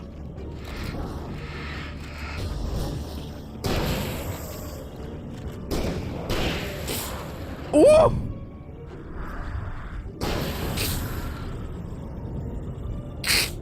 Yeah, one of the few times in the whole game, honestly, the nightmare mode has hands is this courtyard, because, like, you just have so little.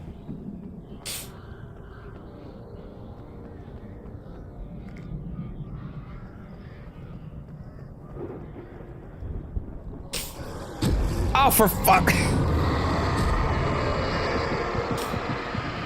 How about that? How about that? Ouchies.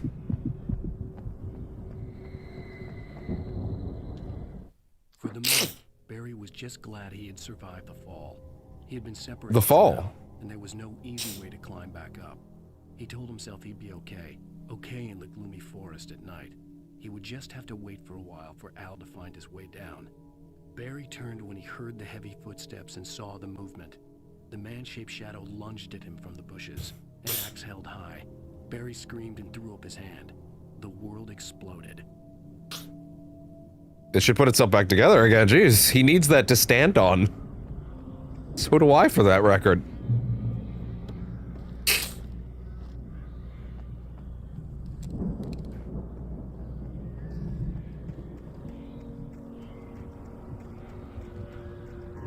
Alan thought about how dumb the streamer's joke was. He decided to let him tell it anyway. Hey!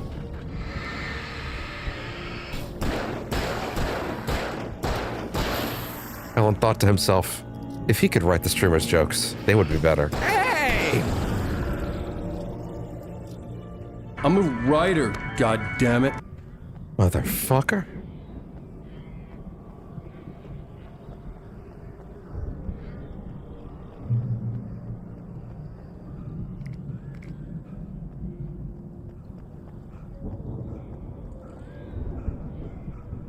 When those closest to me turn on me. Hartman watched as Wake's features slackened. The man was bullheaded, no doubt. Even lying on the bed, he'd almost broken Hartman's nose the second time. But with a little time, he could break Wake down, give him proper direction. Wake was easily the most promising subject he'd had. Well, since Tom, really. Sleep well, Tom, really? Hartman whispered with a smile. Let me take care of you. He sniffed hard to clear his throbbing nose, swallowed blood, and barely tasted it.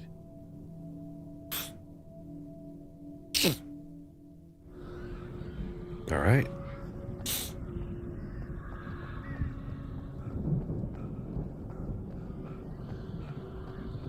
Nope. There we go. Hello?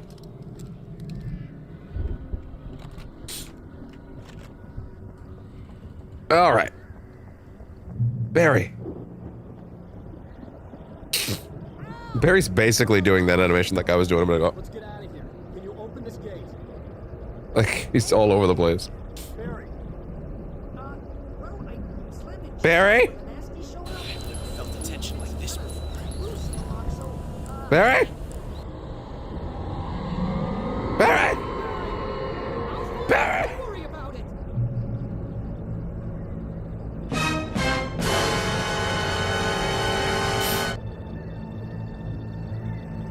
Call an ambulance! Call an ambulance! But not for me. Let's go.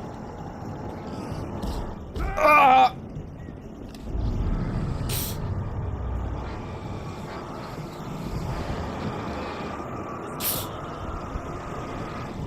Oh, that's not good. Oh, fuck!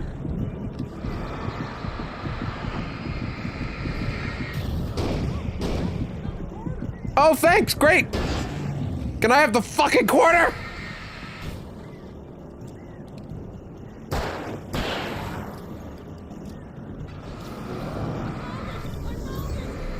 Oh boy. Oh!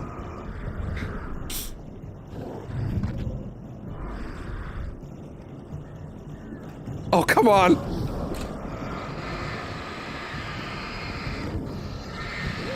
Oh!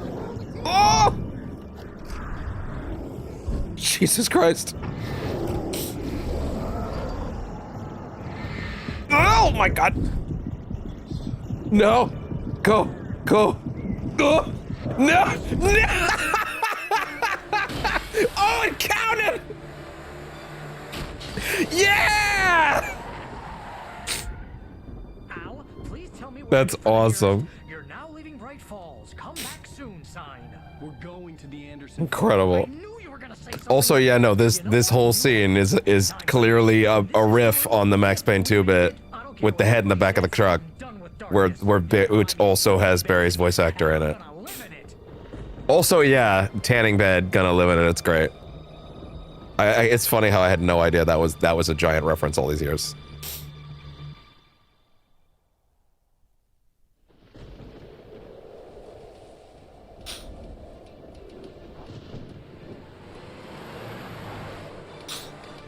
I'm crazy, but that's fine, Barry. Is that how that works? You got that right, Al. You're barking mad. You are by far the craziest. But maybe that's inevitable when you deal with crazy stuff like this.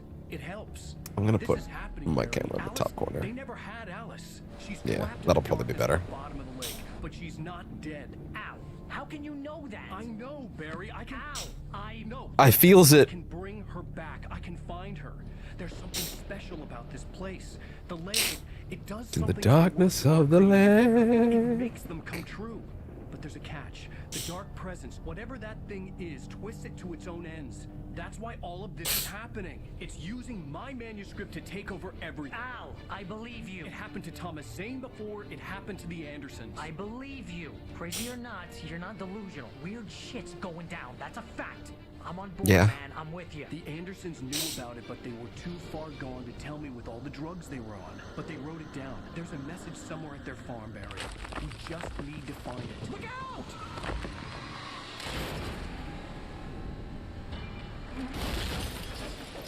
I have 17 clips from today already. Jesus. That's a lot to edit. Stop having good material, May. That's alright, we're almost done. Also, who knows how much of it's actually usable. I had lost my gun in the crash. Barry was... There goes all my shit again. Barry! Oh, man, you're okay! Jeez, it's good to hear your voice! I was trying to get out of the car, but the ground gave way! Oh.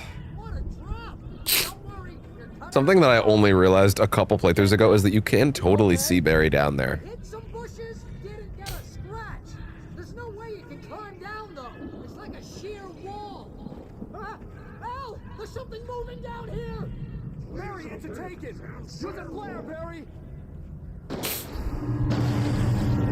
Looks like he's carrying. Oh, he's carrying the standee. I'm good, Al! I'm great! Guess you never messed with anyone from New York City before, huh? Hell yeah. People keep asking if I'm back, and I haven't really had an answer. But now, yeah, I'm thinking I'm back! Alright, time to get to the farm. Barry, just wait for me, okay? This section isn't that long, actually. Like, it's got stuff in it, for sure, but like... We are in the last sequence of the episode. But this is a whole zone. Now he's a Rambo. This would turn into a disaster if I didn't catch up with Barry.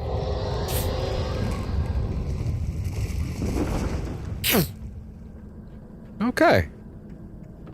For the record, the next page is over here. Okay, I get it. Oh no. Quick, hide behind the tree. I'm safe behind the tree. I can't believe I'm safe behind the tree. I mean, I've been saying that, but still. Y'all want to come in here? Yeah, exactly. Ah!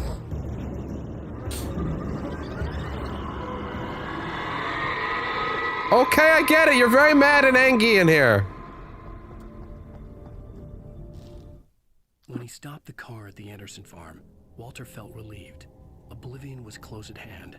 Oh, good. Brothers wouldn't miss a You're always day looking for some of that. the booby hatch. That cold, sweet But then he saw oblivion. the man on the porch, and he knew who it was. Driving for his life and knowing it was useless, he didn't realize he was crying until he couldn't see the road for the tears. Aw. The next one. Okay, cool. Very hard to miss.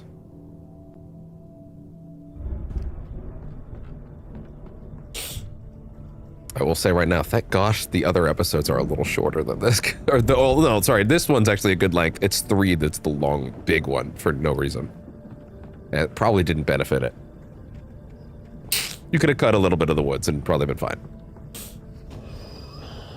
That's just not fun.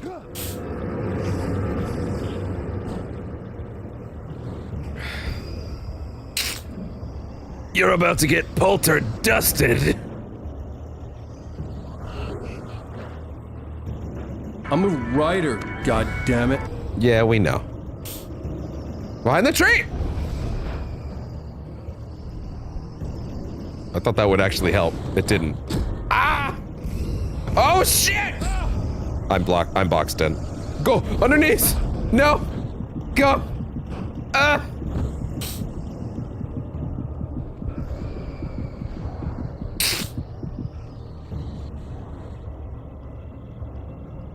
Jesus.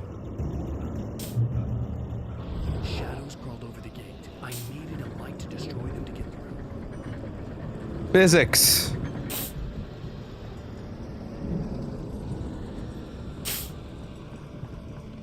Yeah, there it is. Hard to miss.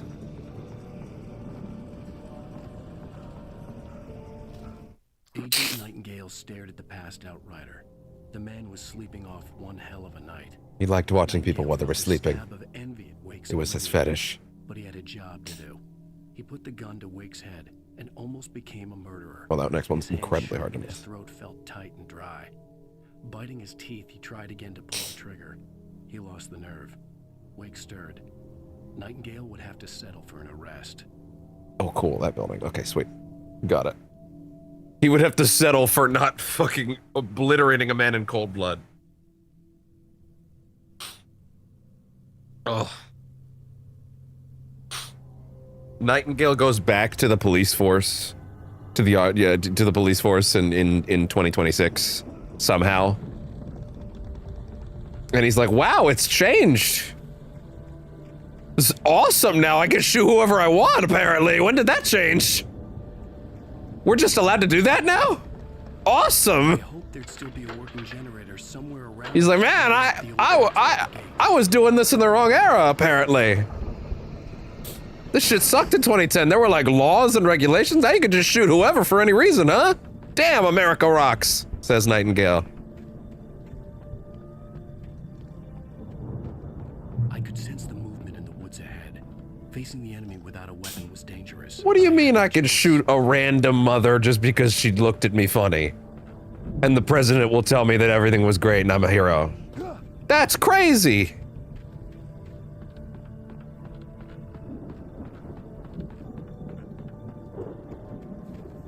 Anyway. Now this might strike some viewers as harsh, but I believe everyone involved in this story should die. Time to go.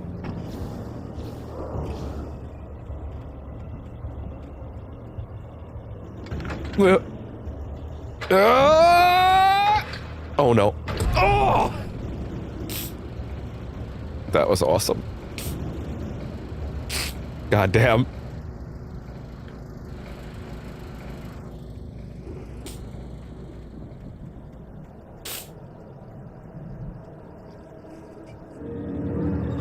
No, I'm not. I have no interest in you. Go away. Ah, ow. Ow. Ow. Ow. Ow. Ow. Ow. Ow. Ow. To the clown car, y'all go. You gotta rest. Alan sleep. Alan tired.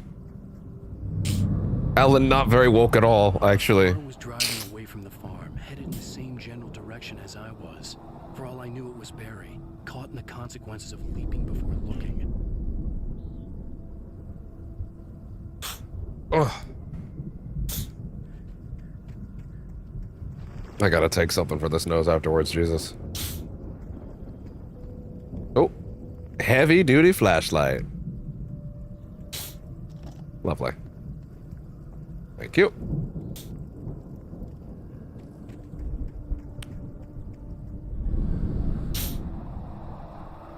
The car was heading for the cabin up ahead. It wasn't far. If it was Barry, I would see the damage soon. I love that implication of like, if it was Barry, I assume he saw some crazy shit and like ran away screaming.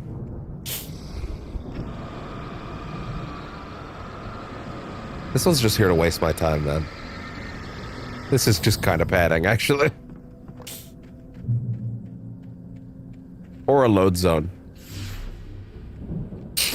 I'm trying to deliver each page to the right time and place. I'm trying to show you how the story goes. Yeah? Oh, you can actually see the silhouette if you look close enough. I had seen glimpses. The dark presence followed the choreography laid out to it in the manuscript, growing stronger and stronger, moving like a storm from one scene of destruction to the next. But it was still bound to follow the story and chained to the dark place it came from. When the story reached the end it longed for, it would finally be free. Free, free, free! Like before, I had seen it in my dream. It was a strange spaceman or a diver in a bulky suit. He was the one who'd been placing the pages on my path. Oh. Trying to show you how the story goes. Son of a bitch!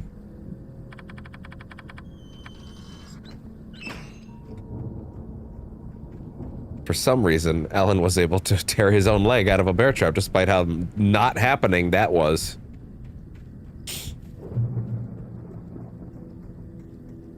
Tears off his own leg. Ah! Goes back. Hurry, hurry, hurry, hurry, hurry, hurry, hurry, hurry, hurry. Oh. Okay. No need to hurry, I guess. Left a gun behind. Now I had a fighting chance of reaching the farm. The storm raged on as the Anderson brothers walked unsteadily away from the clinic with the other patients in tow, knowing that this time they wouldn't return. The darkness around them seethed with horrors, but Tor and Odin were unafraid. Their eyes glinted with guile. They knew every path, and there was blood on their hands. They had fought these shades before. They were overcome with a sudden need to do a flash kick.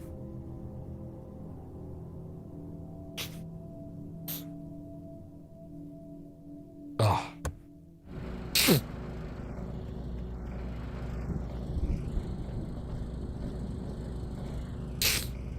The Taken are filled with darkness. Wow, that's helpful. I thought it was strawberry jam up until now.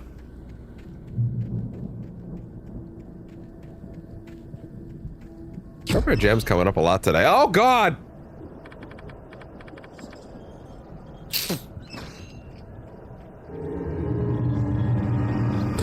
Ow! Y'all stay back. God, I don't appreciate that. Ugh!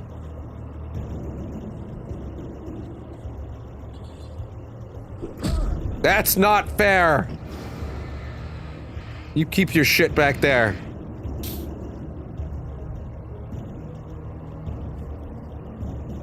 There isn't really much reason to engage with certain fights if you don't want to. Oh.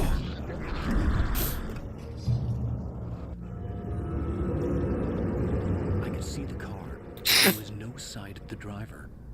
If anything, I'm incentivized, especially tonight, given the time. Hello? Anybody Wait. here? Wait 1 second. Barry? No! Danny, you're not! Ah! Please! Ah! What are you? Ah! No! Don't! I'm sorry! Ah!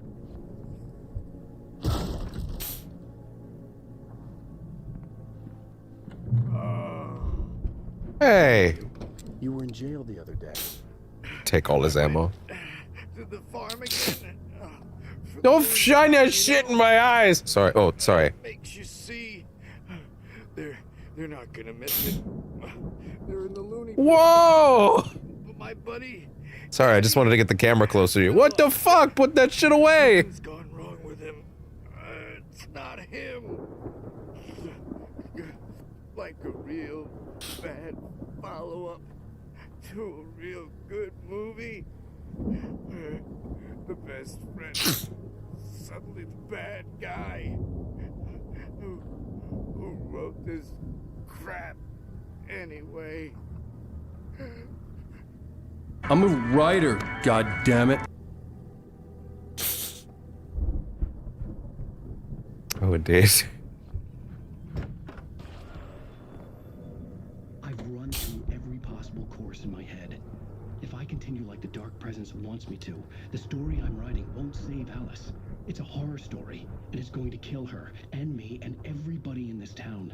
No one will survive. Darkness will consume everything. This is what it's wanted all along. It will be free, unstoppable. It used Alice to get to me, dangled her in front of me to keep me going. Well, that seems very rude of it. To release her. I'm going to change this. I'll escape. I've written myself into the story. I'm now the protagonist. This feels like a terrible risk, but it's the only way to save Alice. I'll be bound by the events of the story just as much as any. The Dark Presence, aka Girl Boss Gaslight Gatekeep. There have to be victims along the way, near escapes, cliffhangers. In a horror story, it can't be certain that the hero will succeed or even survive. He almost has to die. I'll write my own escape into the story next. I need help. Zane's going to be the one who will help me. I'll make it happen.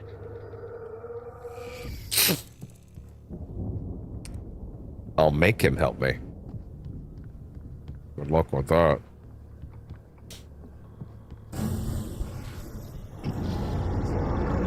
Hey, presumably Danny. I knew a Danny once.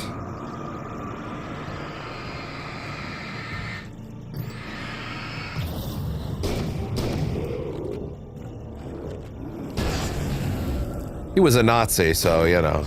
Danny, huh? The front door was locked.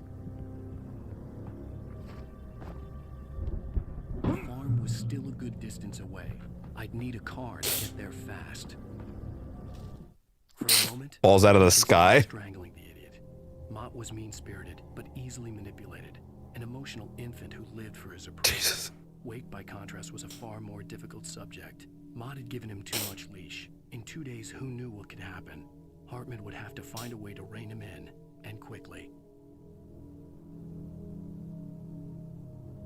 Okay, the next one's a nightmare page, and I don't remember it.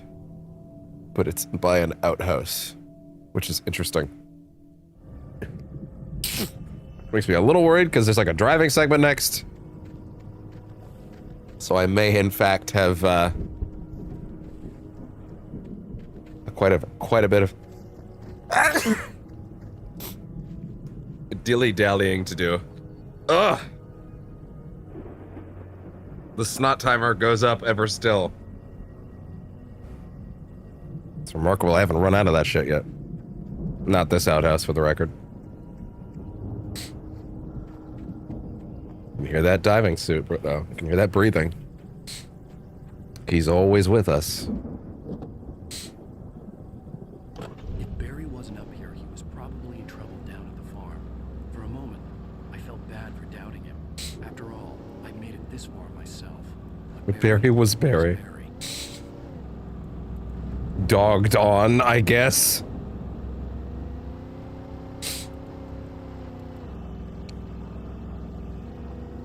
I feel like it might be over here, actually.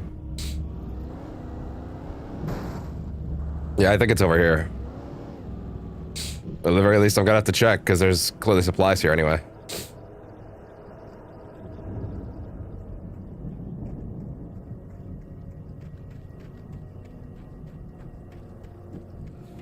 Let's see. Wait, what? Wait, it's not inside, is it? Is it? Oh, that door does open. I don't know why, it looked like it wouldn't. There we go. Lovely.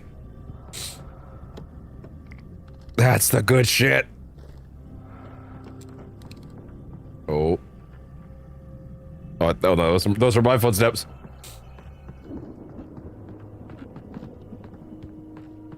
Nothing. Okay.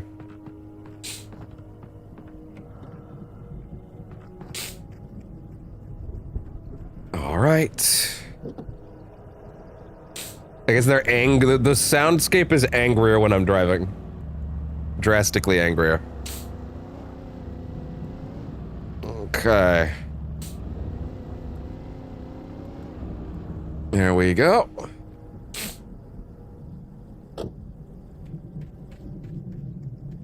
Okay.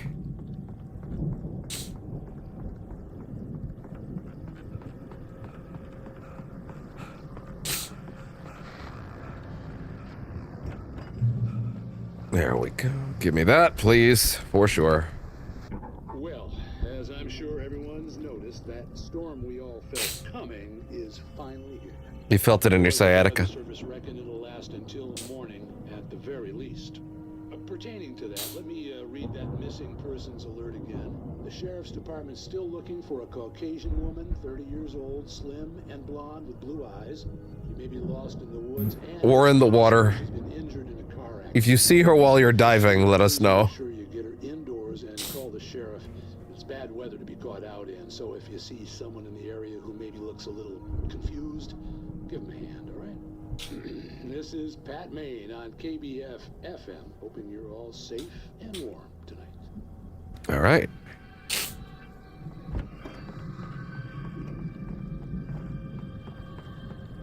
Good old Pat Maine, keeping the people safe. Well, that's just the opposite of what I was just thanking him for.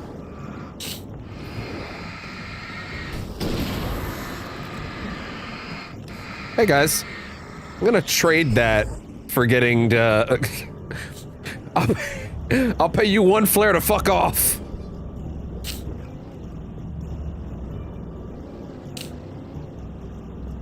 God. Okay, is there anything over here? In this middle area? No, it's just a loop around, okay.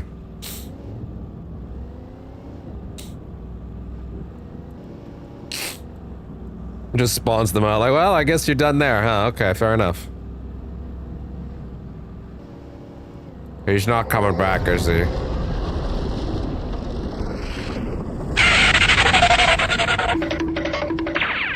Okay. Relax with your environmental destruction. Okay, hold on. I need to check that guide again to see if, like, the next thing is, like, beyond a certain point. Oh my god, I really didn't know about that one. Okay, yes, it's 1000% before the thing, the big thing. If you know what thing I'm talking about, then you know what thing I'm talking about. He leaves a building. Where the fuck is that? Like, I'm looking at the whole video, but I'm not seeing any identifying landmarks there. He comes out of a building, and then he's... Okay, that's not good. Okay. I mean, it has to be somewhere around here, so...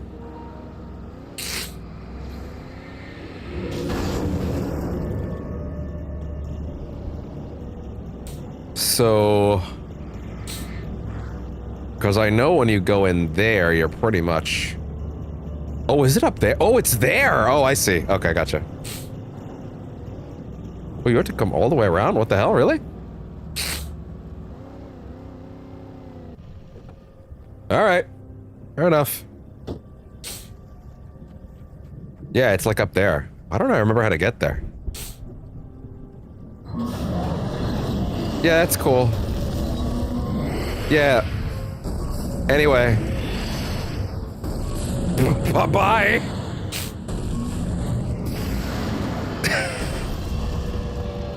The fuck, man? I set all this shit up and... Aww.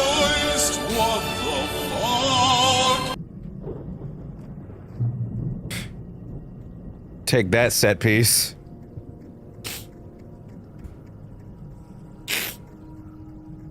Yeah, it is over here. Yeah, I totally forget about this area usually, wow. Because I'm usually gunning it to the stage.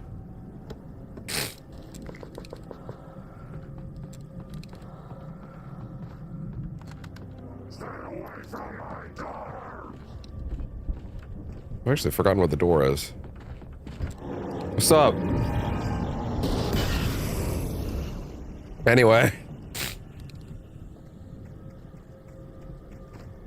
That being the first thing that denizen's brain had in it is actually really funny. Is it a nightmare page? I haven't heard this in ages. Hartman had never felt as anxious as during the week after Maud had managed to lose the wakes. Their car stood by the path that had once led to Diver's Isle. Hartman thought about Thomas Aine's cabin in the depths. It was only a matter of time in the before depths. Wake started writing. They had to be found, and fast. The moment he heard on the police radio that Sheriff Breaker had picked up Wake, he was already in his car driving toward town. He knows it's there?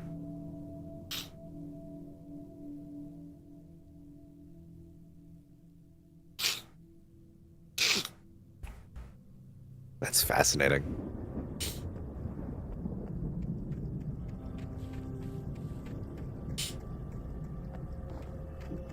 That is really fascinating, because that leaves a lot of questions that are ultimately really still unanswered, and likely will go unanswered because of things that I won't say yet.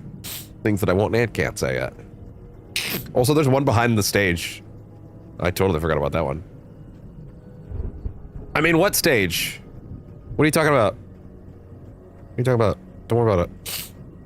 You didn't see anything. Some kind of rock stars. But it hadn't really sunk in until I saw the stage.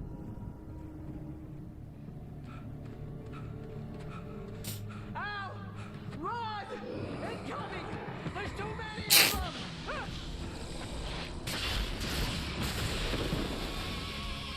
How about that? God damn. Take it away, Marco.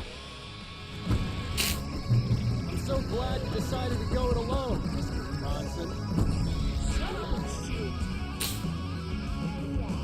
Glorious torchbearer.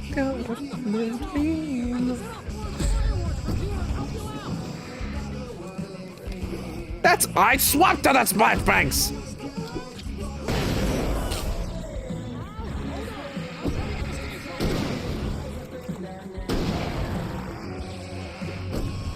Ooh. No. Thought. Memory and thought. Ah! Stop it. Oh, jeez. No. Damn it. There's so many button failures that happened there. I'm so glad you decided to go it alone, Mr. Bronson. Shut up and shoot.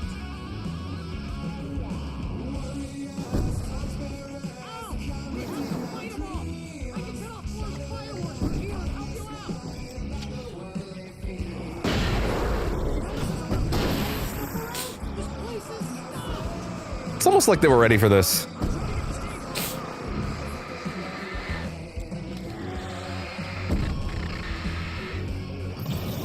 Memory and thought. Jet Black and Claude. Children of the Elder God.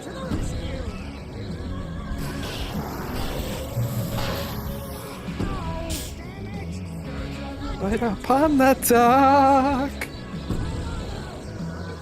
Oh!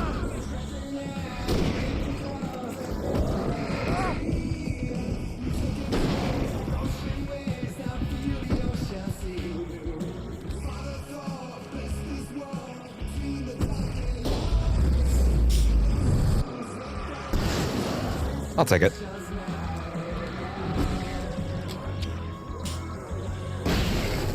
Memory and thought. Jet Black and Claude.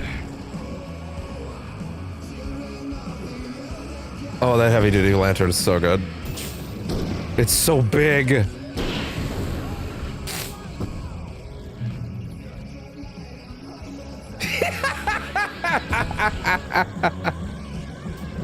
Oh!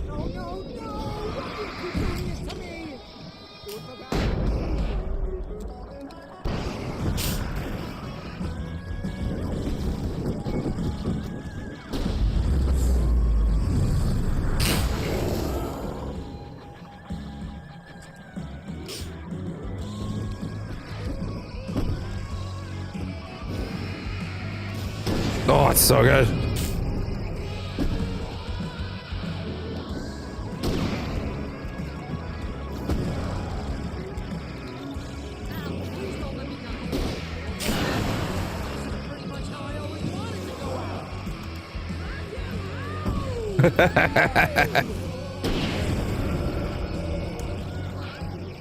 Jet Black and Claude.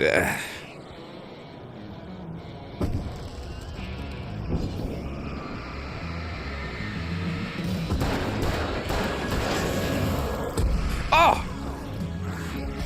No! Oh! Oh! Oh!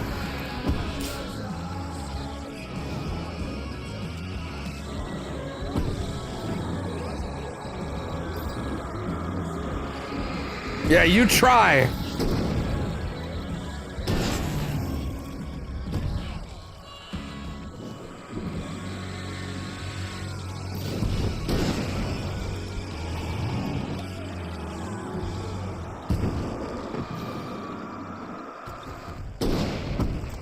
no, here it comes. Come on.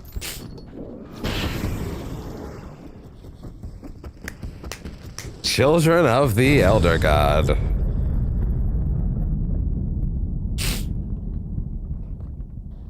Ugh. Why? That was awesome! Why did the shack explode, I mean? Rock and roll capital of America. I definitely fucking forgot about this one. Wait, what? Oh, here. I definitely fucking forgot about that one, wow. Deputy Mulligan tuned Thornton's chatter out. He didn't think riders were particularly useful people. A huge manhunt for one struck him as idiotic. Yeah. Certainly not worth the missed opportunity for coffee and pie. It wasn't even clear what the man had done, except run from them at the trailer park. Mulligan knew. Oh, they were at the trailer park. That's interesting. The sheriff's patience with the Fed was running out. Yeah, everybody can tell this dude's full of shit. Hey, Al! This way to the farm!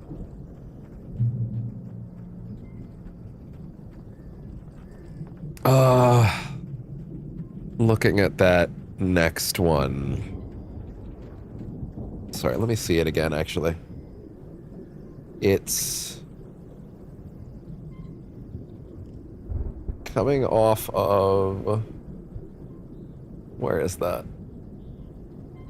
Oh! Okay, it's off to the side of this next building. Gotcha. Lovely.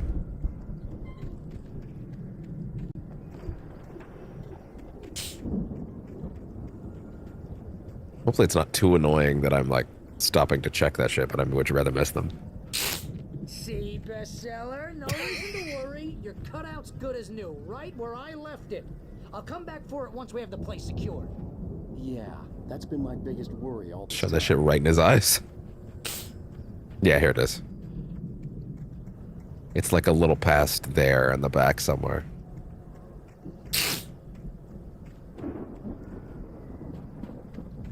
It's like, there it is. Are you for real? That's funny. Those are the only ones I missed. That's wild. As the deputies On this machine anyway. Agent Nightingale I used to have them all. examined the stack of papers Wade had been carrying.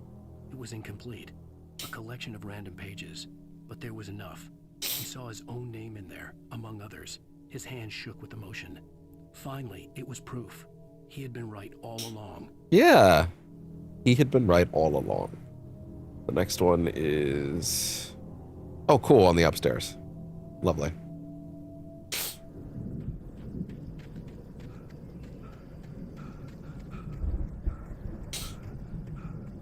Get a fucking treadmill, Alan. Oh my god.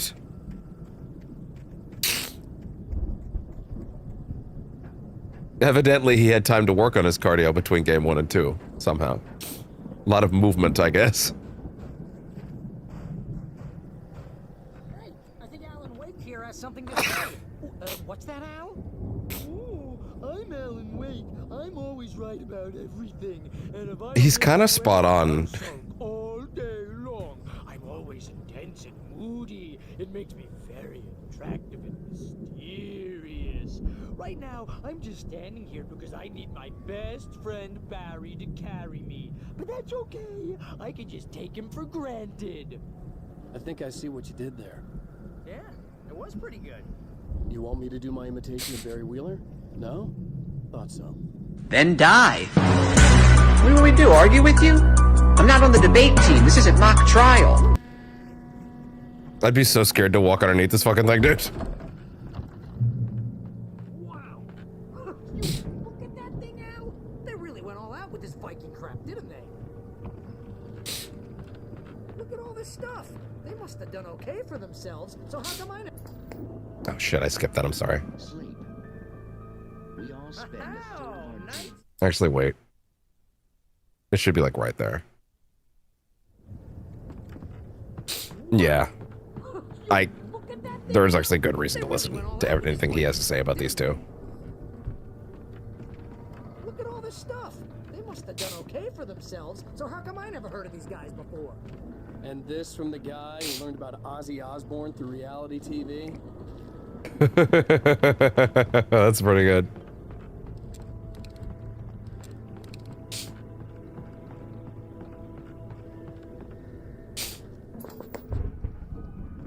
Sleep. We all spend dreams in a soft embrace, somewhere between fantasy and Hey, remember when I got you that gig? So much text on the screen. Oh my god. Got you started. Oh, is this one of your episodes?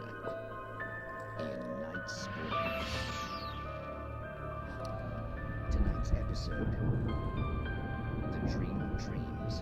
That's by someone else. Small thing. I actually really love how much that line illuminates about Barry.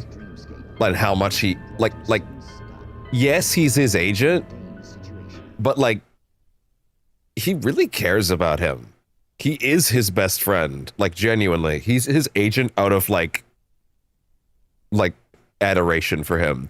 The fact that he instantaneously from the title knew if it was or wasn't one of his, I actually think speaks volumes about how intimately he knows his work and how much he cares about him as a person and what it's brought to both of their worlds. You could argue that that's like fucking, you know, that's his money sense is talking about, but I don't think many agents need to be that meticulous about the details to know, like, to make the money, you know, like that tends to come from actually caring about the details. And I think that says a lot about him. Like, he didn't have to think about it. He instantly heard it and went, no, that's not one of yours. This one's so good.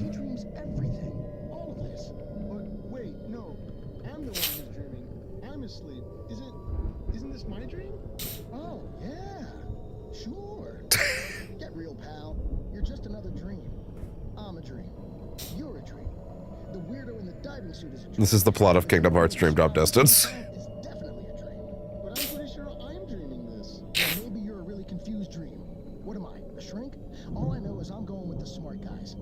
Anyone that doesn't know is like, what? Anyone that does know is like, oh my god! It means we keep him happy.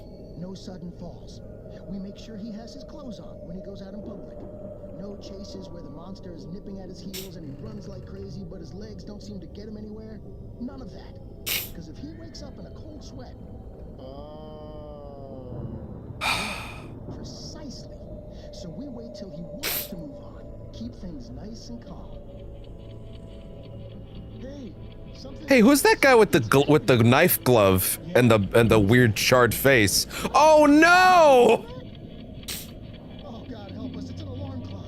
Oh, it's you, isn't it? Please, man, I gotta wipe this kid. Please don't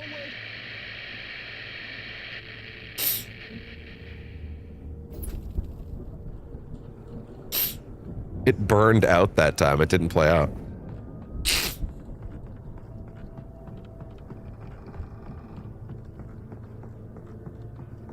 All right. It's 1976. Ooh. Madness reigns at the Anderson farm. Contrary to all logic, the headiest ingredient of their moonshine is unfiltered water from Cauldron Lake. The Andersons feel like gods. Odin can't stop laughing. He contemplates cutting his eye out. Oh wow, the last one's at the end. Naked, shrieking, hammer in hand, trying to Cutting his eye out. Their songs have power. Something ancient is stirring in the depths, coming back. Literally running around a cornfield screaming naked with a hammer in the air. And the fucking lake is like, yo, these guys got the juice! The Viking boat looked Yo! like a battering ram.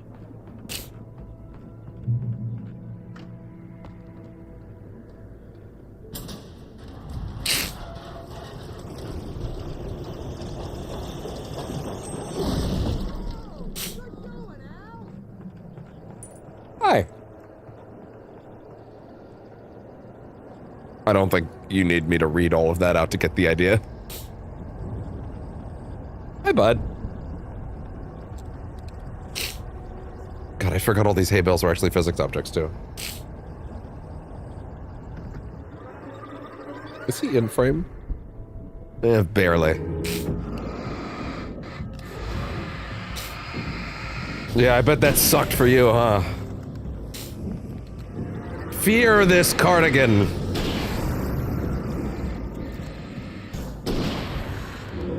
Crack shot.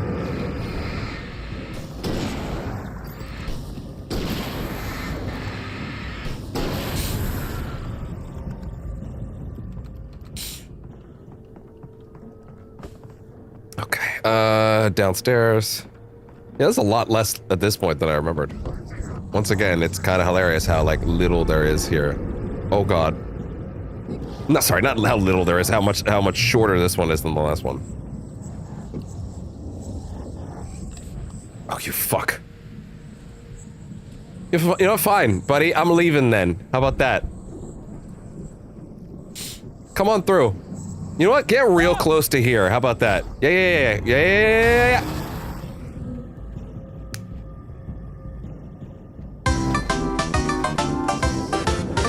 Oh!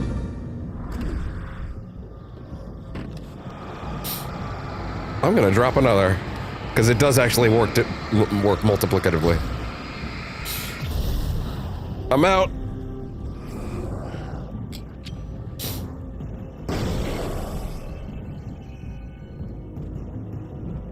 Hi, bud.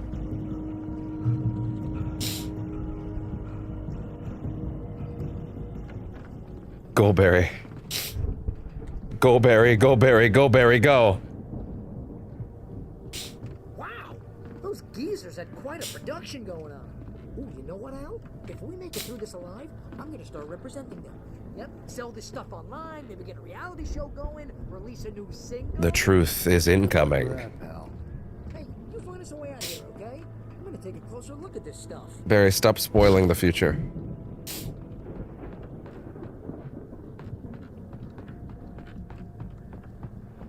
Be careful, Al! He is nothing if not a man of his word, huh?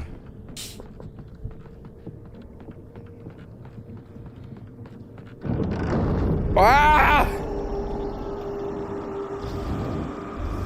Oh god.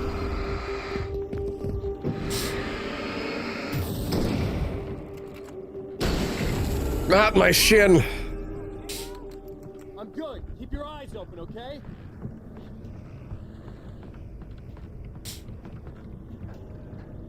Oh, big squeam!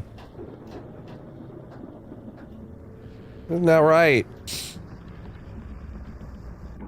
As you regular listeners know, I tend to work through Thank the you. night, but I'm not the only one.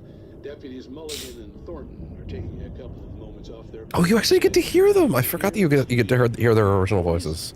Original voices. Well, I mean, I guess it's not wrong, but... I bet that keeps you in business. Pretty busy, yeah. Actually, Pat... The other ones have totally been overwritten at this point. They've been overwritten in my brain at this point. We can't talk about that, Thornton. I wasn't gonna say anything. I was just saying we got, you know, other irons to fry. And how would you compare your workload to last year's? Things have seemed relatively peaceful to me, but people do tend to get a little wild this time of year. Deerfest gets really crazy out there. All sorts of trouble this year. Vandalism, fighting, public disturbances. Hi, bud. A lot of people gone missing. Oh, very sweet kitty. Pretty much the usual stuff, Pat. Just, you know, a lot more of it. Now, is it just me, or does Deerfest get wilder every year? People seem to be A little. drunk, at least, or they start earlier and younger. Oh, it's definitely not just you, Pat, but... Definitely, Pat. Hey, I'm talking here, Thornton. Oh, shoot, I lost my train of thought. Not just me. Oh, yeah, it's wilder, Pat, but actually most of the trouble seems to be coming from grown men. People Goddamn. know better, you know? Kids are doing fine this year. Well, that's nice to hear, at least. Boys, I want to... Well, boys, get the hell out of here. You're ruining my show. Get back to your patrol. Sure thing, Pat. Yeah, sure thing, Pat. Oh, man. What a bunch of goobers.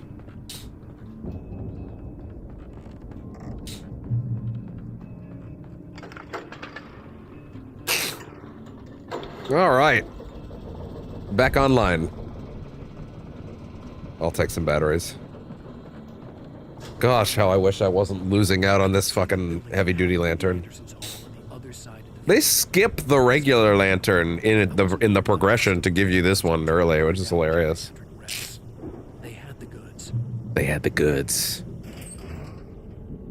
You don't have to kick it. You can just kind of climb over it, Alan. Jesus Christ. Jesus Christ, what the fuck?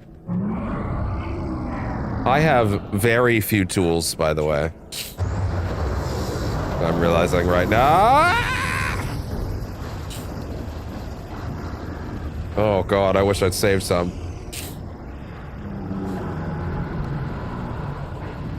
Unless he wants to get stuck there. Oh god. Great.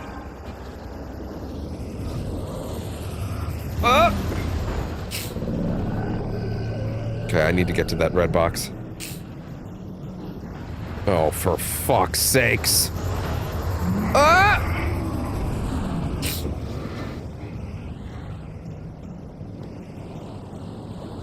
Oh god, I'm about to get run over.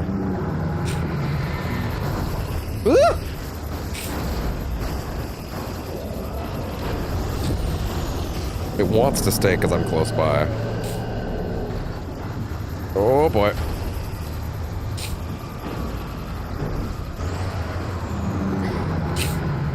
Come on. There we go.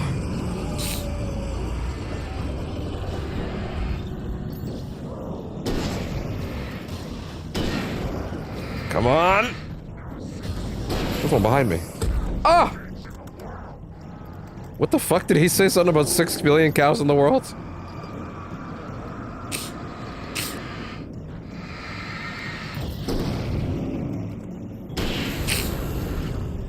Whew.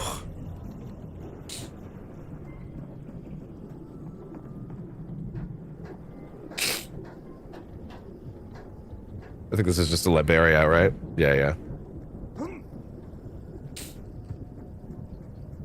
I can't remember if there's a line where it's like, I forgot to let Barry out. What a crappy friend. Al? Is that you out there, buddy? Yeah. Oh, too fast. Hey, let's go, man. Oh. Oh. I think we're gonna have to work together to open this gate, Al. Hey, I think that's the farm on the other side. The way Barry just fumbles is so good. This farm is a crazy place for crazy people. We should feel right at home then. Say that again? Valhalla! Come on, one more gate. Let's do this. It's really funny how not even barely there Barry is. Valhalla. The lights are out. Guess we better check the fuse box.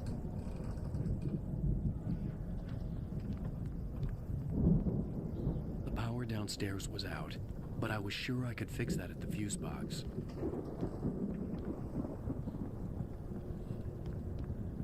All right. We are basically officially done for today.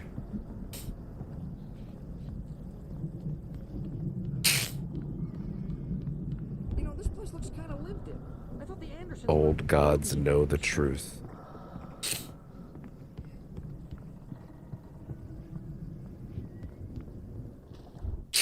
Again, Alice's screams rang in the stillness of the night. I saw myself run toward the cabin, flashlight in my hand. I followed my past self. I was an out-of-body observer, a time traveler in a crazy drunken dream. This was the beginning. The night Alice had disappeared. The mystery of what had happened during the missing week was about to reveal itself. It's my birthday!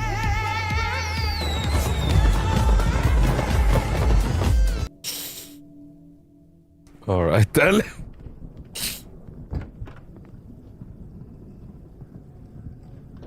Yeah, I think the first episode was like, I think episode 3 was like maybe 2.5 hours, including the preamble segment at the beginning of the stream, as always. And then I think this is like an hour and a half. Like it's like a full hour shorter. Of course, Much better paced. I need to find where it's coming from. That's the message the Andersons taught. I do genuinely think that's probably the moment when people that do fall off of the game or like lose interest in it. It's probably somewhere in episode 3, but I've yet to hear of anybody that made it to 4 and then didn't make it throughout the rest, you know. I totally get it. 3 is a bit of a hump. All right, let me actually let that be heard for a second.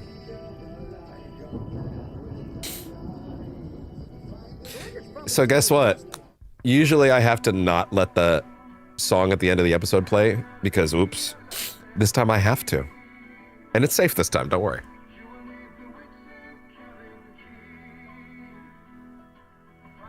And also I wouldn't dare of skipping it.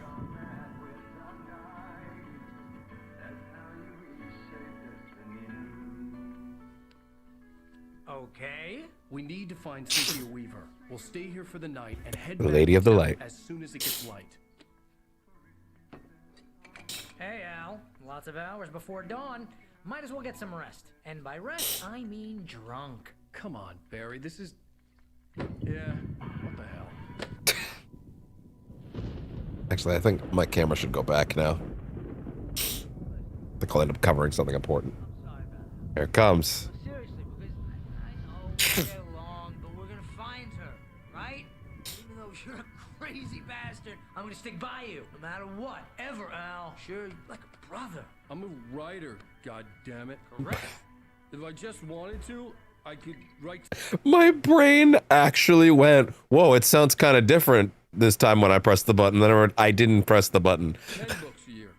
And they'd be the best books that year. No, you couldn't. That's right, I couldn't. But I could, because I'm a writer. What? What do they put in this stuff? I feel like my brain is coming out of my nose. I'm gonna get the recipe off those coots and be a booze millionaire. I just miss her, Barry. I just want her here with me. I know, Al. I know. It's gonna be okay. We're gonna make it okay. We shape destiny.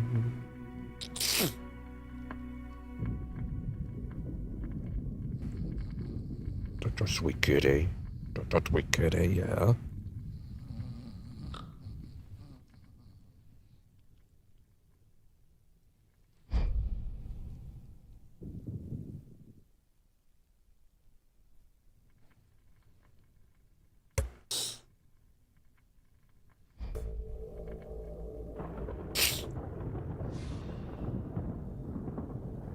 Thank you. Out of body.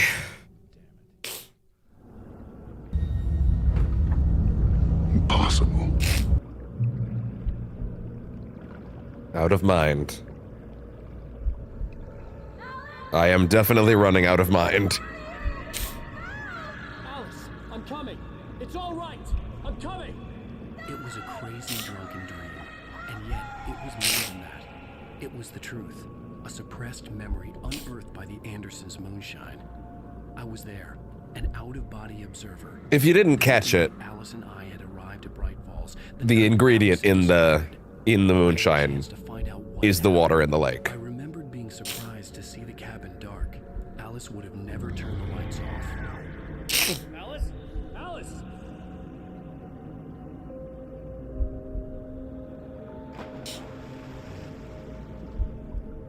I remembered thinking I caught a glimpse of her form underwater, sinking into the darkness.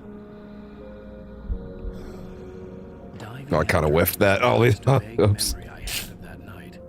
After that, the next thing I could remember was waking up behind the wheel of the crash car and finding the first pages of the manuscript.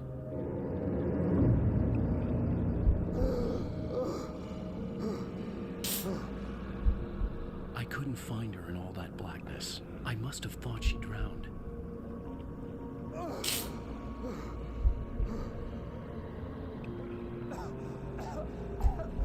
Alice! Jagger had Alice, and so she had me. Alice!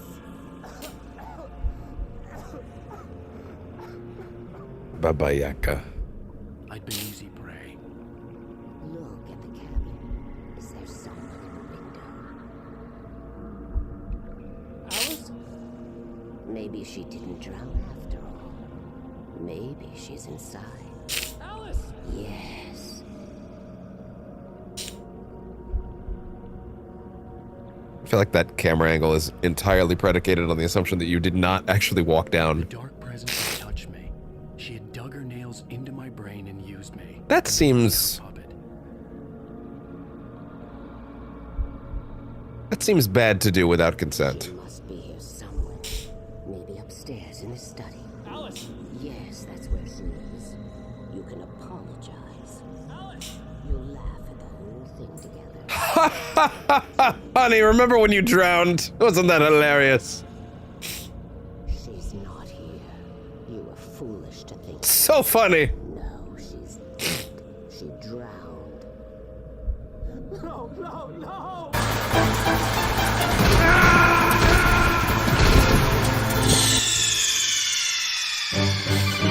Snake, answer me! Snake! Snake! You are guilty. All she wanted was to help you right. You killed her. Jesus Christ, what the fuck? This is a special place. Here, you have the power to change things. She wants you to write. I will tell you what to do.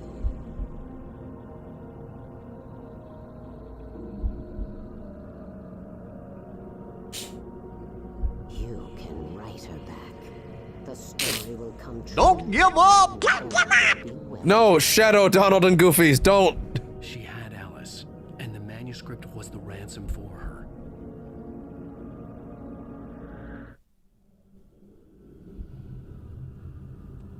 Welcome to hell, motherfucker!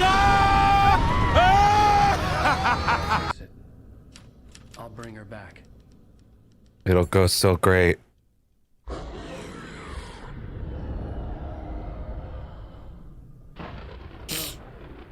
wrote it. I remembered it all now. In the dark, I'd written for days, a week, almost a complete manuscript of a novel entitled Departure. Jagger had been my editor, whispering in my ear, making sure that the unfolding story would make her more and more powerful. I thought I was saving Alice. Even with the cobweb she put in my head, some part of me had been aware enough to write my escape into the story, to bring a light into the cabin to release me before I could finish. To interrupt the horror story before the ending. Pretty baller of you. Consumed everything and everyone. Stephen King would have been out there in like 2 pages. But I had written him into the story, and his light had been enough to set me free. Stephen King could have written 2 pages and somehow left this place with 30 books.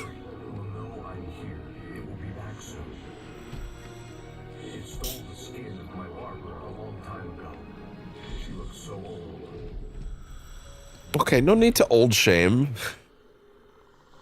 You probably don't look too great yourself. Or do you?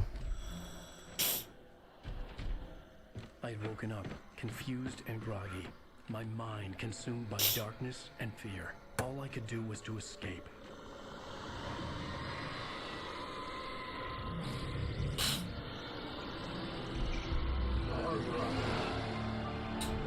Evil Dead camera. The week spent in the cabin had taken its toll. I was barely conscious and fading fast. It had to have cost Zane terribly, thrown him even deeper into whatever dark place he now haunted. But he had managed to weaken the dark presence, kept me safe that night.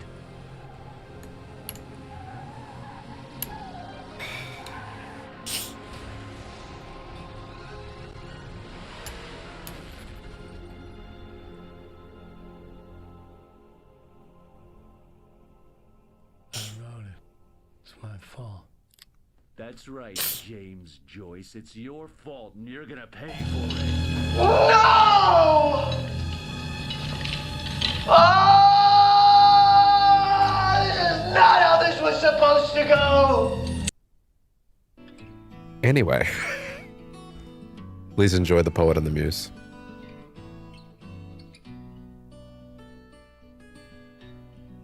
And also, I hope you had a good time and percentage chance for the day. when this is done, we will be too. Enjoy it.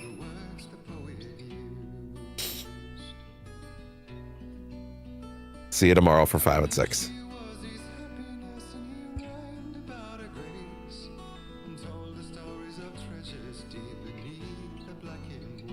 I don't usually get outros this perfect, okay? I gotta take it.